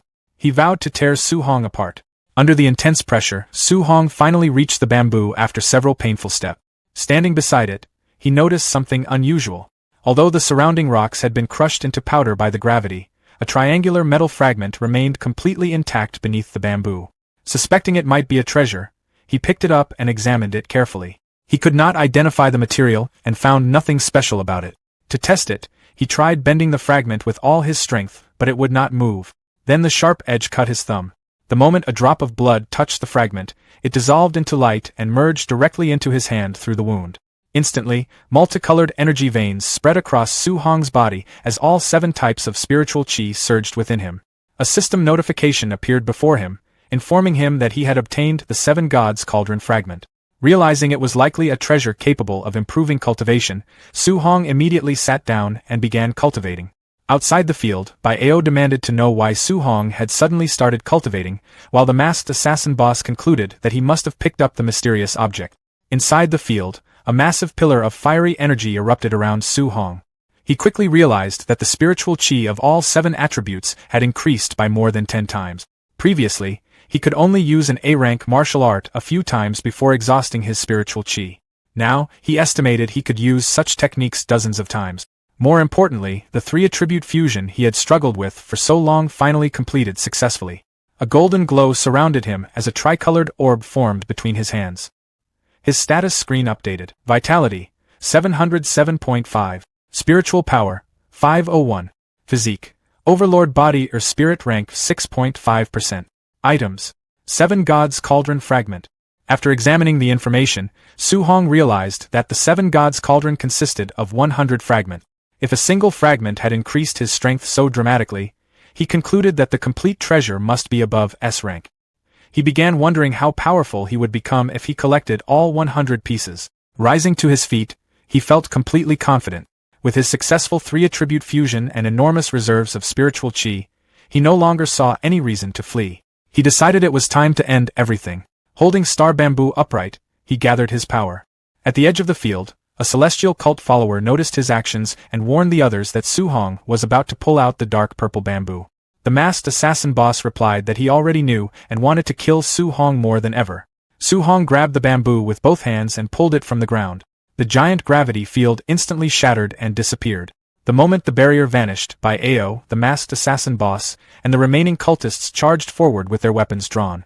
Su-hong remained calm as he watched them approach. Raising his spear, now fused with the 3-star pattern dark purple bamboo and infused with the power of fire, wind, and lightning, Su-hong decided to use the approaching cultists to test the full strength of his technique. He thrust the spear forward and unleashed a massive orb of combined elemental energy. The charging cultists immediately sensed the terrifying power behind the attack. Su-hong released the technique, sending a devastating wave of fire and lightning across the battlefield. The explosion engulfed the attackers and swept through the clearing. Several cultists were thrown through the air as the attack tore through their rank. When the smoke began to clear, the battlefield had been devastated. The ground was scorched, debris smoldered across the clearing, and numerous celestial cult followers lay dead. Some had been reduced to smoking skeletons. Bai Ao knelt on the ground. Nearby, the masked assassin boss barely managed to remain standing. Covered in wounds, he concluded that Su-hong must have obtained the divine fragment. Otherwise, there was no way he could have become so powerful so suddenly. At that moment, a pair of boots emerged from the smoke. Su-hong stepped forward with his spear in hand as flames crackled around him. Looking down at his defeated enemies, he remarked that their hunting game seemed to have been enjoyable. He then informed them that it was now his turn to do the hunting. After defeating the 2 cult leaders, Su-hong demanded answers before finishing them off. Standing over the injured pair, he offered a simple choice. They could reveal the demonic cult's hidden base in Star City, or they could die. Based on how quickly they had gathered so many people, Su-hong had already concluded that the cult had been secretly operating in the city for a long time. The masked assassin boss refused to cooperate. He declared that even if he died, he would take Su-hong down with him. Seeing the situation deteriorate, the envoy immediately threw a flash bomb and called for a retreat. The explosion created enough confusion for the 2 wounded leaders to escape. Once they were gone, Su-hong finally relaxed and dropped to the ground. The battle had pushed him to his limit. The 3-attribute attack he had unleashed had drained nearly all of his spiritual chi. He knew that if the 2 Tier 4 martial artists had continued fighting instead of retreating, the outcome could have been very different. Without wasting time, he activated his healing technique and began recovering his strength. His goal was to restore his spiritual chi as quickly as possible before settling accounts with Yi Chi. Meanwhile, the 2 escaping cult leaders raced through the forest. The masked assassin boss eventually realized that Su-hong's confidence at the end had been a bluff meant to scare them away. However, the envoy warned him not to underestimate someone capable of such feats. The assassin argued that they were still Tier 4 martial artists while Su-hong was only Tier 2. The envoy immediately shut down that argument. He reminded him that their elite forces had already been wiped out. No matter how they tried to justify it, a single Tier 2 martial artist had forced 2 Tier 4 experts to flee. Both men understood how ridiculous the situation sounded. If news of it spread, they would become a joke throughout the martial arts world. Elsewhere, at the martial artist base in Star City, Yi Chi waited anxiously in his office. He feared that the city lord would uncover the blockade before confirmation of Su-hong's death arrived. Soon, a message appeared on his communication device. The report delivered the worst possible outcome. The assassination operation had failed. Yi Chi immediately panicked. As long as Su-hong was alive, it was only a matter of time before his cooperation with the demonic cult was exposed. Realizing he could no longer stay in Star City, Yi Chi decided to flee before the city lord could reach him. He rushed toward his SUV while cursing Su-hong and blaming him for destroying his peaceful life. Before he could escape, a massive cage of flames suddenly surrounded the vehicle. Su-hong stepped forward and calmly asked where Yi Chi thought he was going. Cornered with no way out, Yi Chi unleashed the full power of a peak Tier 3 martial artist. He attacked while insisting that a Tier 2 martial artist had no right to look down on him. Su Hong avoided the attack with ease. He calmly stated that rank no longer mattered before launching a swift counterattack. A powerful spear strike pierced straight through Yi Chi's chest. As he crashed backward into his vehicle, Yi Chi finally understood the terrifying gap between them. In his final moments, he realized he had been facing a true monster all along. Moments later, the SUV erupted into flames. Nearby martial artists watched the entire scene in stunned silence. They had just witnessed a Tier 2 martial artist kill a peak Tier 3 official in broad daylight. Not long afterward, a convoy of official vehicles arrived. The city lord stepped out, drawing the attention of everyone present. The spectators immediately grew nervous. Since Su Hong had killed an official, many expected serious consequences. Some even prepared to testify on his behalf, planning to explain that Yi Chi had attacked first and that Su Hong had acted in self-defense. To everyone's surprise, the city lord paid almost no attention to the burning vehicle. Instead, he went straight to Su Hong and checked whether he had been injured. After confirming that he was safe, the city lord noticed the 3-star patterned dark purple bamboo in Su Hong's possession. He was amazed that Su Hong had managed to obtain such a rare treasure and remarked that the young man's fortune was extraordinary. Su Hong could only respond awkwardly to the sudden concern. Finally, the city lord turned toward the burning wreckage. His expression became serious as he asked Su Hong to explain everything that had happened. Inside the city lord's private limousine, Su Hong finished recounting everything that had happened over the past week. The city lord sat quietly as he tried to process the story. According to Su Hong, he had survived 8 days of pursuit by elite Tier 3 and Tier 4 martial artists, defeated or crippled the Tier 3 attackers, seriously injured both Tier 4 leaders, and successfully obtained the 3-star patterned dark purple bamboo. After hearing the full story, the city lord repeated the events to make sure he understood correctly. Su Hong simply confirmed that it was more or less what had happened. Excited by the potential of such a rare genius, the city lord suddenly grabbed Su Hong's shoulders and suggested marrying all of his daughters to him in the hope of producing more talented warriors in the future. Caught off guard, Su Hong quickly asked him to stop joking and redirected the conversation to the more urgent matter. He pointed out that the mastermind behind the demonic cult's actions was likely still hiding somewhere in the city. The city lord immediately agreed. He warned that the cult would not underestimate Su Hong again and that the next assassination attempt could involve Tier 6 experts or even Tier 7 grandmasters. Given the danger, he admitted that Star City was no longer a safe place for Su Hong. Fortunately, the college entrance examination was only a month away. The city lord explained that if Su Hong could enter a top university such as Imperial Capital University, even powerful grandmasters would have difficulty targeting him there. Hearing that, Su Hong firmly resolved to succeed.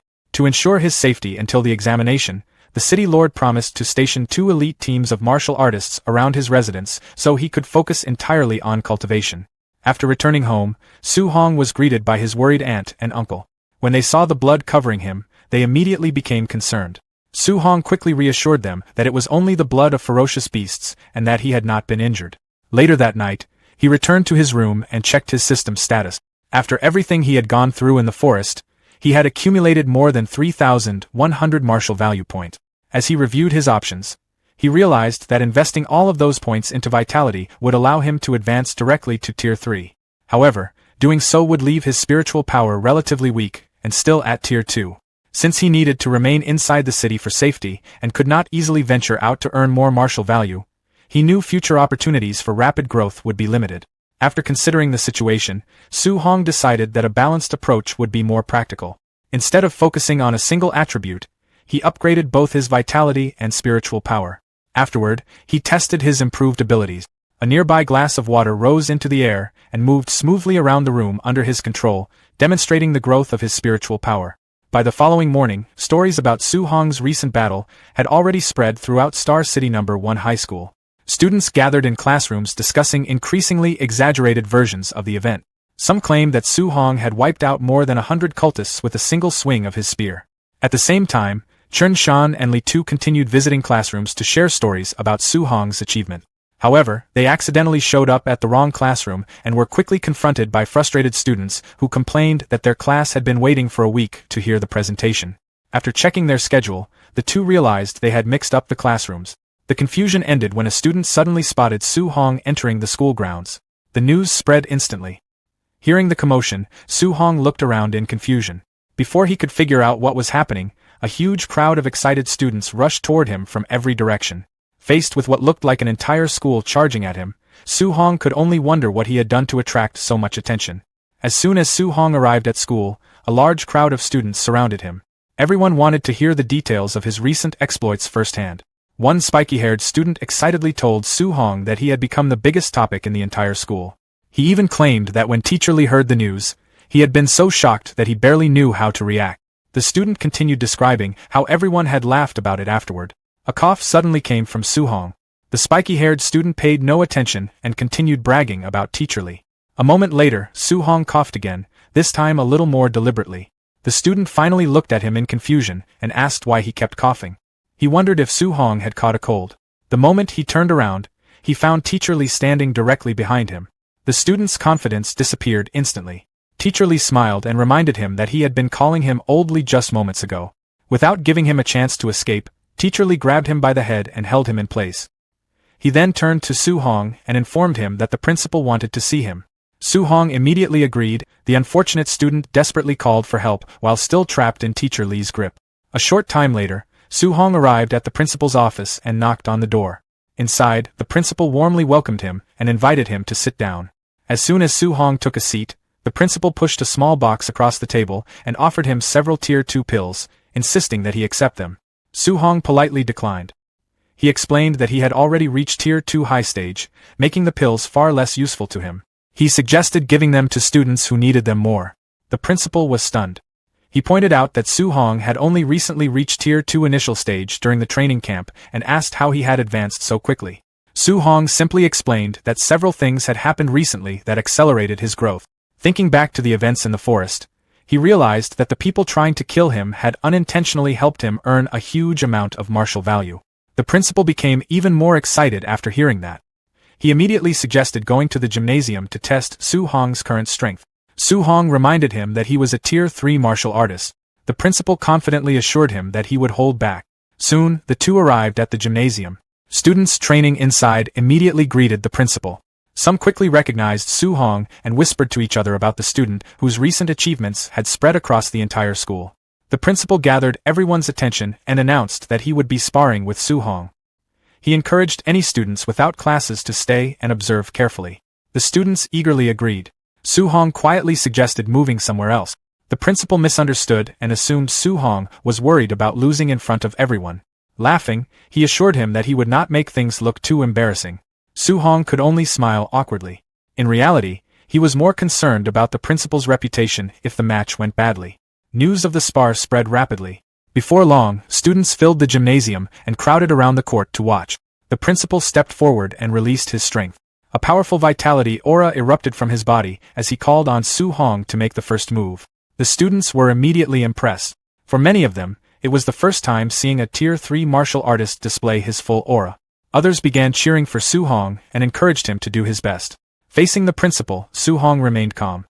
He knew he couldn't seriously injure him, so he carefully considered which martial art to use.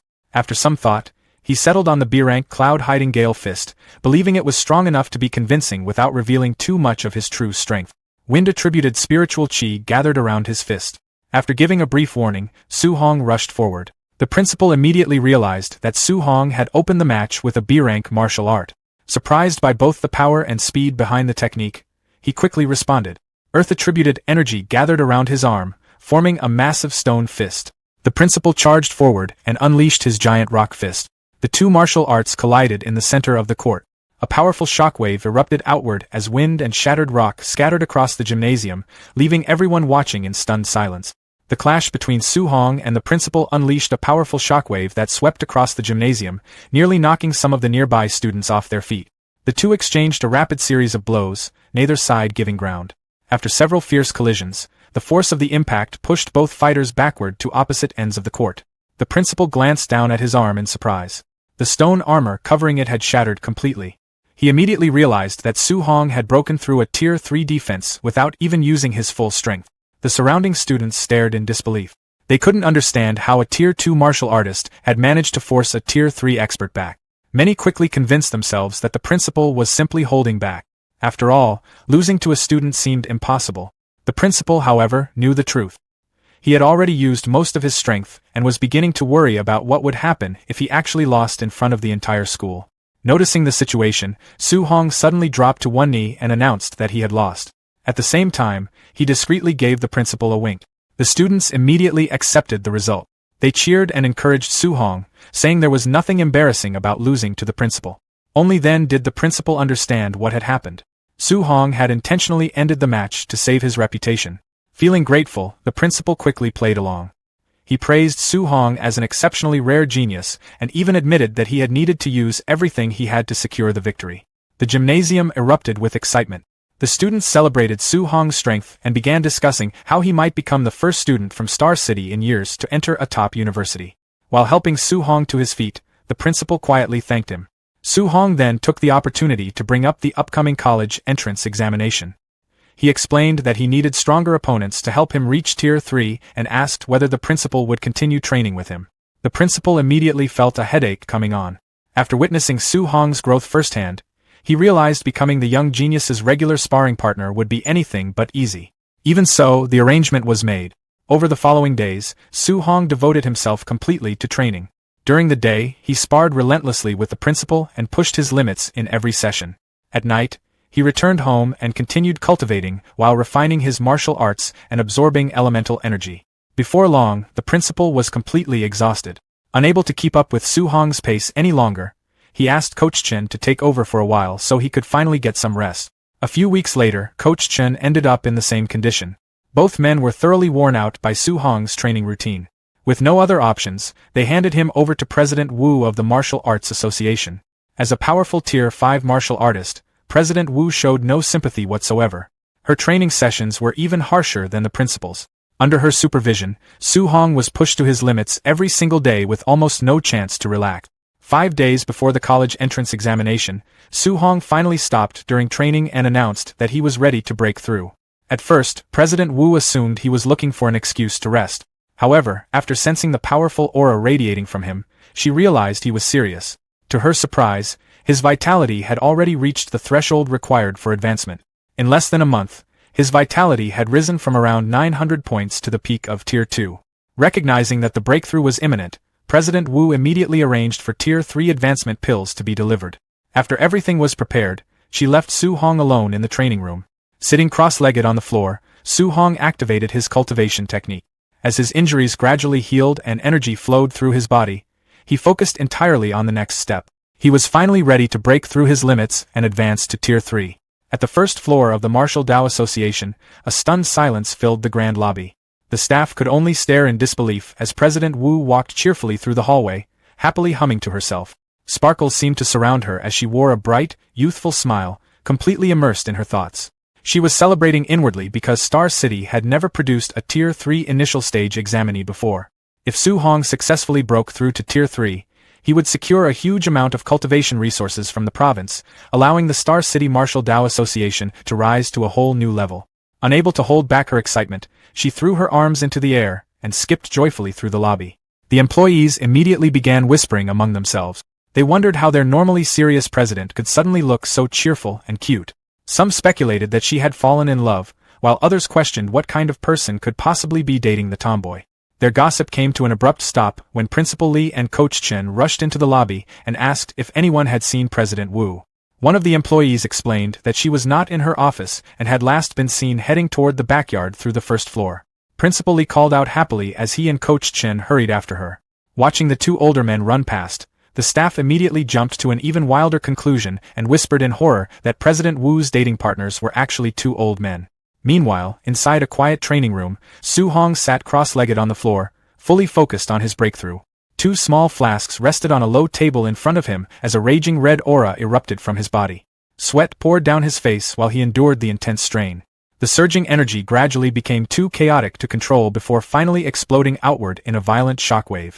The force left him slumped over and gasping for air as steam rose from his skin.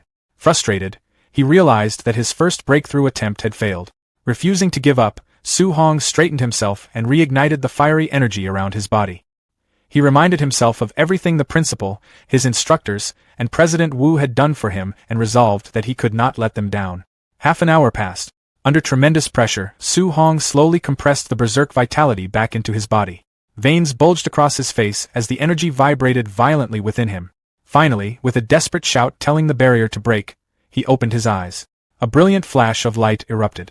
A massive explosion of energy burst from his body, tearing his clothes apart and blasting them away in a cloud of dust. When the smoke cleared, Su Hong stood completely naked as he let out a deep breath. Looking down at his hands, he wondered if this was truly the power of Tier 3. He raised a fist, gathered his strength, and casually threw a punch. A huge fiery fist-shaped blast shot across the training room.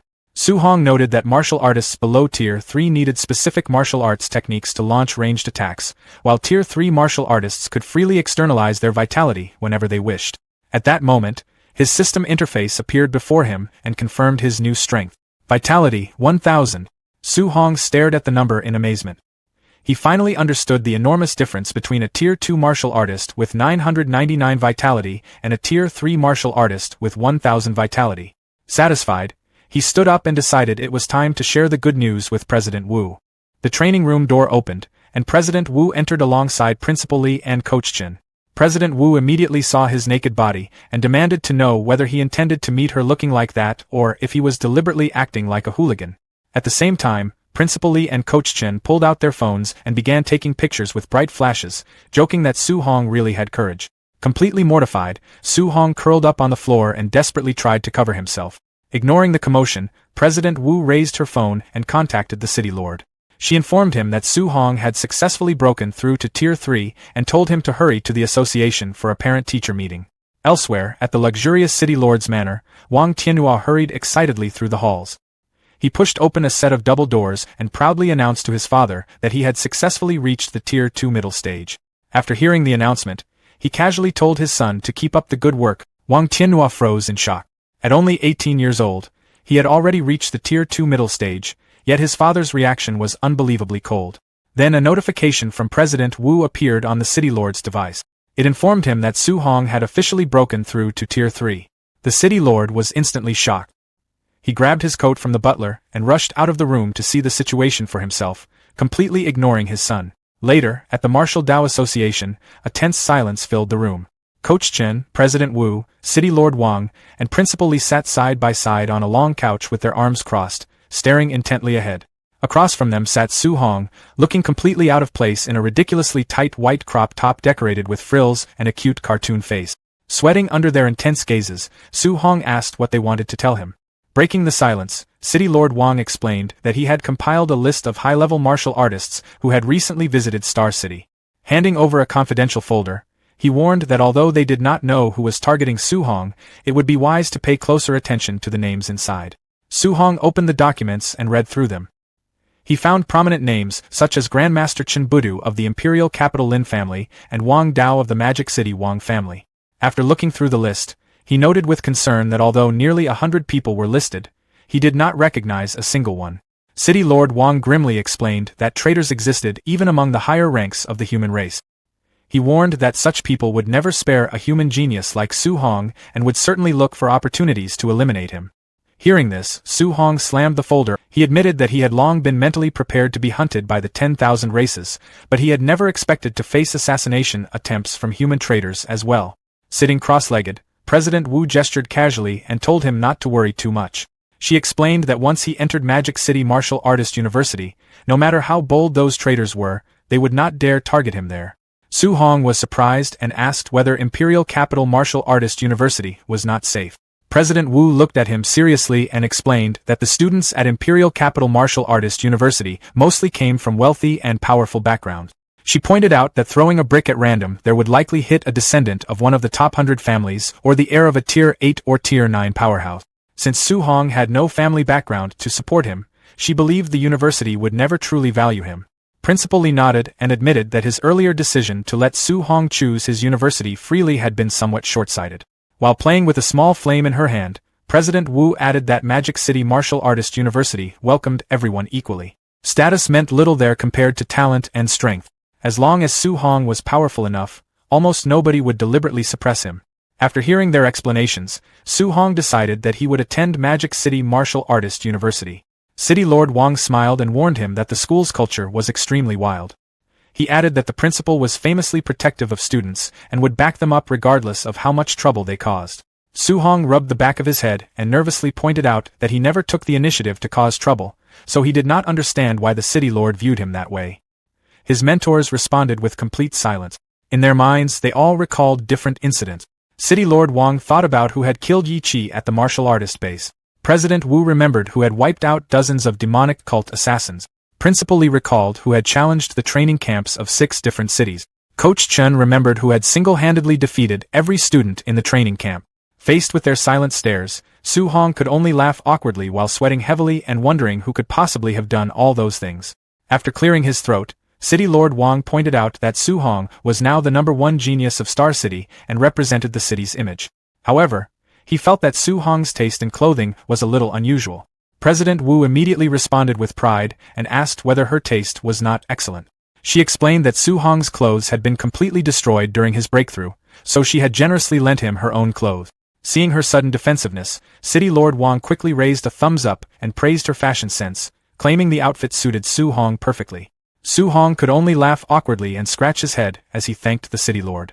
A few days later, City Lord Wang stood waiting inside Star City Airport. As a visitor arrived, he welcomed him and mentioned that he was the person responsible for overseeing this year's college entrance examination assessment. Walking through the airport with a female assistant carrying a briefcase behind him, the stylish Wang Lindao lowered his sunglasses.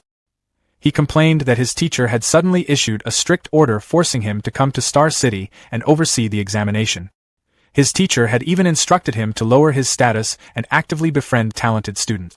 Wang Lindao narrowed his eyes and grumbled that he was already a Tier 5 martial artist. In his view, taking the initiative to befriend students was damaging to his pride. He scoffed that Star City had not even produced a Tier 2 examinee in previous years and questioned whether there was anyone worth befriending. City Lord Wang smiled knowingly and asked whether an 18-year-old Tier 3 genius would be worth befriending. Wang Lindao froze on the spot as the revelation sank in and urgently demanded to know where the genius was, insisting on being taken to meet him immediately. At the Star City martial art exam venue, an aerial view reveals a large stadium prepared for the assessment. On the field, examiners inspect the combat testing machines, confirming that all parts are ready for the vitality test. Nearby, Wu Linxian looks at her phone, questioning where the examiner they were supposed to pick up is. In response, City Lord Wang Yanai points toward the crowd. There, Examiner Wang Lindao leans heavily on Su Hong's shoulder.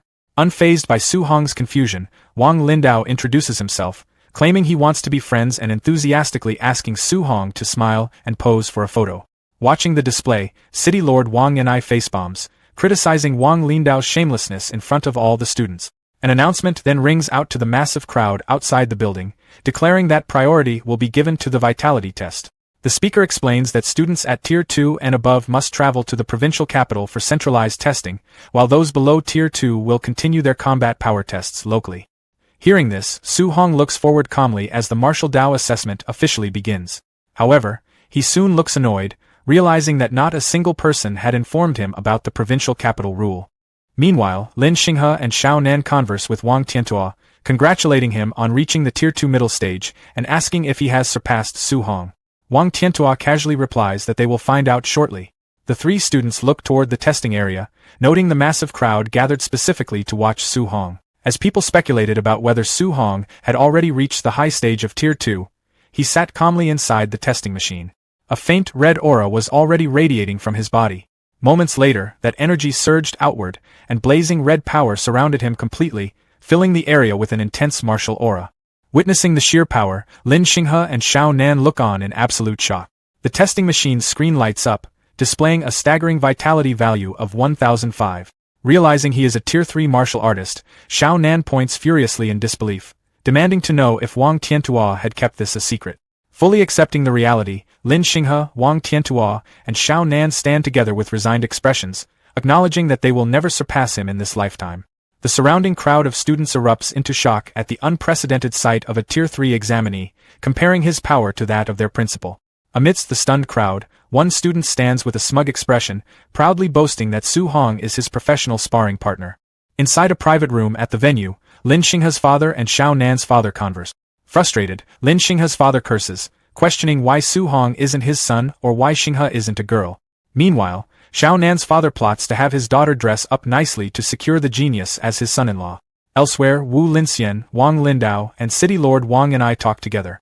Wang Lindao congratulates both of them on cultivating such an outstanding student, predicting that Star City's development and its Martial Dao Association will advance brilliantly. Observing from above, Wang Lindao looks out of a window and remarks that he travels to various places every year for the exams. He notes that in a mid to lower ranked city like Star City, even Tier 2 examinees are incredibly rare. A bar chart then displays cultivation resources, showing the massive gap with Star City at a mere 10 compared to the 500 of Magic City and the Imperial Capital. Wang Lindao explains that the issue isn't poor talent, but this immense resource gap. Smiling confidently, he states that for Su Hong to reach Tier 3 in such a resource-scarce environment makes him a terrifying existence. He adds that with proper educational conditions, Su Hong might already be at Tier 4, calling him the most talented person he has ever met. Back on the ground, a crowd cheers enthusiastically for Su Hong, waving signs and screaming that they love him and want to have his babies. Sweating and sporting a chibi face, Su Hong looks overwhelmed and uncomfortable, admitting that being watched by so many people is too unsettling. Sometime later, Lin Xinghe, Wang Tiantua, and Xiao Nan stand together, revealed to be the only other students in Star City to reach Tier 2. Following the assessment, Su Hong, Lin Xinghe, Wang Tiantua, and Xiao Nan board a special train heading to the provincial capital for the martial art exam. Inside the train, Su Hong leads his companions down the aisle. He walks past the seated passengers in complete silence. Suddenly, a passenger erupts with a blazing red aura. Immediately after, another passenger releases a red aura. Within seconds, all the seated passengers release red auras, bathing the entire train car in intense energy. Su Hong and his companions face the red auras head-on. Unfazed, Lin Xinghe casually opens a fan and mocks their childish show of strength. Refusing to let Star City lose face, Wang Tiantua, Xiao Nan, and Lin Xinghe activate their auras to push back.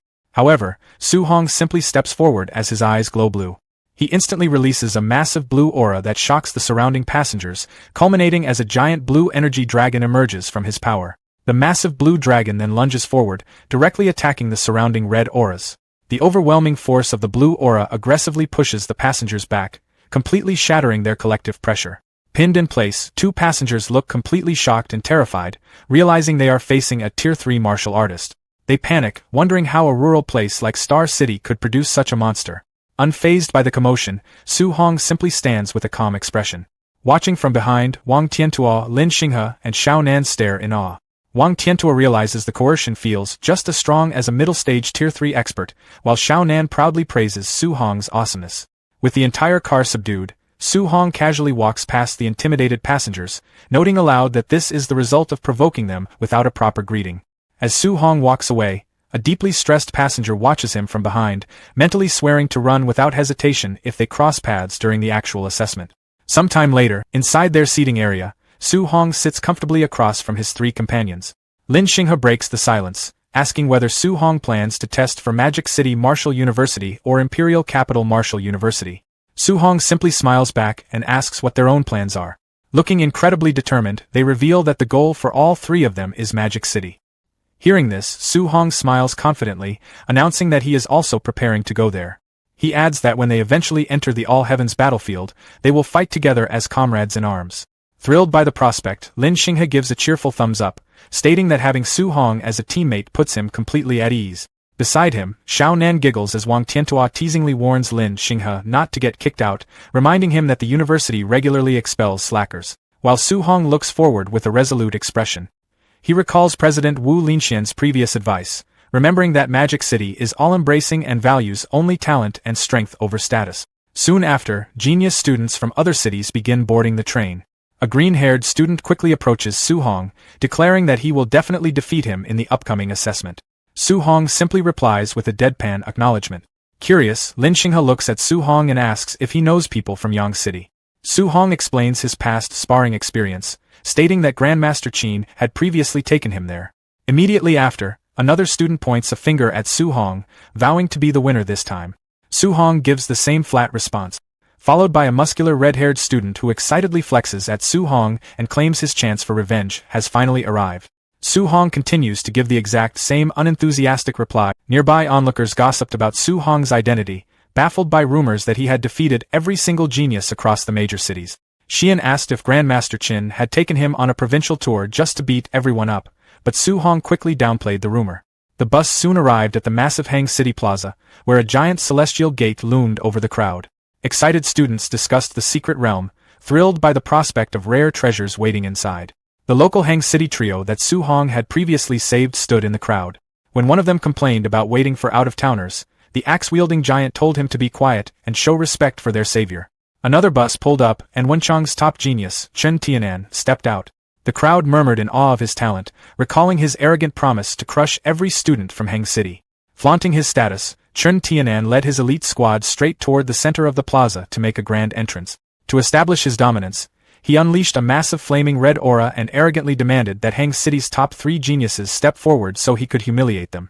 Feeling the terrifying pressure, the panicked crowd scrambled back, shocked to realize they were looking at a powerful Tier 3 martial artist. However, the axe-wielding student from Hang City released his own red aura, mocking Wenchang's genius for showing off when they were both Tier 3. Meanwhile, his companions dismissed Chen Tianan as a total nobody.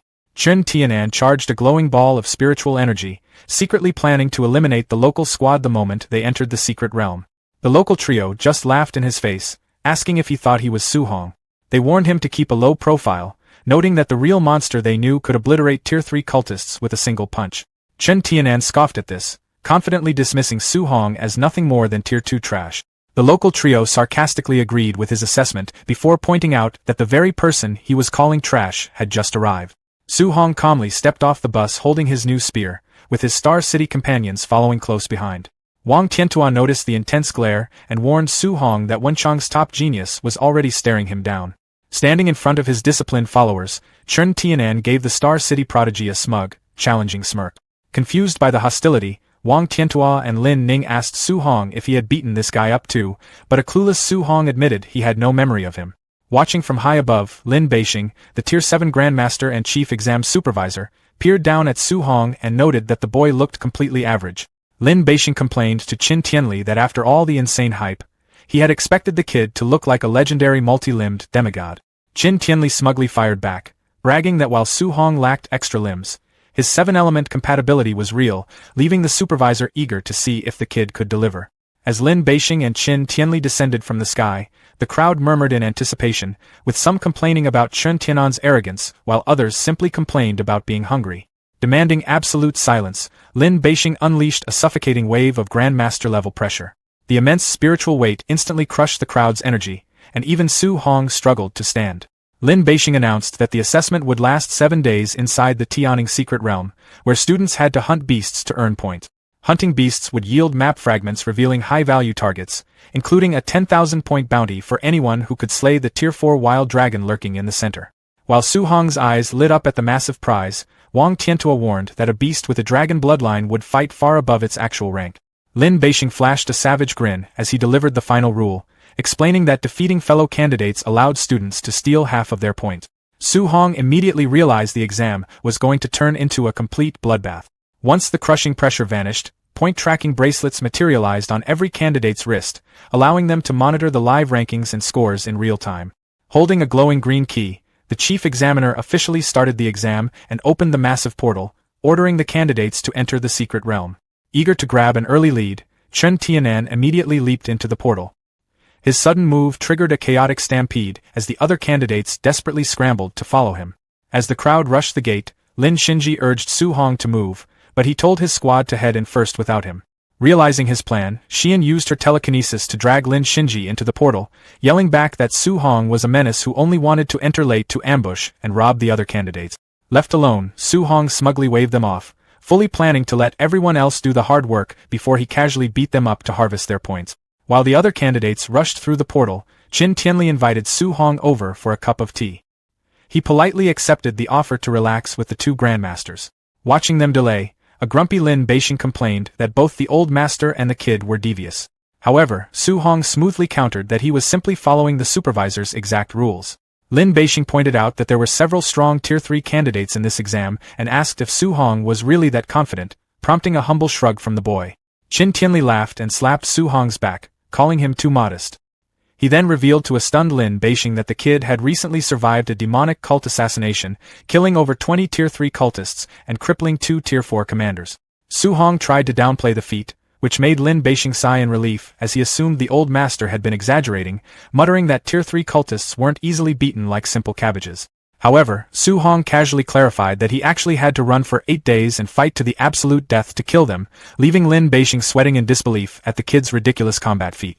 Several hours later, the view shifted to the deep, rocky valleys of the Heavenly Star's secret realm. Down in a secluded clearing, a giant brown bear and a white tiger roared fiercely. Sitting high up on a vantage rock, Su Hong casually observed the two massive beasts. He mentally noted that encountering two Tier 3 initial stage ferocious beasts immediately after entering the realm was incredibly good luck. Without warning, the giant brown bear leaped aggressively forward. With a massive, earth-shattering swipe, the bear violently struck the white tiger. Badly beaten and bleeding, the white tiger whimpered, completely cowering on the ground. Pressing its brutal advantage, the giant bear leaped high into the air, crashing down toward the helpless feline. Before the massive beast could land its killing blow, Su Hong's eye flared with intense golden lightning. In a blinding flash, he intercepted the attack mid-air, pulling his crackling golden spear directly from the bear's body. The sheer, overwhelming impact forced the giant bear to collapse, instantly dead before it even hit the ground. As the giant beast lay completely motionless, Su Hong's dark silhouette stood triumphantly atop its massive corpse. He stood confidently holding his spear, stating aloud that he had dealt with one and now it was the tiger's turn. Hearing his chilling declaration, the white tiger looked absolutely terrified, its fur fully raised in primal shock. Realizing it was completely outmatched by the human monster, the tiger frantically turned and sprinted away. Refusing to let his target escape so easily, Su Hong levitated effortlessly above the terrified white tiger, calmly asking if it was actually trying to run. Channeling his overwhelming power, Su Hong violently thrust his glowing spear downward, fully unleashing the 9 heaven-breaking spear's third stance. Terrified by the devastating incoming attack, the white tiger completely submitted, dropping to the ground and frantically meowing like a cornered house cat. Hearing the utterly ridiculous sound coming from a giant predator, Su Hong looked completely confused. At the last possible second, he shifted his trajectory. The redirected impact completely obliterated the surrounding terrain, carving a massive, smoking trench deep into the earth. Fully submitting to its savior, the white tiger rolled onto its back and acted aggressively cute, continuously meowing. Staring down at the massive apex predator, Su Hong looked completely bewildered, deeply questioning how a wild, ferocious beast actually knew how to beg for mercy and act cute.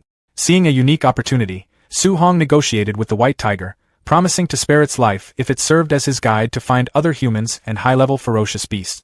The tiger excitedly meowed in agreement. Soon after, the white tiger sprinted rapidly through the secret realm with Su Hong riding comfortably on its broad back. Pointing forward, Su Hong commanded his new mount to go find a big guy with a high tier. Following his exact orders, they soon arrived in a dense, ancient forest where a giant ape forcefully snorted plumes of air from its massive nose. Standing amidst the towering trees, the massive black ape effortlessly wielded a giant wooden log as a weapon. Crouching silently on a high cliff, Su Hong and the white tiger carefully observed the giant ape from behind. Looking down at the colossal beast, Su Hong evaluated its threat level, wondering if it was a Tier 3 high-stage monster. He noted that its imposing 30-meter height made it more than twice the size of normal giant apes found outside the secret realm. Suddenly sensing their presence, the giant ape spun around, glaring up at the cliff with violently glowing red eyes. Reacting to the sudden, explosive hostility, Su Hong's eye widened in surprise. Without a moment's hesitation, the giant ape roared and violently swung its massive log directly at them, aiming to crush the entire cliff to dust. Despite the devastating incoming attack, Su Hong simply stood completely calmly as the massive weapon approached. With an earth-shattering explosion, the giant log violently smashed into the cliffside. Narrowly avoiding the crushing impact, the white tiger rapidly leaped away from the collapsing rock. Falling smoothly through the air, Su Hong commanded the tiger to retreat, ordering it to run far away and find a safe place to wait for him. Su Hong glared back and threatened the retreating tiger, warning that if it dared to run away entirely, it was dead once he found it. Hearing the genuine death threat, the terrified tiger landed clumsily in the distant bushes, whimpering obediently like a beaten dog. Without a second's hesitation, Su Hong turned and sprinted directly up the massive, descending log, noting that despite being more than twice the size of normal apes, it was still ultimately just a Tier 3 ferocious beast. Furious at the tiny human daring to charge up its weapon, the giant ape roared in pure, unadulterated anger. It lunged forward with its massive open mouth, fully intending to devour him whole. However, instead of showing even a sliver of fear, Su Hong covered his nose in extreme disgust, complaining aloud that the beast was far too smelly. Refusing to let the creature breathe on him, Su Hong raised his crackling, glowing spear. Shouting the name of his heaven-breaking attack, he violently struck the ape's jaw. Instantly, a massive explosion of brilliant golden energy erupted from the point of impact. The sheer, overwhelming force of the blow knocked a giant tooth completely out of the ape's mouth, sending the boulder-sized fragment crashing heavily into the ground below. Immediately after, a blinding beam of light pierced straight through the top of the ape's head. Roaring in absolute agony, the giant ape fell backward, spraying a geyser of blood across the forest as it crashed to the ground. Amidst the swirling dust and the deafening crash of the massive log, Su Hong simply stood completely calmly, entirely unfazed by the immense destruction he had just caused. With the giant beast momentarily downed, Su Hong casually walked up to the massive log left behind in the dirt. Mentally evaluating the colossal weapon, he noted that it was over 40 meters long and likely weighed around 70 tons.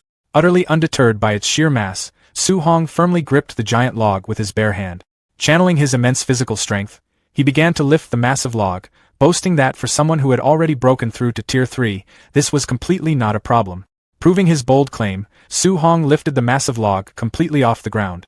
He then flooded the massive weapon with his glowing spiritual power, reinforcing its structure. With the colossal weapon secured, Su Hong leaped high into the air, hauling the massive log in tow. High above the ruined battlefield, Su Hong swung the massive log downward toward the slowly recovering giant ape. Diving aggressively toward his target, Su Hong screamed out, calling the beast a stinky monkey and telling it to eat his cudgel. The log swung down with incredible, terrifying speed, generating a massive shockwave that tore through the air. Realizing the fatal danger a second too late, the giant ape looked up completely terrified, its eyes bulging in sheer shock. Without giving the beast a single chance to react, the log brutally smashed directly into the ape's face, instantly shattering its remaining teeth. The sheer, unmitigated force of the impact caused the giant ape to be thrown backward violently. Meanwhile, far outside the secret realm, a massive crowd of students and instructors watched the brutal, one-sided fight unfold on a giant broadcast screen. Completely stunned into silence, they questioned if what they had just seen was actually real, openly wondering what kind of absolute monster this kid named Su Hong actually was. Watching the exact same screen in a private viewing area, Grandmaster Qin pointed and laughed uproariously, noting that Su Hong was beating a terrifying elite monster like he was beating a stray dog. Completely caught off guard by the sheer, overwhelming absurdity of the attack, Lin Beixing violently spat out his drink. Recovering his composure, the chief examiner wiped his mouth thoughtfully, finally admitting that it seemed there was absolutely no suspense left for this year's assessment. Standing triumphantly on top of his massive log, Su Hong checks his wrist device. He's pleasantly surprised to find that the Grandmaster's map fragments dropped just from defeating the giant ape. A notification then pops up, and he stares in shock as his score skyrockets to 2,100 points. The leaderboard screen confirms he is now sitting dead first in the rankings. He realizes the black bear from earlier only gave him a measly 100 points, while the giant ape was a massive jackpot. Seeing that the second-place student only has 800 points, Su Hong calculates that hunting players just isn't worth his time. Deciding to focus on hunting more ferocious beasts instead, he strolls casually down the forest path. Meanwhile, 3 armed students stare at their wrist device in absolute disbelief. They stress out over Su Hong's massive point jump, realizing he must have soloed a high-tier special beast all by himself. But not everyone is intimidated. Sitting arrogantly on top of a dead bear, Chen Tianyan scoffs at the news. Smiling confidently, he figures that if a weakling like Su Hong can solo a special beast, then the monsters in this realm must be completely pathetic. Eager to take one down himself, he checks his map and locks onto a nearby red dot. Tracking the signal, he soon comes face to face with a massive, terrifying purple snake resting on a rocky cliff. Staring up at the towering monster, Chen Tianyan immediately starts sweating nervously. He realizes this creature is actually a high-stage Tier 3 beast, and the terrifying truth about Su Hong's actual strength begins to set in. Refusing to accept that he's weaker than Su Hong, Chen Tianyan clenches his fist as it ignites with fiery red energy. Powering up and declaring that he won't lose to anyone, he holds his ground as the giant snake violently lunges forward. A few minutes later, reality hits Chen Tianyan hard as the snake ruthlessly blasts him backward. He crashes heavily into a giant tree, coughing up blood from the devastating impact. Realizing this python is practically a Tier 4 monster, he abandons all his pride and desperately scrambles away. Running frantically through the forest, he curses his terrible luck and his decision to flee. He decides that if he can't beat the boss monsters, he'll just steal points from the other candidates instead. Spotting a group of unsuspecting students ahead, he ignites his hand and flashes an evil grin, ready to take what's theirs. But before he can make his move, Su Hong suddenly leaps out of nowhere, swinging his massive wooden club. With his eyes glowing a menacing red, Su Hong smiles, shocked by the sudden ambush, Chen Tianyan ignites his flames and frantically turns around. Su Hong brings his giant weapon down with terrifying force, brutally flattening Chen Tianyan's face. The devastating impact sends the arrogant student flying violently backward through the forest. As Chen Tianyan flies backward through the forest, the unsuspecting students scramble and dodge in absolute panic. Completely knocked out, the remaining students stare in shock at the unconscious top-tier fighter, terrified of whoever possessed the formidable power to take him down in a single strike. Walking casually out of the dust, Su Hong checks his wrist device, pleasantly surprised that he picked up 400 points just from swatting Chen Tianyan. He then points his massive log at the 5 shivering students. With a menacing tiger shadow looming behind him, Su Hong approaches intimidatingly and demands to know how many points they have. Terrified, the 5 students immediately bow and beg for mercy, pleading that they don't even have 100 points between them and aren't worth the beating. Su Hong looks genuinely disappointed by their pathetic score. However, an idea strikes him, and he casually suggests that they go beat up the unconscious Chen Tianyan to see if they can steal half of his remaining points. Surprised by the ruthless suggestion, the students cautiously agree to give it a try. 2 minutes later, Chen Tianyan's face is left heavily bruised and beaten beyond recognition. The students huddle together, realizing that no matter how many times they hit him while he's down, the system doesn't award them any extra points. Satisfied with the experiment, Su Hong hops onto his tamed white tiger and bids them farewell. Meanwhile, watching from the VIP room, Lin Beixing questions if beating an unconscious person is something a human would do, but Grandmaster Qin just laughs, noting that Su Hong's ruthless menace energy is perfect for Magic Martial University. Back in the testing grounds, the giant purple snake hisses menacingly. Without hesitating, Su Hong leaps directly toward the massive beast with his glowing spear, challenging it to a fight. The giant snake lunges forward with its jaws wide open, but Su Hong simply powers up his spear with intense, crackling energy. Using his 9 heaven-breaking spears technique, he blasts the devastating energy directly into the snake's mouth. An hour later, the massive snake lies completely dead on the ruined ground. A heavily bruised Chen Tianyan stumbles into the clearing and stares at the massive corpse in disbelief. Checking the leaderboard, he reels in shock as he sees Su Hong's score sitting at a staggering 4,500 points, proving he actually killed the Tier 3 high-stage python. Terrified and confused, Chen Tianyan sweats nervously, unable to understand how a Tier 2 martial artist could possess such monstrous strength. Desperate to protect his own fragile ego, he rationalizes that Su Hong must be hiding his true strength as a Tier 4 martial artist, otherwise there's no way he could defeat a monster that completely overpowered Chen Tianyan.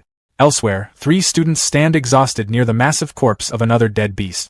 They discuss Su Hong's monstrous strength, wondering how a human could possibly solo monsters that nearly wiped out their entire squad.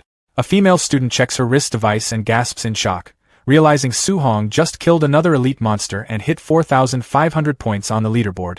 One of the students collapses to his knees in pure despair, stating that Su Hong is simply a pure monster and no normal person should ever compare themselves to him. The others agree, encouraging themselves to just aim for second place by surpassing Chen Tianyan instead. Meanwhile, back in the viewing room, Grandmaster Qin praises Su Hong's outrageous talent, amazed at how easily he wields the power of thunder and fire. Fascinated by the display, Lin Beixing asks Grandmaster Qin to introduce him so he can seek guidance from the young student, since he also possesses dual attributes. Grandmaster Qin sips his tea and mockingly asks if it isn't a bit embarrassing for a generation's grandmaster to ask a greenhorn for advice.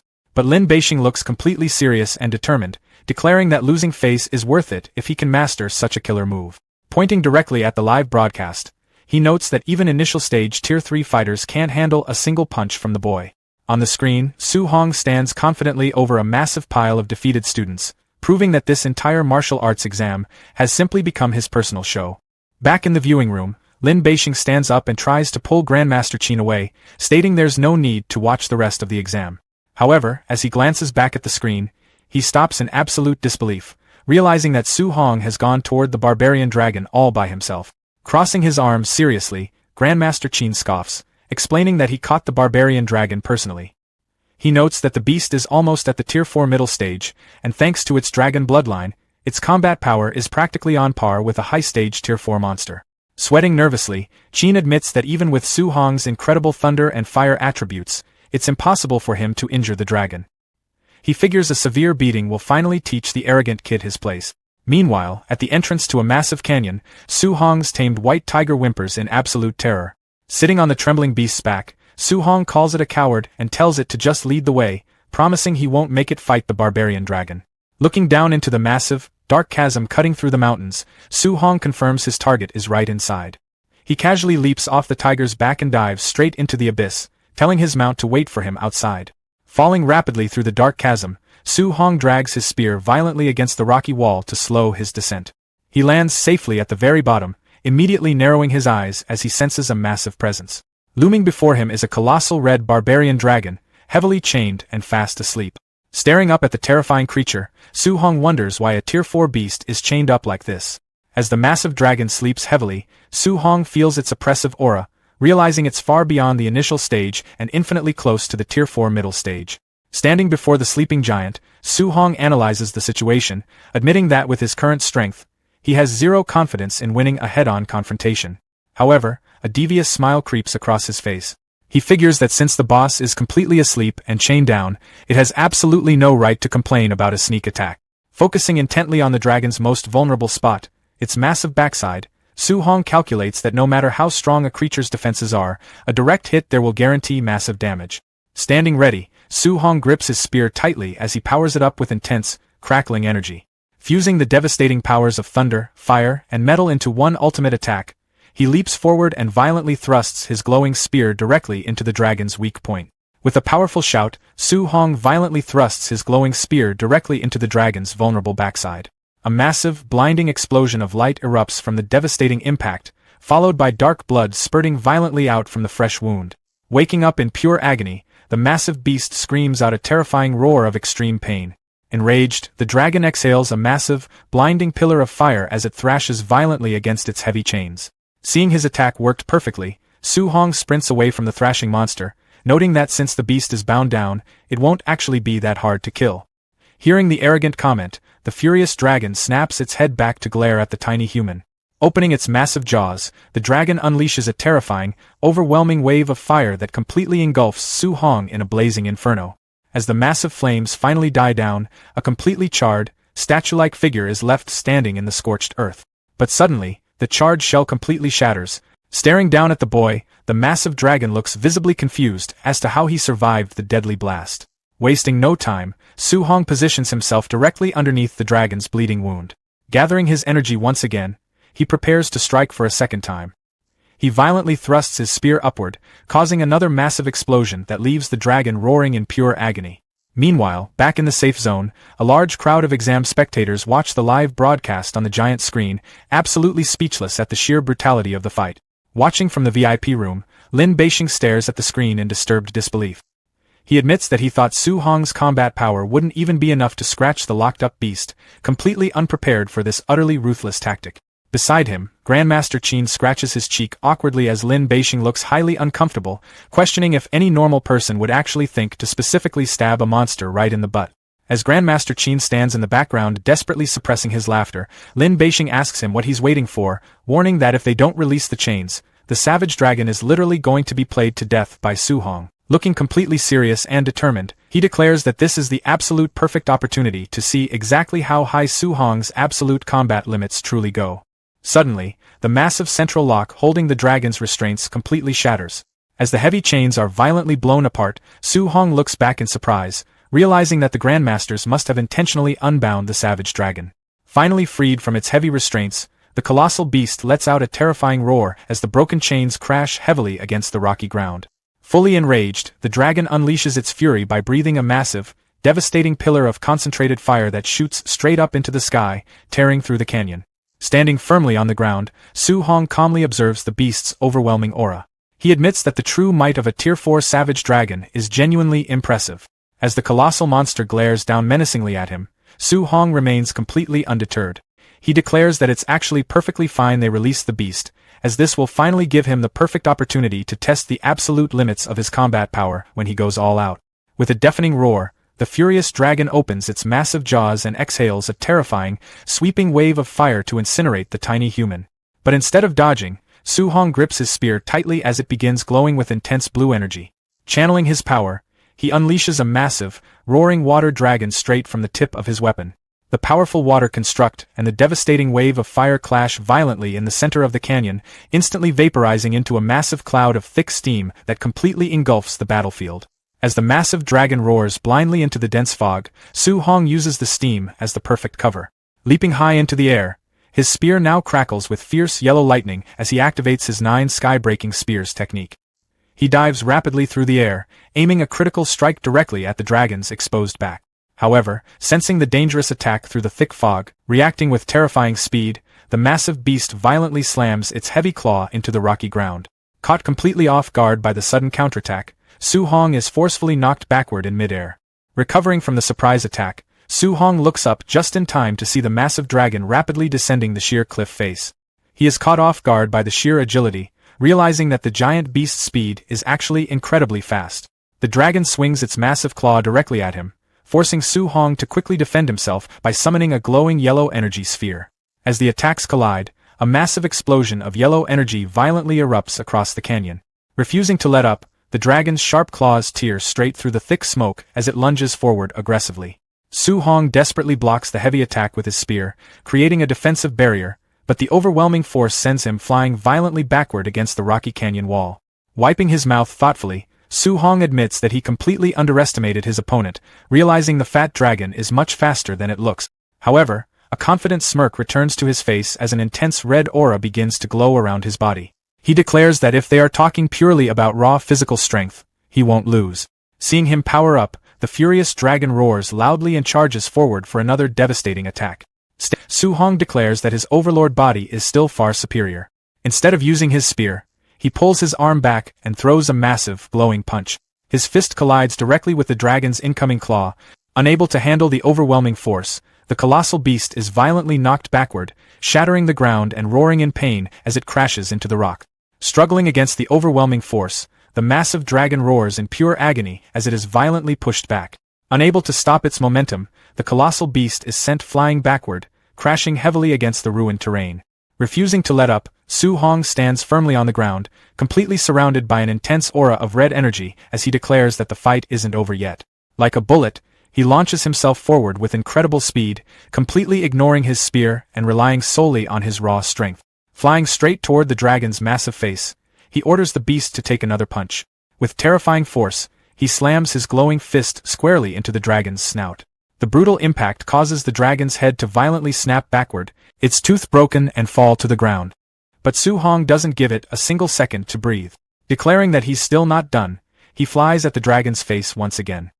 He lands a brutal, glowing uppercut directly to the beast's chin, instantly following it up with a rapid, merciless barrage of punches. Screaming out with every strike, he completely overwhelms the roaring dragon with pure physical superiority. Meanwhile, back in the safe zone, the crowd of exam spectators watch the live broadcast in absolute disbelief. Shocked by the one-sided beatdown, they wonder which one is the real savage dragon, finding it completely ridiculous that a Tier 3 human is physically suppressing a Tier 4 beast. Watching from the VIP room, Lin Beixing turns to Grandmaster Qin, noting that while fusing 3 attributes is impressive, Su Hong's physical strength is simply way too high. Sweating nervously in pure shock, Lin Beixing admits that he always thought the Overlord body was only ranked in the top 30 of all physique. However, watching the brutal assault continue on the giant screen, he realizes it's practically on par with the number 1 strength-type physique, the legendary war god body. Beside him, Grandmaster Qin looks intensely amazed as well. Listing off Su Hong's impossible talents, he declares that the kid is a total monster and is absolutely going to break the historical record for the martial arts exam. Back in the canyon, Su Hong delivers one final, devastating punch straight to the dragon's mouth, sending blood flying through the air. The massive beast's eyes roll back as it is completely knocked out, its colossal body crashing heavily to the ground. Standing victorious amidst a massive cloud of settling dust, as the dust finally settles, a system notification pops up above Su Hong, awarding him 1400 martial Dao value points for the kill. Sitting exhausted in the crater, he admits that the savage dragon could really take a beating, noting that his spiritual energy is almost completely depleted. Su Hong looks up in sheer annoyance, thinking about how completely wicked the Grandmasters are for throwing a boss like this into a student exam. However, his annoyance fades into a slight smile as he checks his wrist device, happy that he finally secured the massive 10,000-point bounty. Elsewhere in the testing grounds, Chun Tianyan checks his own wrist device and stares in absolute shock. Seeing Su Hong sitting comfortably in first place with 14,500 points, he begins sweating profusely in pure terror. He realizes that Su Hong must have actually killed the Tier 4 Savage Dragon, completely unable to process how he managed to take down a monster with a dragon bloodline. Across the mountainous landscape, the sheer despair of the point gap begins to shatter the other candidates. Two students collapse to the ground in tears, sobbing apologies to their parents as they realize they aren't geniuses at all, but complete trash compared to Su Hong. Watching the broadcast from the viewing room, Lin Beixing notes that the mental state of the young geniuses seems to have completely collapsed. Grandmaster Qin simply shrugs, admitting that if he had run into a monster like Su Hong back in his day, his mentality would have collapsed too. Suddenly, the crowd of spectators erupts into a massive uproar as the screen shows Su Hong casually barbecuing the massive dragon's meat, completely mind-blown by how badass and wild he is. Hearing the sizzle of the meat, his tamed white tiger creeps out of hiding, drooling heavily at the mouth. Su Hong jokingly scolds the cowardly beast, noting that it was nowhere to be found during the fight but came running out the moment there was food. Despite the scolding, he generously tells the tiger to eat up, letting it happily jump onto the roasted carcass. Half an hour later, both Su Hong and the tiger lie completely stuffed and bloated on the ground.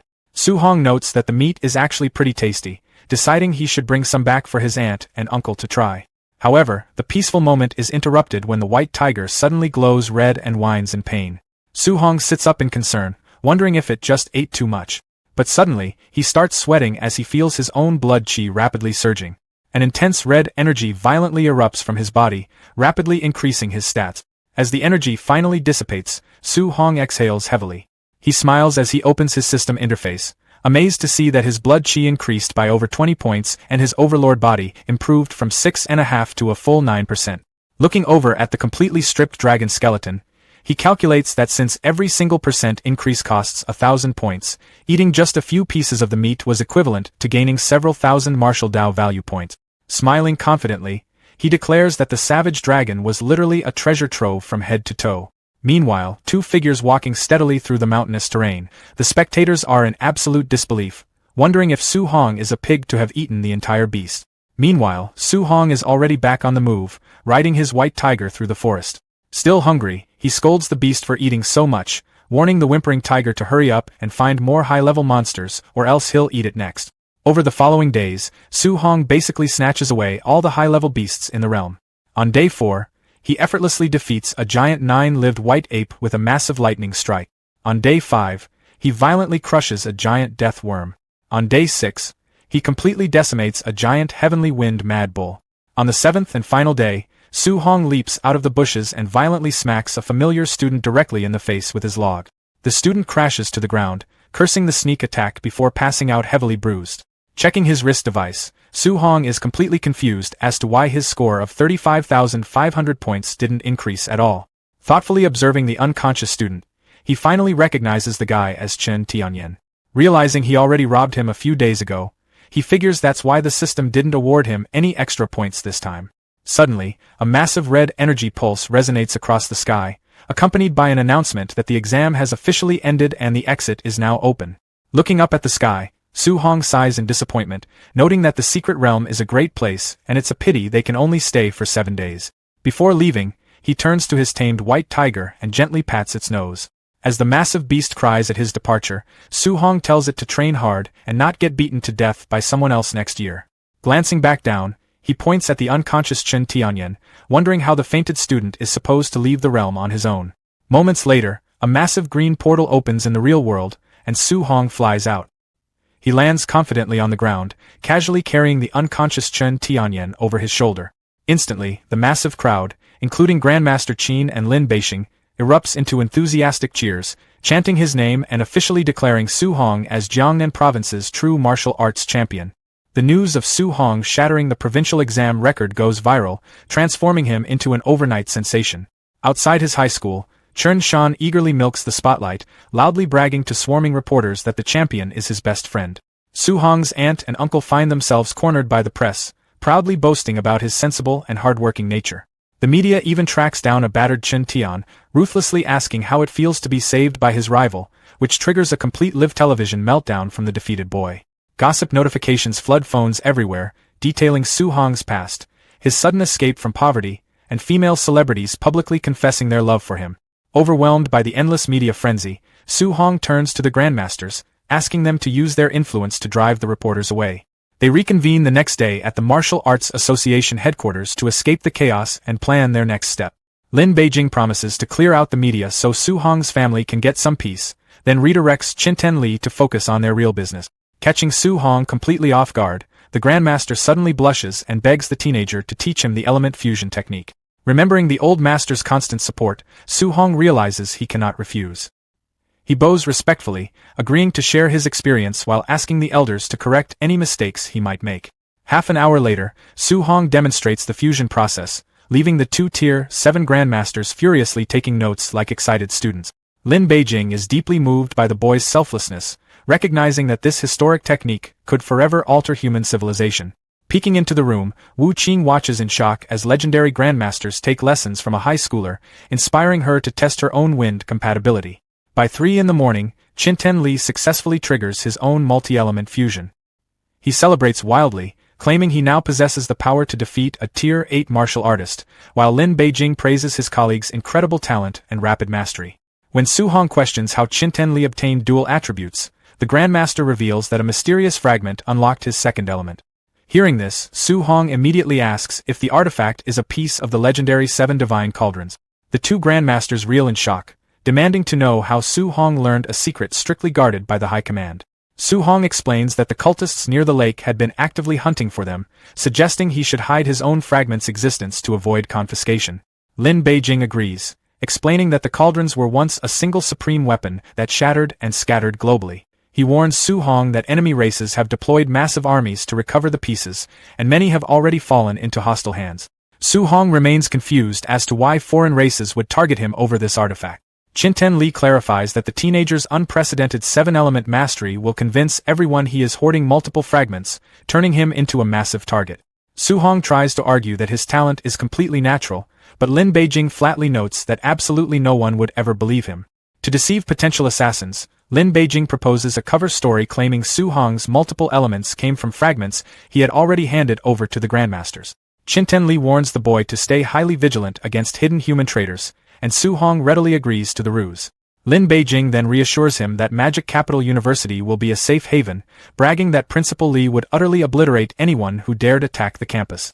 Curious, Su-hong wonders if this renowned Principal Li is a powerful Tier 9 martial artist. Lin Beijing confirms his immense strength, revealing that Principal Li once shattered the leg of the Imperial Capital's principal. Glad to have such a formidable shield, Su-hong asks about Principal Li's hobbies, eager to get on his future protector's good side. Lin Beijing quickly shuts down any thoughts of bribery, warning that the principal despises flattery and would likely break Su-hong's legs instead. Qinten Li suggests that beating up the Magic Capital City Lord's son would easily grab the principal's attention, provided Su-hong was justified. When Su-hong plays innocent and claims he never causes trouble, Qinten Li laughs and mockingly agrees that he is a very good kid. Lin Beijing then proposes the ultimate plan, thrashing the Imperial Capital Principal's relatives during the national tournament. The two elders scheme happily, assuring Su-hong that if he crushes the rival principal's great-grandson and mocks their institution, Principal Li would adopt him on the spot.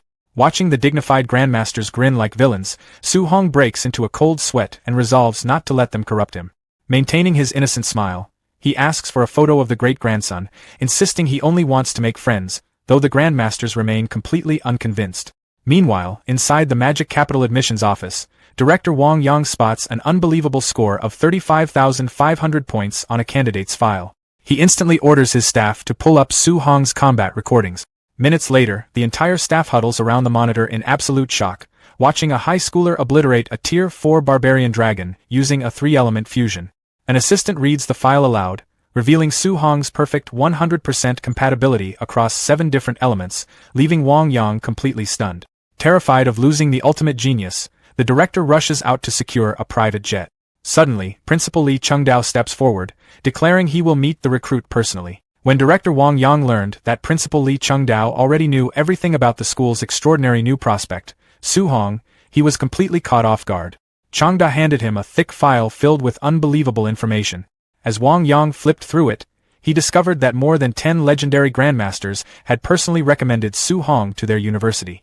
That level of support was almost unheard of, making it clear that this young talent was far more special than anyone had imagined. With the decision already settled, Principal Li calmly explained that there was one important task to deal with before heading to Star City. They first needed to eliminate a few dangerous targets. Hearing that, Wang Yang immediately tried to convince him otherwise. He urged the principal to leave anything involving personal conflicts to the school's staff, hoping to stop his unpredictable boss from causing another catastrophe. Li Chengdao quickly cleared up the misunderstanding. He explained that the targets weren't ordinary people. They were members of a demonic cult that had secretly established a nearby base and were preparing an attack on Su Hong. Realizing the mission was about protecting their future student rather than settling personal matters, Wang Yang finally relaxed and agreed to come along. His relief didn't last long. Without giving him any warning, and shot into the sky at terrifying speed. Wang Yang could do nothing except scream as they streaked across the heavens like a blazing meteor. Roughly 50 kilometers east of the city, hidden deep inside the dark Tanfong forest, an enormous cave system remained concealed beneath the mountains. It served as the headquarters of the local demonic cult. Around a massive stone table, the cult's leaders gathered to finalize their plan for assassinating Su Hong before he ever reached the university. Their leader confidently revealed that the heavenly god race had made them an irresistible promise. If they succeeded in killing the gifted young martial artist, they would each receive divine blood capable of transforming them into gods. The room immediately erupted in excitement as the cultists celebrated the opportunity. The leader then reminded everyone of the importance of the mission. He declared that if several Tier 7 Grandmasters failed to eliminate a single student, they would have no reason to keep living. His harsh words instantly silenced the room before every cult member swore they would wipe Su Hong out no matter the cost.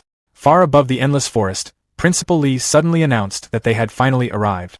Wang Yang looked down at the countless mountains below and couldn't help wondering how they were supposed to locate one hidden base among so many identical peaks. When he asked, the principal casually admitted that he actually had no idea where it was. Trying to solve the problem, Wang Yang volunteered to search the area himself. Instead, Li Chengdao stopped him. He simply asked Wang Yang to start recording with his phone because he intended to turn whatever happened next into a promotional advertisement for the university. Before Wang Yang could even react, the principal slowly raised one hand toward the sky. An overwhelming Tier 9 aura burst outward, making the heavens tremble. Thick clouds twisted overhead before a gigantic crimson hand of pure energy descended from the sky like divine judgment itself. The colossal palm smashed straight into the mountain range. The impact erased everything. Hidden caves, rocky peaks, and every cultist inside were crushed beneath unimaginable force. Panic screams echoed only for a brief moment before the mountains collapsed completely, leaving behind nothing except an enormous smoking crater where the entire base had once existed. Still holding his phone, Wang Yang stared silently at the recording. Watching someone with that level of power fight made every ordinary martial artist seem insignificant. Against strength like that, resistance felt completely meaningless. Meanwhile, back at Su Hong's villa, the atmosphere couldn't have been more different. The living room had become crowded with expensive gift boxes sent by influential local families, hoping to build a relationship with the city's newest champion. His aunt happily sorted through the mountain of presents before pulling out several photographs of wealthy young women. Smiling brightly, she wondered if any of them caught Su Hong's interest. Su Hong's face instantly turned red. He quickly explained that dating wasn't something he wanted to think about. In his opinion, he was still too young and needed to devote all of his attention to cultivation. His uncle immediately voiced his support. For one brief moment, Su Hong thought someone finally understood him. Then his uncle leaned closer and jokingly remarked that marrying a wealthy girl from the magic capital would be an even smarter decision. Su Hong could only sigh in helpless disbelief. Not wanting to remain trapped in the embarrassing conversation any longer, he politely excused himself and headed upstairs to continue training. His aunt turned toward her husband and scolded him for filling the boy's head with ridiculous ideas. Finally alone, Su Hong summoned his system interface. After checking his remaining 580 points, he decided to invest them in strengthening his spiritual power.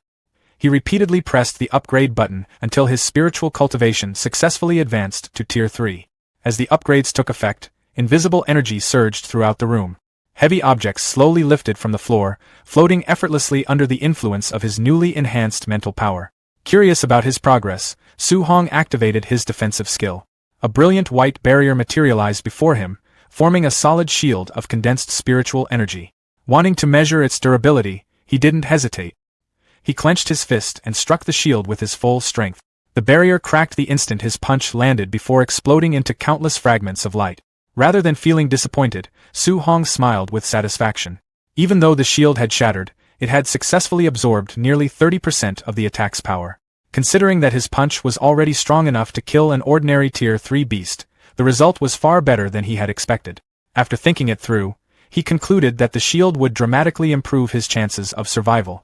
Even if numerous Tier 3 martial artists attacked together, his new defense would give him valuable protection.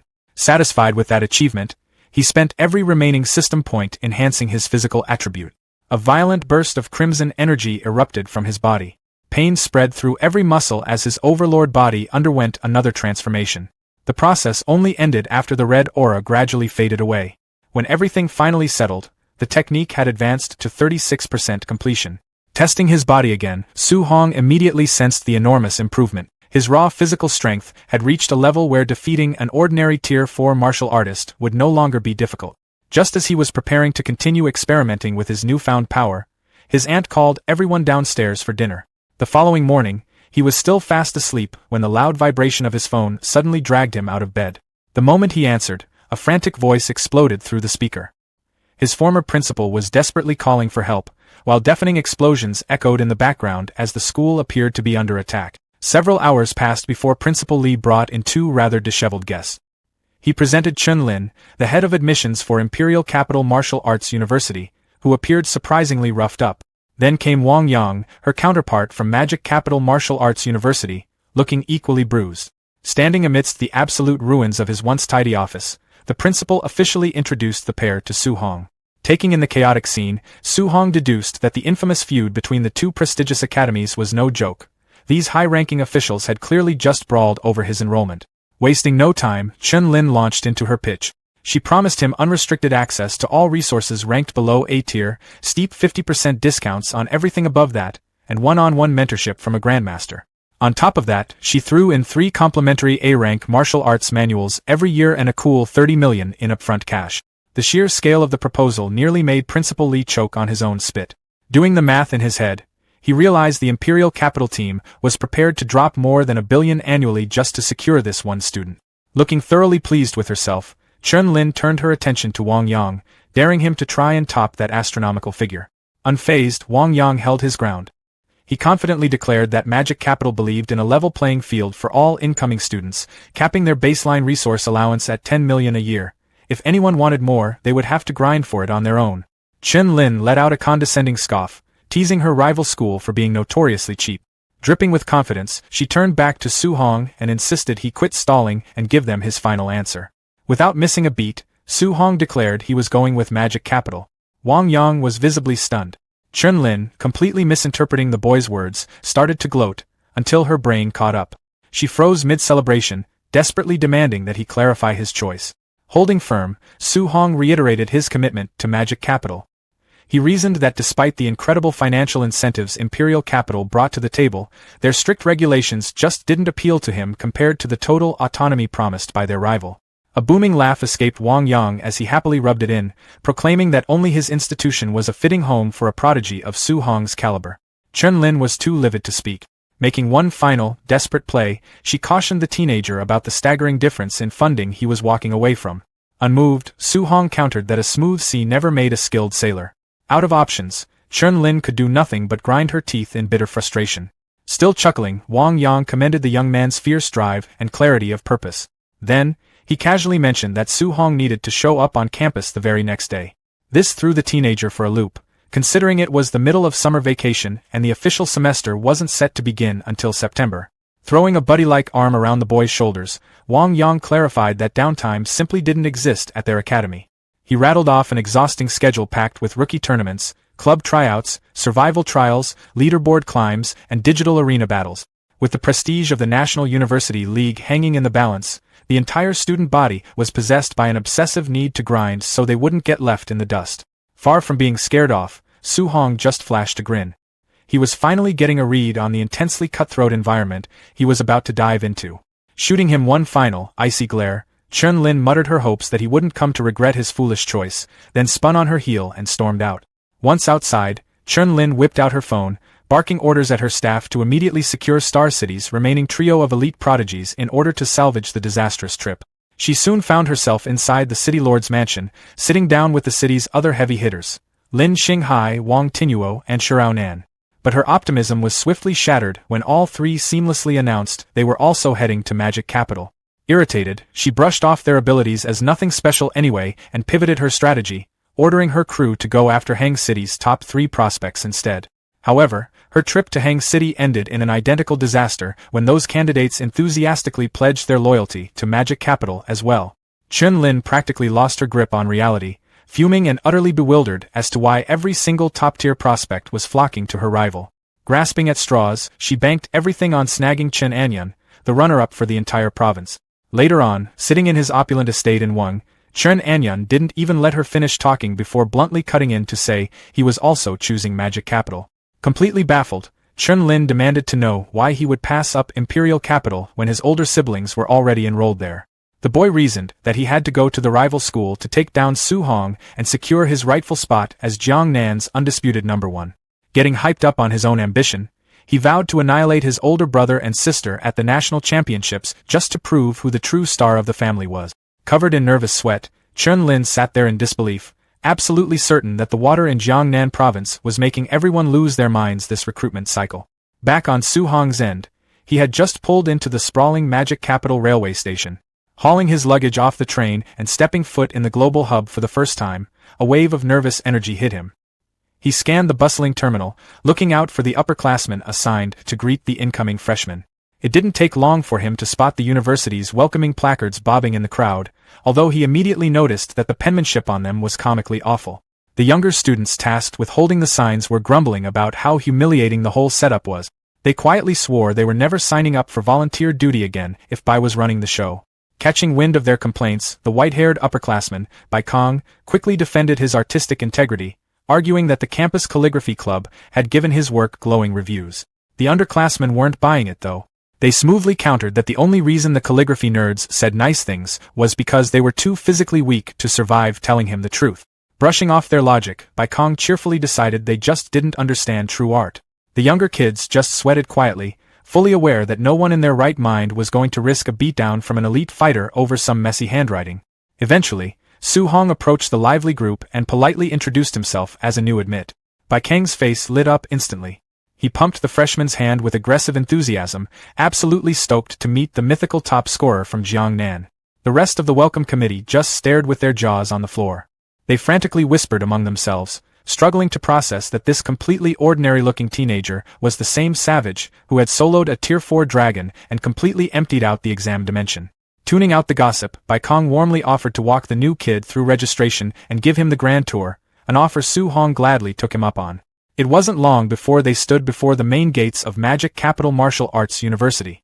The sheer scale and majesty of the entrance left Su Hong completely awestruck. Noticing his reaction, Bai Kong offered a friendly warning not to get any funny ideas about the university's shiny nameplate, even if it was forged from incredibly valuable A-tier metal. With a chuckle, the senior noted that while ambitious students tried to pry it off every semester, the elderly man working the gate always ended up snapping their legs in half. Pressing forward, Su Hong queued up at the intake tables to get officially logged in, where the staff handed over his orientation manual and a high-tech wristband used for tracking points. The mundane process was abruptly derailed by a chorus of shrieking, starstruck girls as Bai Kong threw a lazy wave to his massive following.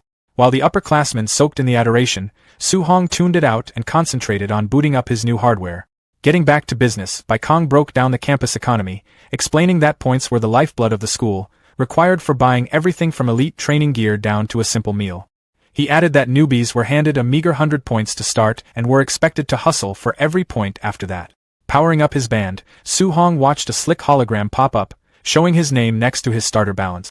Staring at the digital numbers, he silently pondered whether crushing people in the simulated ladder matches would translate to actual martial Dao points, a hack that could permanently cure his anxiety about farming stat. The tour wrapped up as Bai Kong guided him toward an absolutely massive, high-end villa, slapping him on the back for lucking into the finest housing in the premier zone. But the senior's smile turned sly as he casually mentioned that housing assignments weren't permanent, anyone could violently hijack his room whenever they felt like it.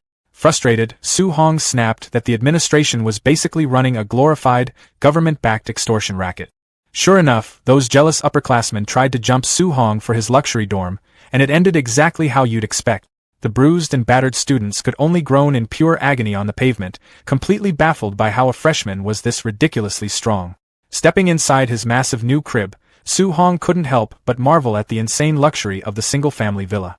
With a fully equipped, high-end training room right in his living space, he quickly realized that the academy was deliberately handing out these premium dorms to provoke intense jealousy and force the students to constantly fight each other for the best resources. Exploring further, he stumbled upon a glowing high-tech capsule, the virtual pod used to connect to the academy's infamous ladder combat network.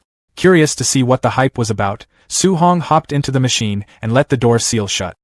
His consciousness instantly transferred into a massive digital space, where the system officially welcomed him to the arena. It quickly laid out the brutal ground rules. All fighters of the same tier had their physical strength and spiritual chi forcefully equalized, and any special physiques or unique spiritual powers were strictly banned. Testing his digital body with a quick jump, Su Hong immediately felt incredibly sluggish. With his overpowered stats nerfed and his spiritual chi completely sealed, he realized this virtual ladder was designed to strip away all raw power and strictly test a fighter's pure martial arts mastery. The system then displayed the competitive ranking ladder, starting from bronze all the way up to the legendary king tier.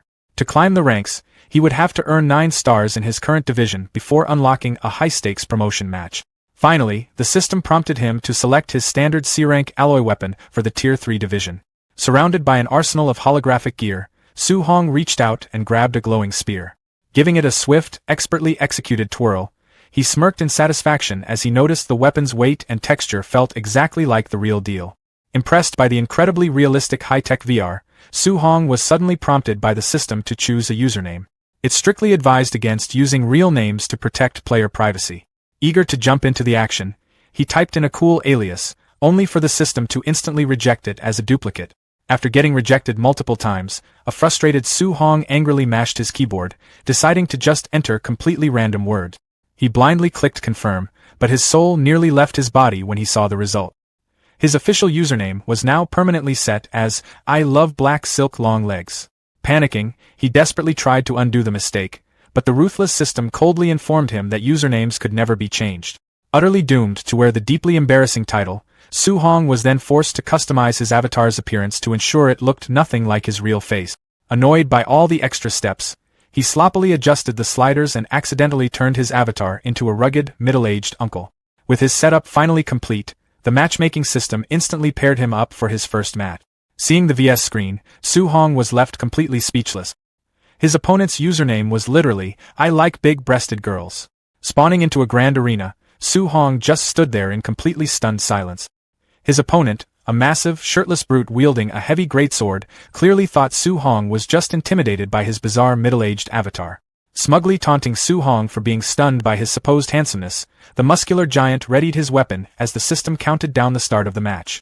The moment the timer hit 0, the brute instantly lunged forward with a sadistic grin, bringing his massive greatsword crashing down in a devastating overhead strike. Unfazed, Su Hong casually raised his spear to block the heavy blow, triggering a massive shockwave of energy that violently exploded across the arena. The hulking brute was instantly sweating bullets, completely baffled by how he was already losing momentum in his very first battle. Seizing the opening, Su Hong dashed forward with blinding speed, leaving the giant completely shocked by his elite movement technique. The two clashed weapons in a rapid blur of sparks, but Su Hong completely dictated the pace of the fight.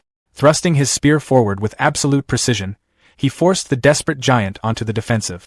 Barely dodging the lethal strikes, the brute couldn't comprehend how he was getting absolutely suppressed and beaten down despite their physical stats being completely equal. Panicking, he let out a desperate curse, but it was already over. With one final, devastating thrust, Su Hong cleanly cleaved the giant in half, causing his avatar to shatter into digital pixels as the system proudly announced his victory. Awarded a single point for defeating a bronze 1-star opponent, Su Hong realized that even without his usual overpowered perks, his pure spear technique was more than enough to secure an easy win. Checking his progress bar, he noted that just one victory boosted his rank by 15%, meaning he only needed 6 more wins to hit 2-star status.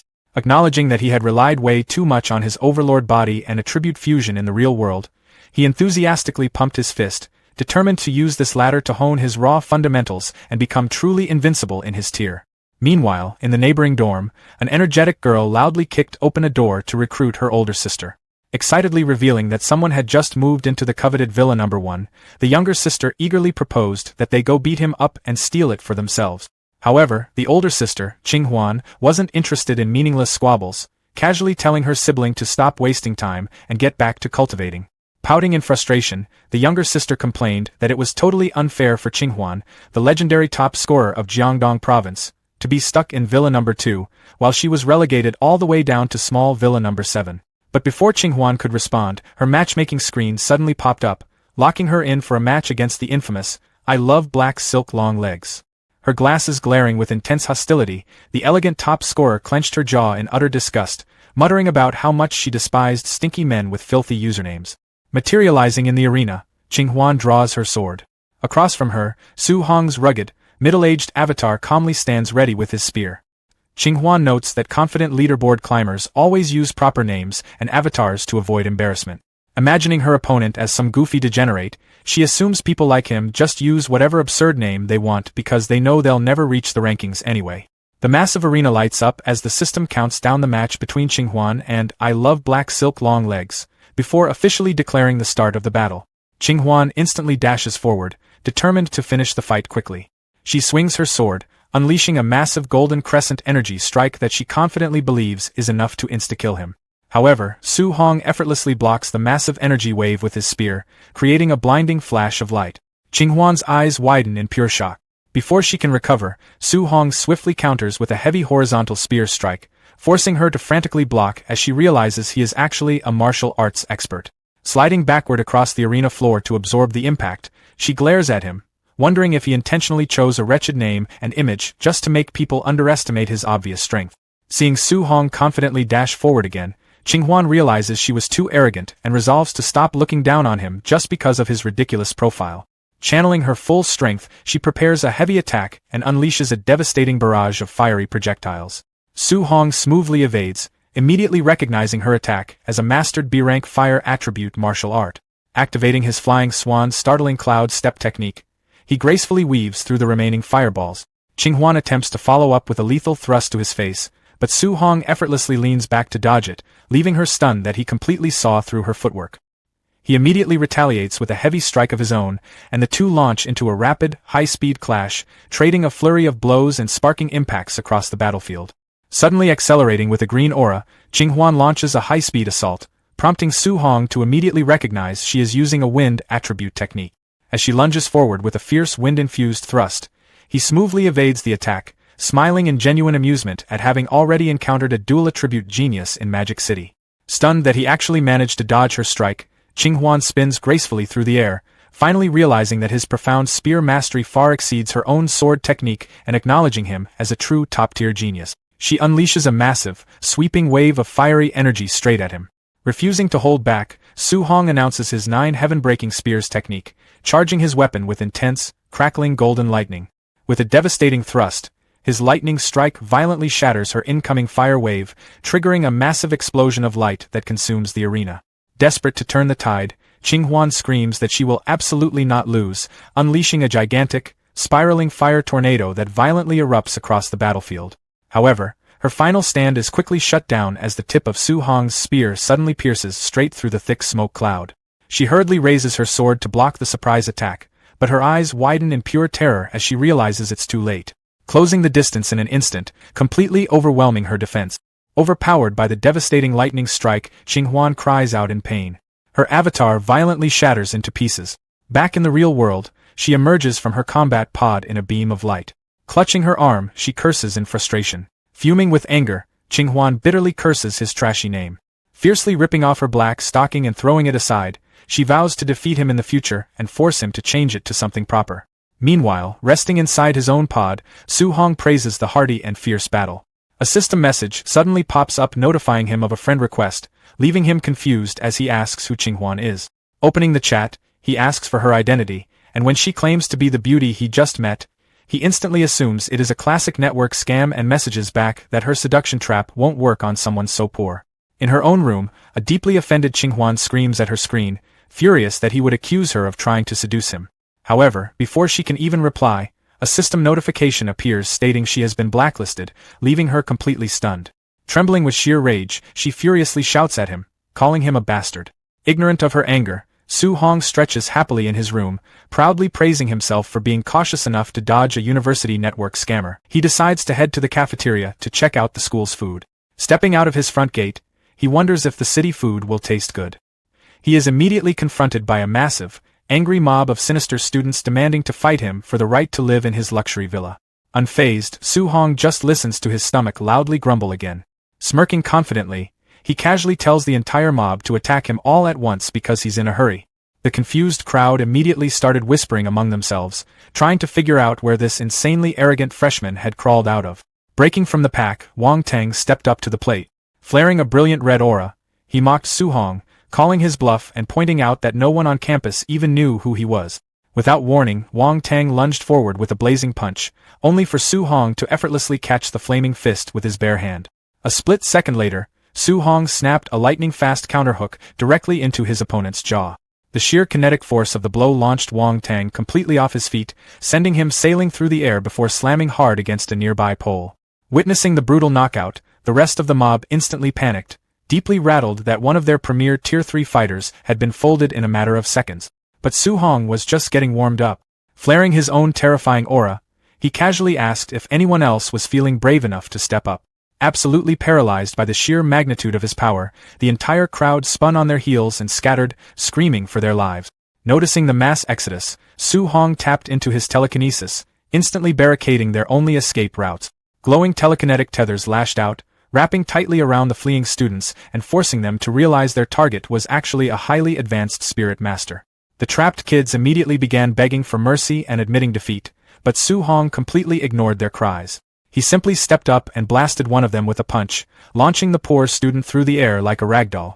Closing the gap, he unleashed a ruthless, non-stop barrage of heavy strikes, effortlessly sending the entire squad flying in every direction. The remaining bystanders watched the absolute slaughter in stunned silence, finally connecting the dots that this monster was the legendary Jiangnan champion who had single-handedly slaughtered the Tier 4 barbarian dragon during the exams. With his work done, Su Hong calmly strolled away from the carnage as his digital interface flooded with a massive haul of martial Dao point. Even so, he couldn't help but grumble to himself. Now that he had officially broken into Tier 3, beating up other fighters in his own bracket barely paid out anything worthwhile. Scanning the perimeter for better options, his cold gaze locked onto a massive cluster of Tier 2 students huddled nearby. Feeling the predator's eyes on them, the terrified lower tiers instantly threw their hands up, desperately pleading that they were just innocent spectators. Su Hong just flashed a wicked grin. He figured that even if the Tier 2 kids barely handed out any points, a little bit of something was still better than nothing. Horrified by the raw violence they were about to endure, the students started screaming bloody murder, begging any passing upperclassmen to save them from the deranged Tier 3 bully. Less than a minute later, the pavement was entirely littered with groaning, battered students, all of them sobbing about his unnecessary cruelty and swearing they were going to report him to the administration. Leaving the wreckage behind, Su Hong finally made his way into the campus cafeteria to grab lunch, though he immediately started complaining that the outrageously inflated campus prices meant his current balance would only cover about 20 meals. While scanning the massive dining hall for an open seat, he was genuinely surprised to spot his hometown crew, Wang Tianyuo, Shirao Nan, and Lin Xinghai, huddled around a table.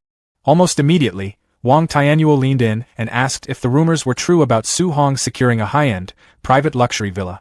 Su Hong dodged the question, asking if the standard housing was really that awful. Looking absolutely miserable, Wang Tianyuo whined that he had been crammed into a claustrophobic 8-person suite. Su Hong wondered out loud if the entire crew had suffered the same fate, but Shirao Nan chimed in, admitting that she and Lin Xinghai had at least managed to score 4-person dorms. Trying to play peacekeeper, Su Hong casually brushed off their misery, joking that a 4-man setup was perfectly fine and teasing them for acting like spoiled rich kids. That comment instantly struck a nerve. Lin Xinghai exploded, screaming that the administration had actually dumped him into the girls' dormitory, while Shirao Nan loudly fired back that she had been trapped in the boys' wing. Still fuming, Lin Xinghai complained that the incompetent staff had mistaken him for a girl just because he had long hair. Not to be outdone, Shirao Nan angrily ranted that the school had misgendered her entirely just because she rocked a tomboy aesthetic. Cutting through the complaints, Wang Tianyuo forcefully steered the conversation back to Su Hong's living situation. Su Hong tried to deflect again, telling everyone to just shut up and eat their food, but the trio wasn't having it.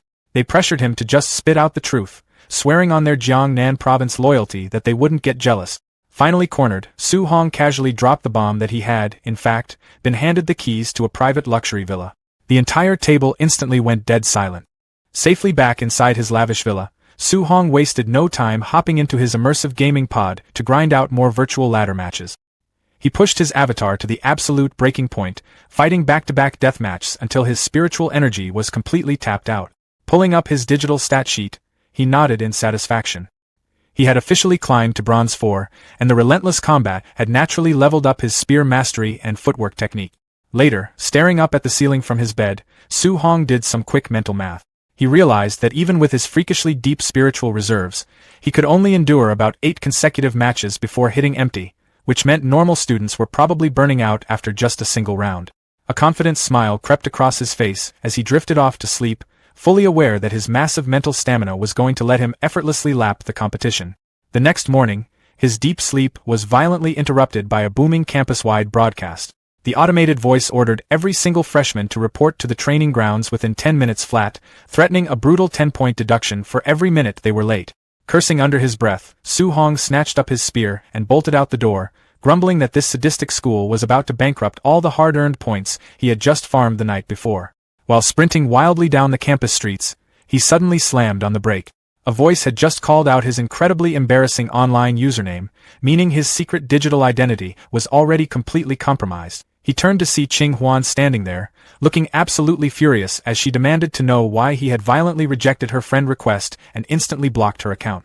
Realizing that the person he had brushed off as a random internet scammer had actually managed to track him down in real life, Su-hong nervously clears his throat and asks the lady if she mistook him for someone else. She points out that a Tier 3 Spirit Master who uses a spear and cleared 8 consecutive simulated battles isn't hard to identify. Su-hong realizes Spirit Masters typically favor throwing knives and hidden weapons, making a spear a very uncommon choice. Gu Huan introduces herself, mentioning her virtual username Qinghuan, and suggests they add each other as friends since they are both freshmen. Qinghuan's sister is shocked to see her taking the initiative to add a guy, reminding her that she had previously rejected over 100 friend requests. Qinghuan's sister launches a flying kick directly at Su-hong, demanding to test his strength to see why her sister values him. Su-hong effortlessly blocks the incoming kick with one hand, generating a massive shockwave upon impact. As Qinghuan's sister unleashes a flurry of rapid kicks, she asks if he wants to compete for the position of her sister's boyfriend, leaving Su-hong completely bewildered. She tells Su-hong to fight back, warning that the girl won't listen unless she gets beaten up. Taking her word for it, Su-hong agrees to fight back, startling her. Su-hong immediately counters her attack, landing a heavy blow with his weapon. The heavy blow sends her skidding far back across the ground, kicking up a cloud of dust. Shaken by the blow, Qinghuan admits to her sister that Su-hong's strength is terrifying, to which her sister calmly agrees. Qinghuan eagerly asks Su-hong how much power he used in that punch just now. Su-hong casually replies that he only used about 30% of his power, and asks her what's wrong. Pointing to her bruised arm, Qinghuan yells at Su-hong, asking if he is even human to beat her like that using only 30% of his power. Qinghuan enthusiastically suggests adding each other as friends after their fight, leading Su-hong to think that she seems straightforward and decent. System notifications confirm that Qinghuan, under the username Funseeker, along with I Love Black Silk Long Legs, have been successfully added to Su-hong's friend list.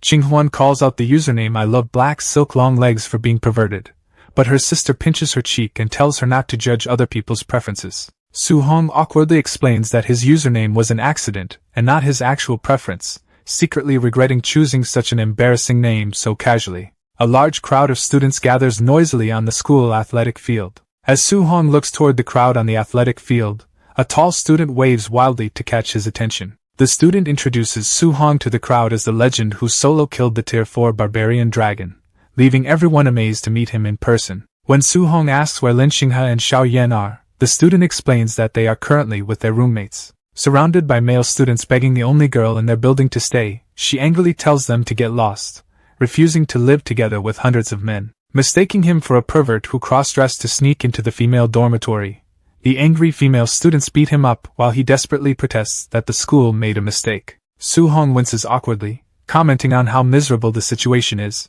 A commanding voice suddenly orders the noisy crowd to be quiet. Although the aura isn't particularly strong, it subconsciously instills panic, leaving him to wonder who is releasing such coercion. Principal Li Qingdao introduces himself to the freshmen, explaining that today's gathering is for everyone to get to know one another. Principal Li Qingdao declares that as martial artists, strength will do the talking, ordering everyone to release their vitality and offering 50 points to those who endure until the end. One student erupts with a flaming aura, laughing confidently as he declares that he will definitely claim the 50 points. The crowd recognizes the student flaring with energy as Tangyun from Villa number 004, noting that he has already reached the Tier 3 high stage. Ao Hai unleashes his fiery red aura to reveal that he is also a Tier 3 high stage fighter, prompting nearby students to warn him not to hit his allies. The Gu sisters, who placed first and second in Jiangdong province, step up to join the fight, both revealing themselves to be Tier 3 high stage martial artists.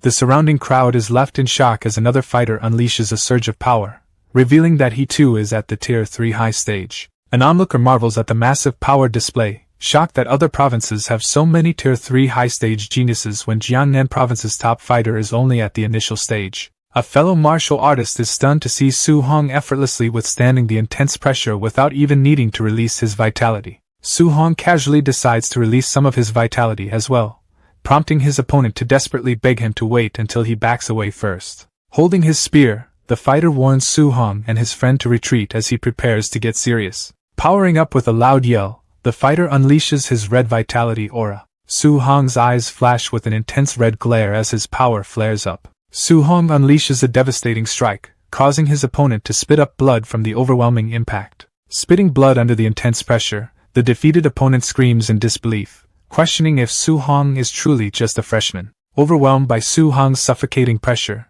the opponents panic, struggling to breathe and fleeing from someone who feels even stronger than a Tier 3 high-stage fighter. Observing Su Hong from the side, a student recalls his family's intel labeling Su Hong as merely an initial Tier 3 fighter, leaving him baffled by the sheer intensity of Su Hong's overwhelming aura. Recognizing Su Hong as the one rumored to have killed a Tier 4 barbarian dragon, another student decides to see if the rumors are true. The angry students confront Su Hong, demanding to know how a mere Tier 3 initial stage martial artist has the right to live in Villa number 001. Astonished by what the Tier 3 students are attempting, Su Hong watches as they combine their vitality into a massive red dragon. Red aura flares up like a final boss cutscene, manifesting a massive fiery beast in the air. The energy condenses into a giant roaring dragon that threatens to crush everything below. Su Hong locks in through the heavy pressure, realizing a dozen Tier 3 high-stage fighters only amount to this much. He plants his foot into the floor, cracking the ground beneath him as his energy explodes outward.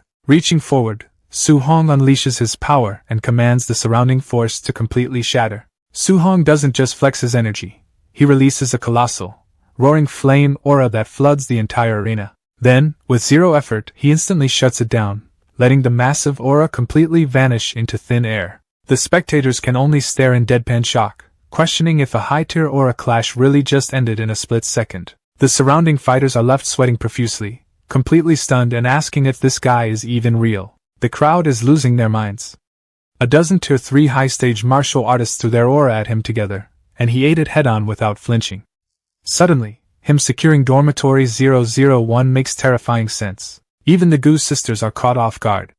Huan can't fathom how someone officially ranked at Tier 3 initial stage is flexing this kind of insane output. Meanwhile, Su Hong just keeps strolling forward, hands in his pockets, completely unbothered by the mental breakdown he just caused. He lets out a simple breath, looking like he just finished a light morning warm-up instead of surviving an entire courtyard's jump attempt. Su Hong stands tall right in the middle of the arena, officially putting everyone on notice that he is keeping receipts on every single person who tried to jump him. He lets them know it is strictly on sight from here on out, promising to hand out beatdowns with zero mercy whenever he catches them in the wild. Hearing the open threat, the Goose sisters instantly throw their hands up in panic, clarifying that they literally didn't even lay a finger on him. Su Hong gives them a quick nod of approval, confirming that they get a pass off his hit list. Meanwhile, the blue-haired competitor flares up his aura in frustration, pissed that he accidentally paved the clout path for Su Hong, though he copes by reminding himself his king of strength body will still dominate in a close-quarters fight.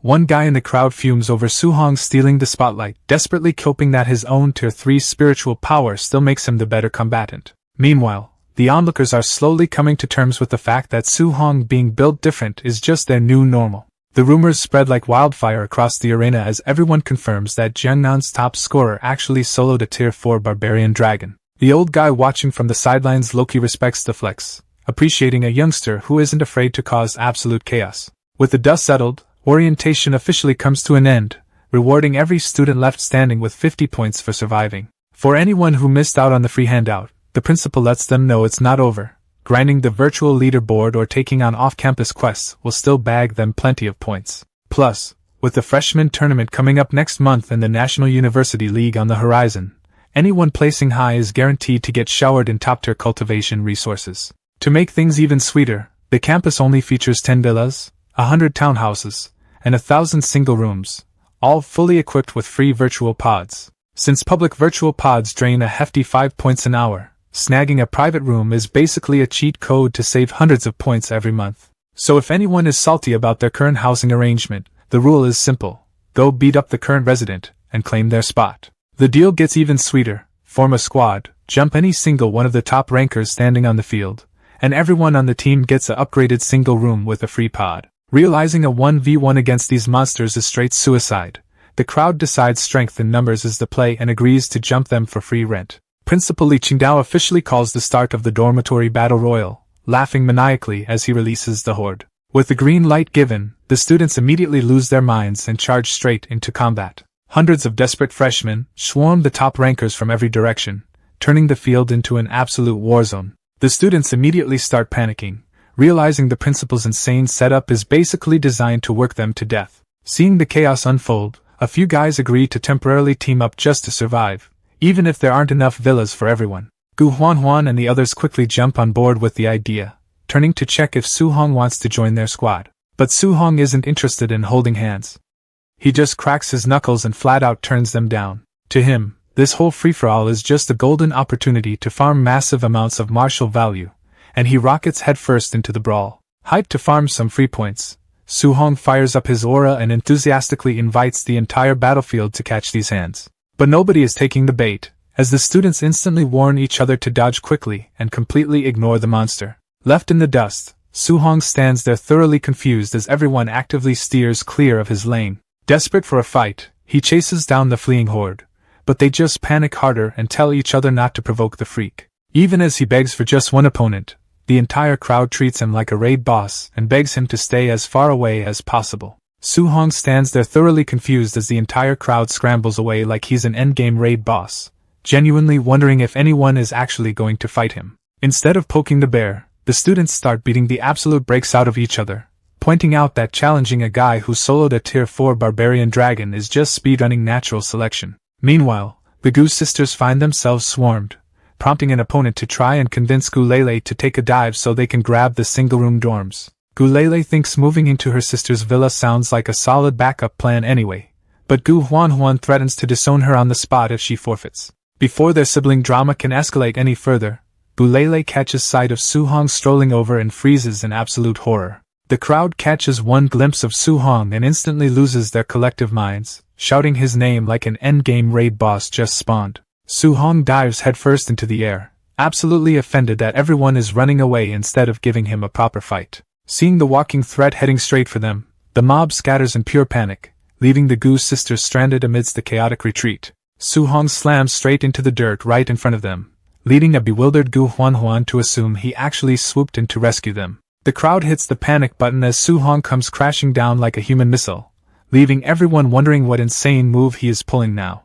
As the mob scrambles for their lives, Chen Miao turns around just in time to realize something is horribly wrong. He mistakes Su Hong's grand entry for a heroic rescue and tries to offer his thanks as the owner of Villa 005, entirely ignoring Su Hong sliding toward him with absolute menace. Su Hong instantly clears up the miscommunication mid-charge. He didn't save anyone. He just pulled up because no one else was willing to catch these hands. Qin Miao frantically casts Water Shield, but Su Hong's flaming fist is already crashing through his defense with zero chill. Su Hong's initial strike fails to instantly break through the tier 3 defensive skill, giving his opponent a rare moment of survival. Deciding to add some spice, Su Hong imbues his fist with lightning, leaving the guy utterly stunned that he possesses the thunder attribute. The lightning-infused fist triggers a massive elemental explosion directly against the water barrier. Reeling from the blast, the guy realizes he's cooked since thunder directly hard counters his water attribute. Su Hong drops a full-voltage thunder palm right on top of his opponent's head before the guy can even process how cooked he really is, throwing out a palm thunder without a second of delay.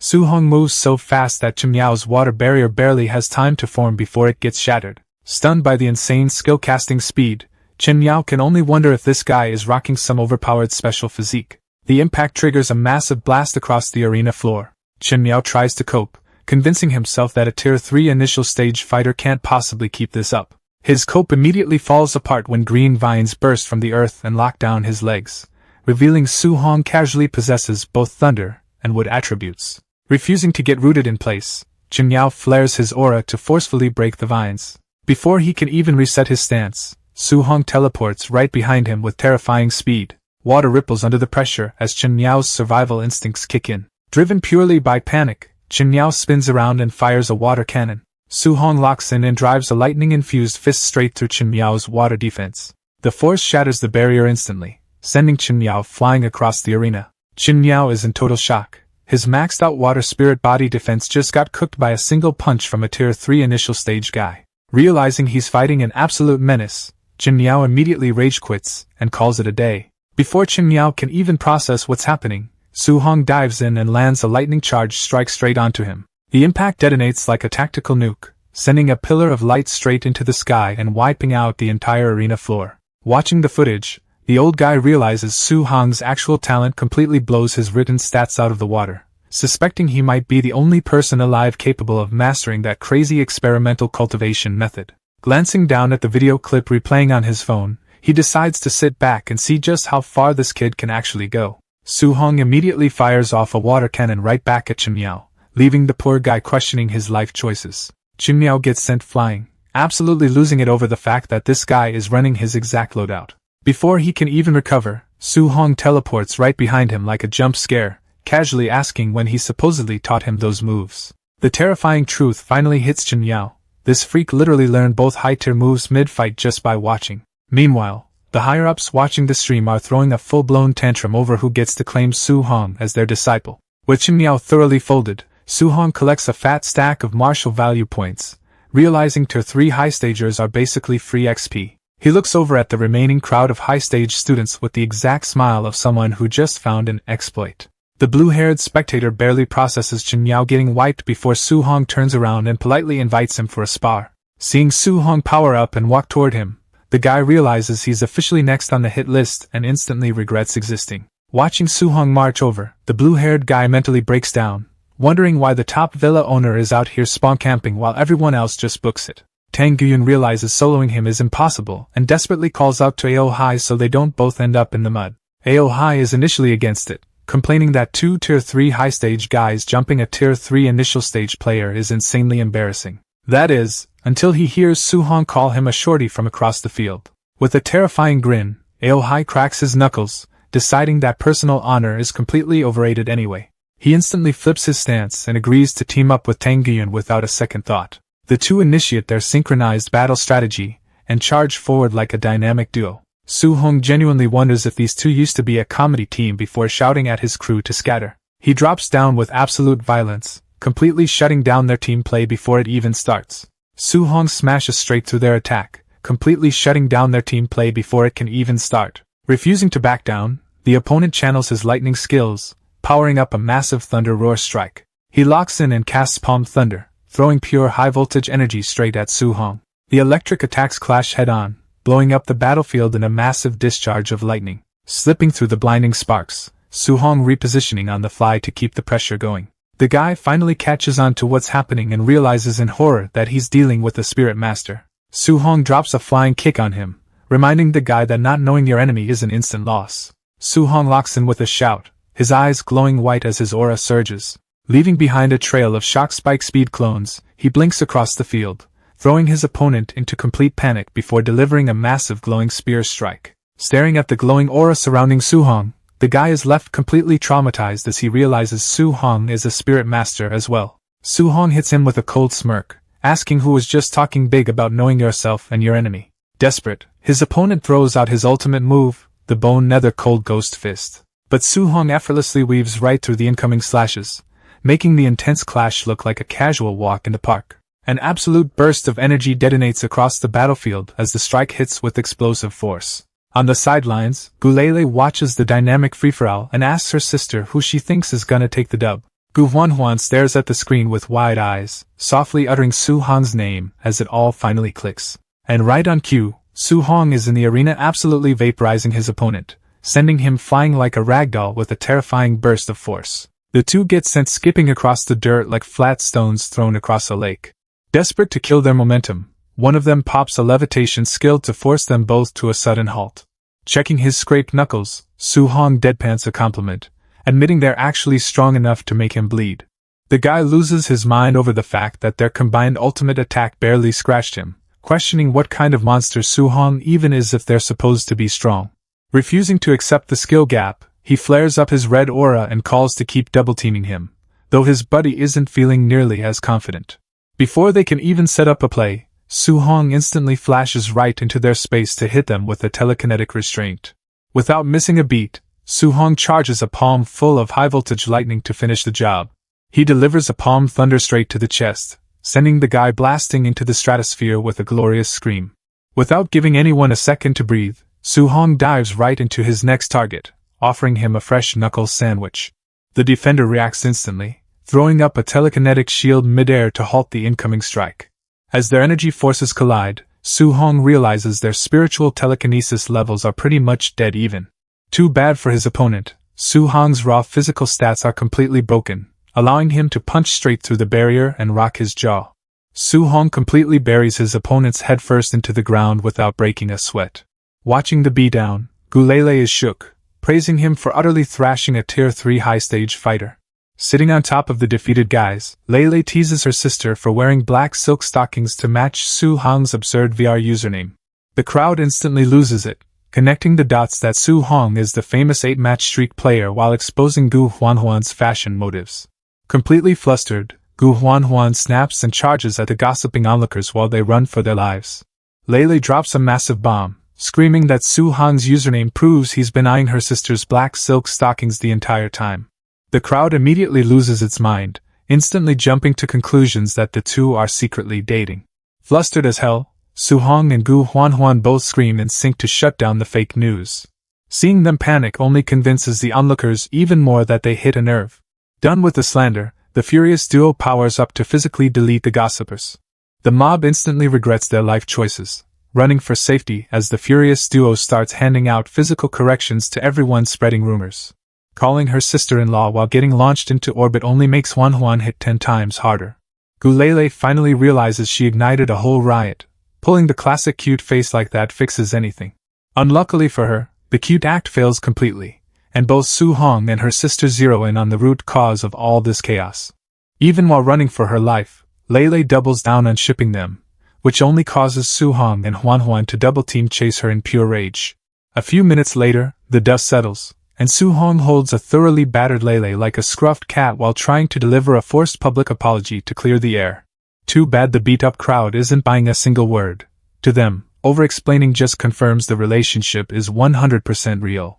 Seeing their suspicious faces, Su-hong snaps at her useless PR attempt while Lele just hits him with the classic ahey face. Realizing peaceful negotiation is dead in the water, Su-hong and Huanhuan exchange serious looks, agreeing there's only one logical move left. They instantly flare up their terrifying auras, deciding the ultimate PR strategy is simply beating everyone present until rumors physically cannot exist anymore.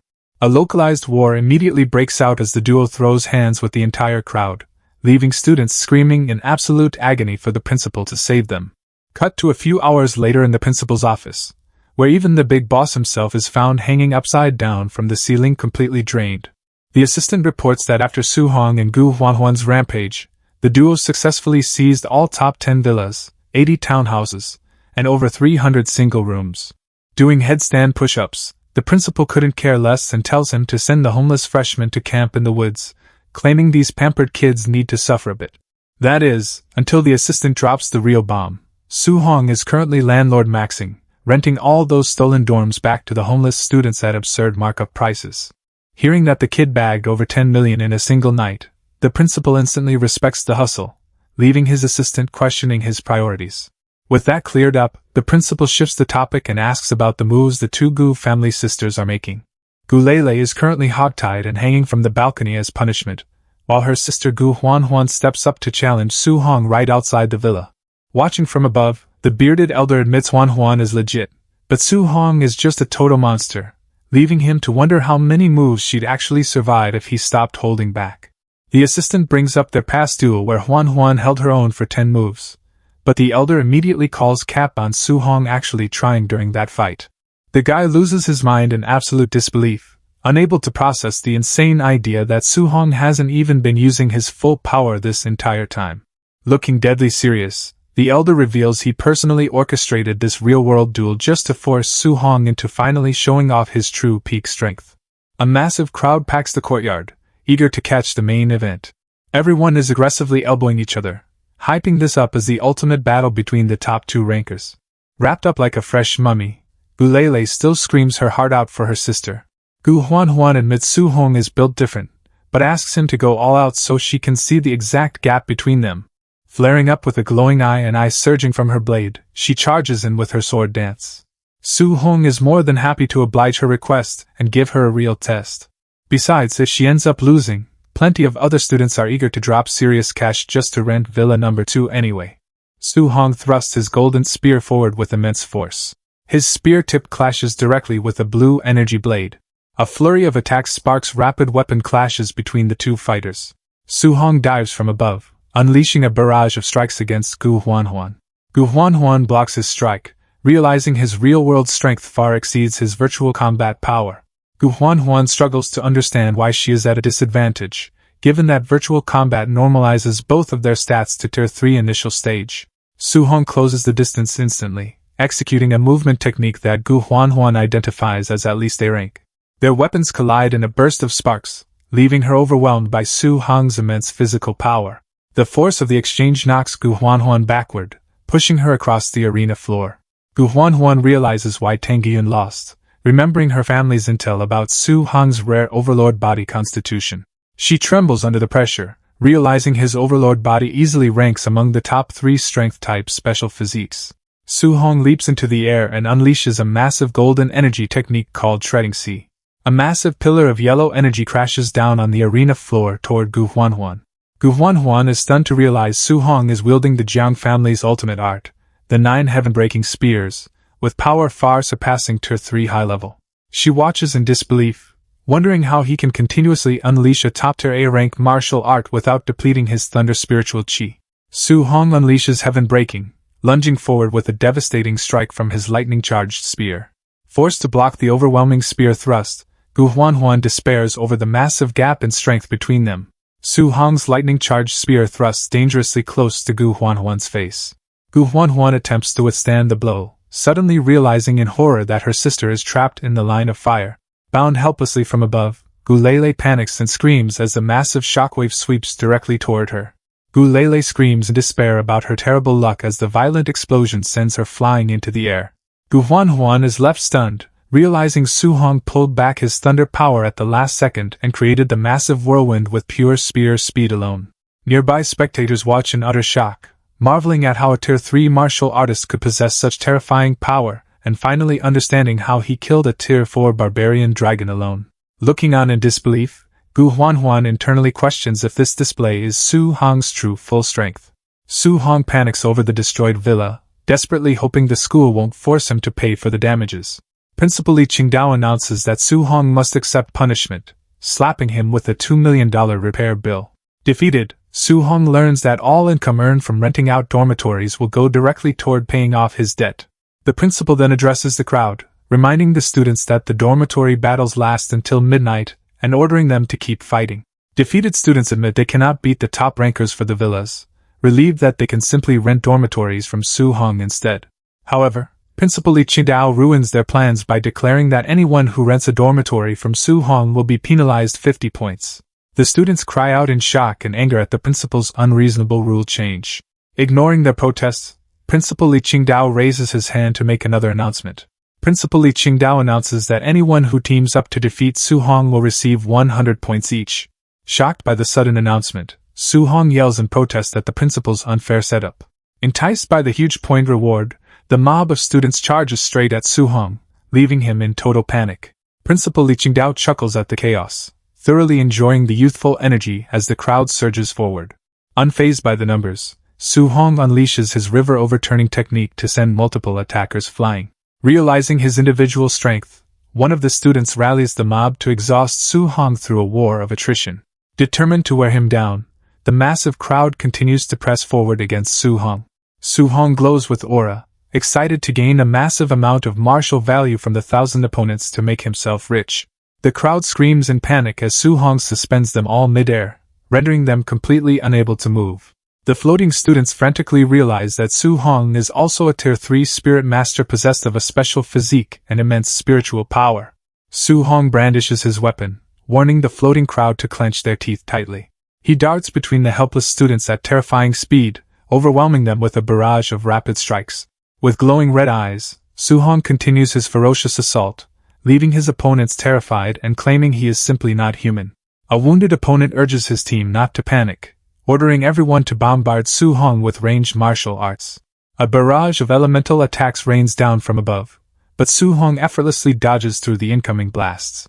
Su-hong activates thick earth armor, encasing his body in a glowing purple defensive aura. Clad in his purple armor, Su-hong zips through the explosions at high speed to continue his onslaught. A chaotic barrage of colorful energy beams rains down as Su-hong leaps through the explosions with his spear.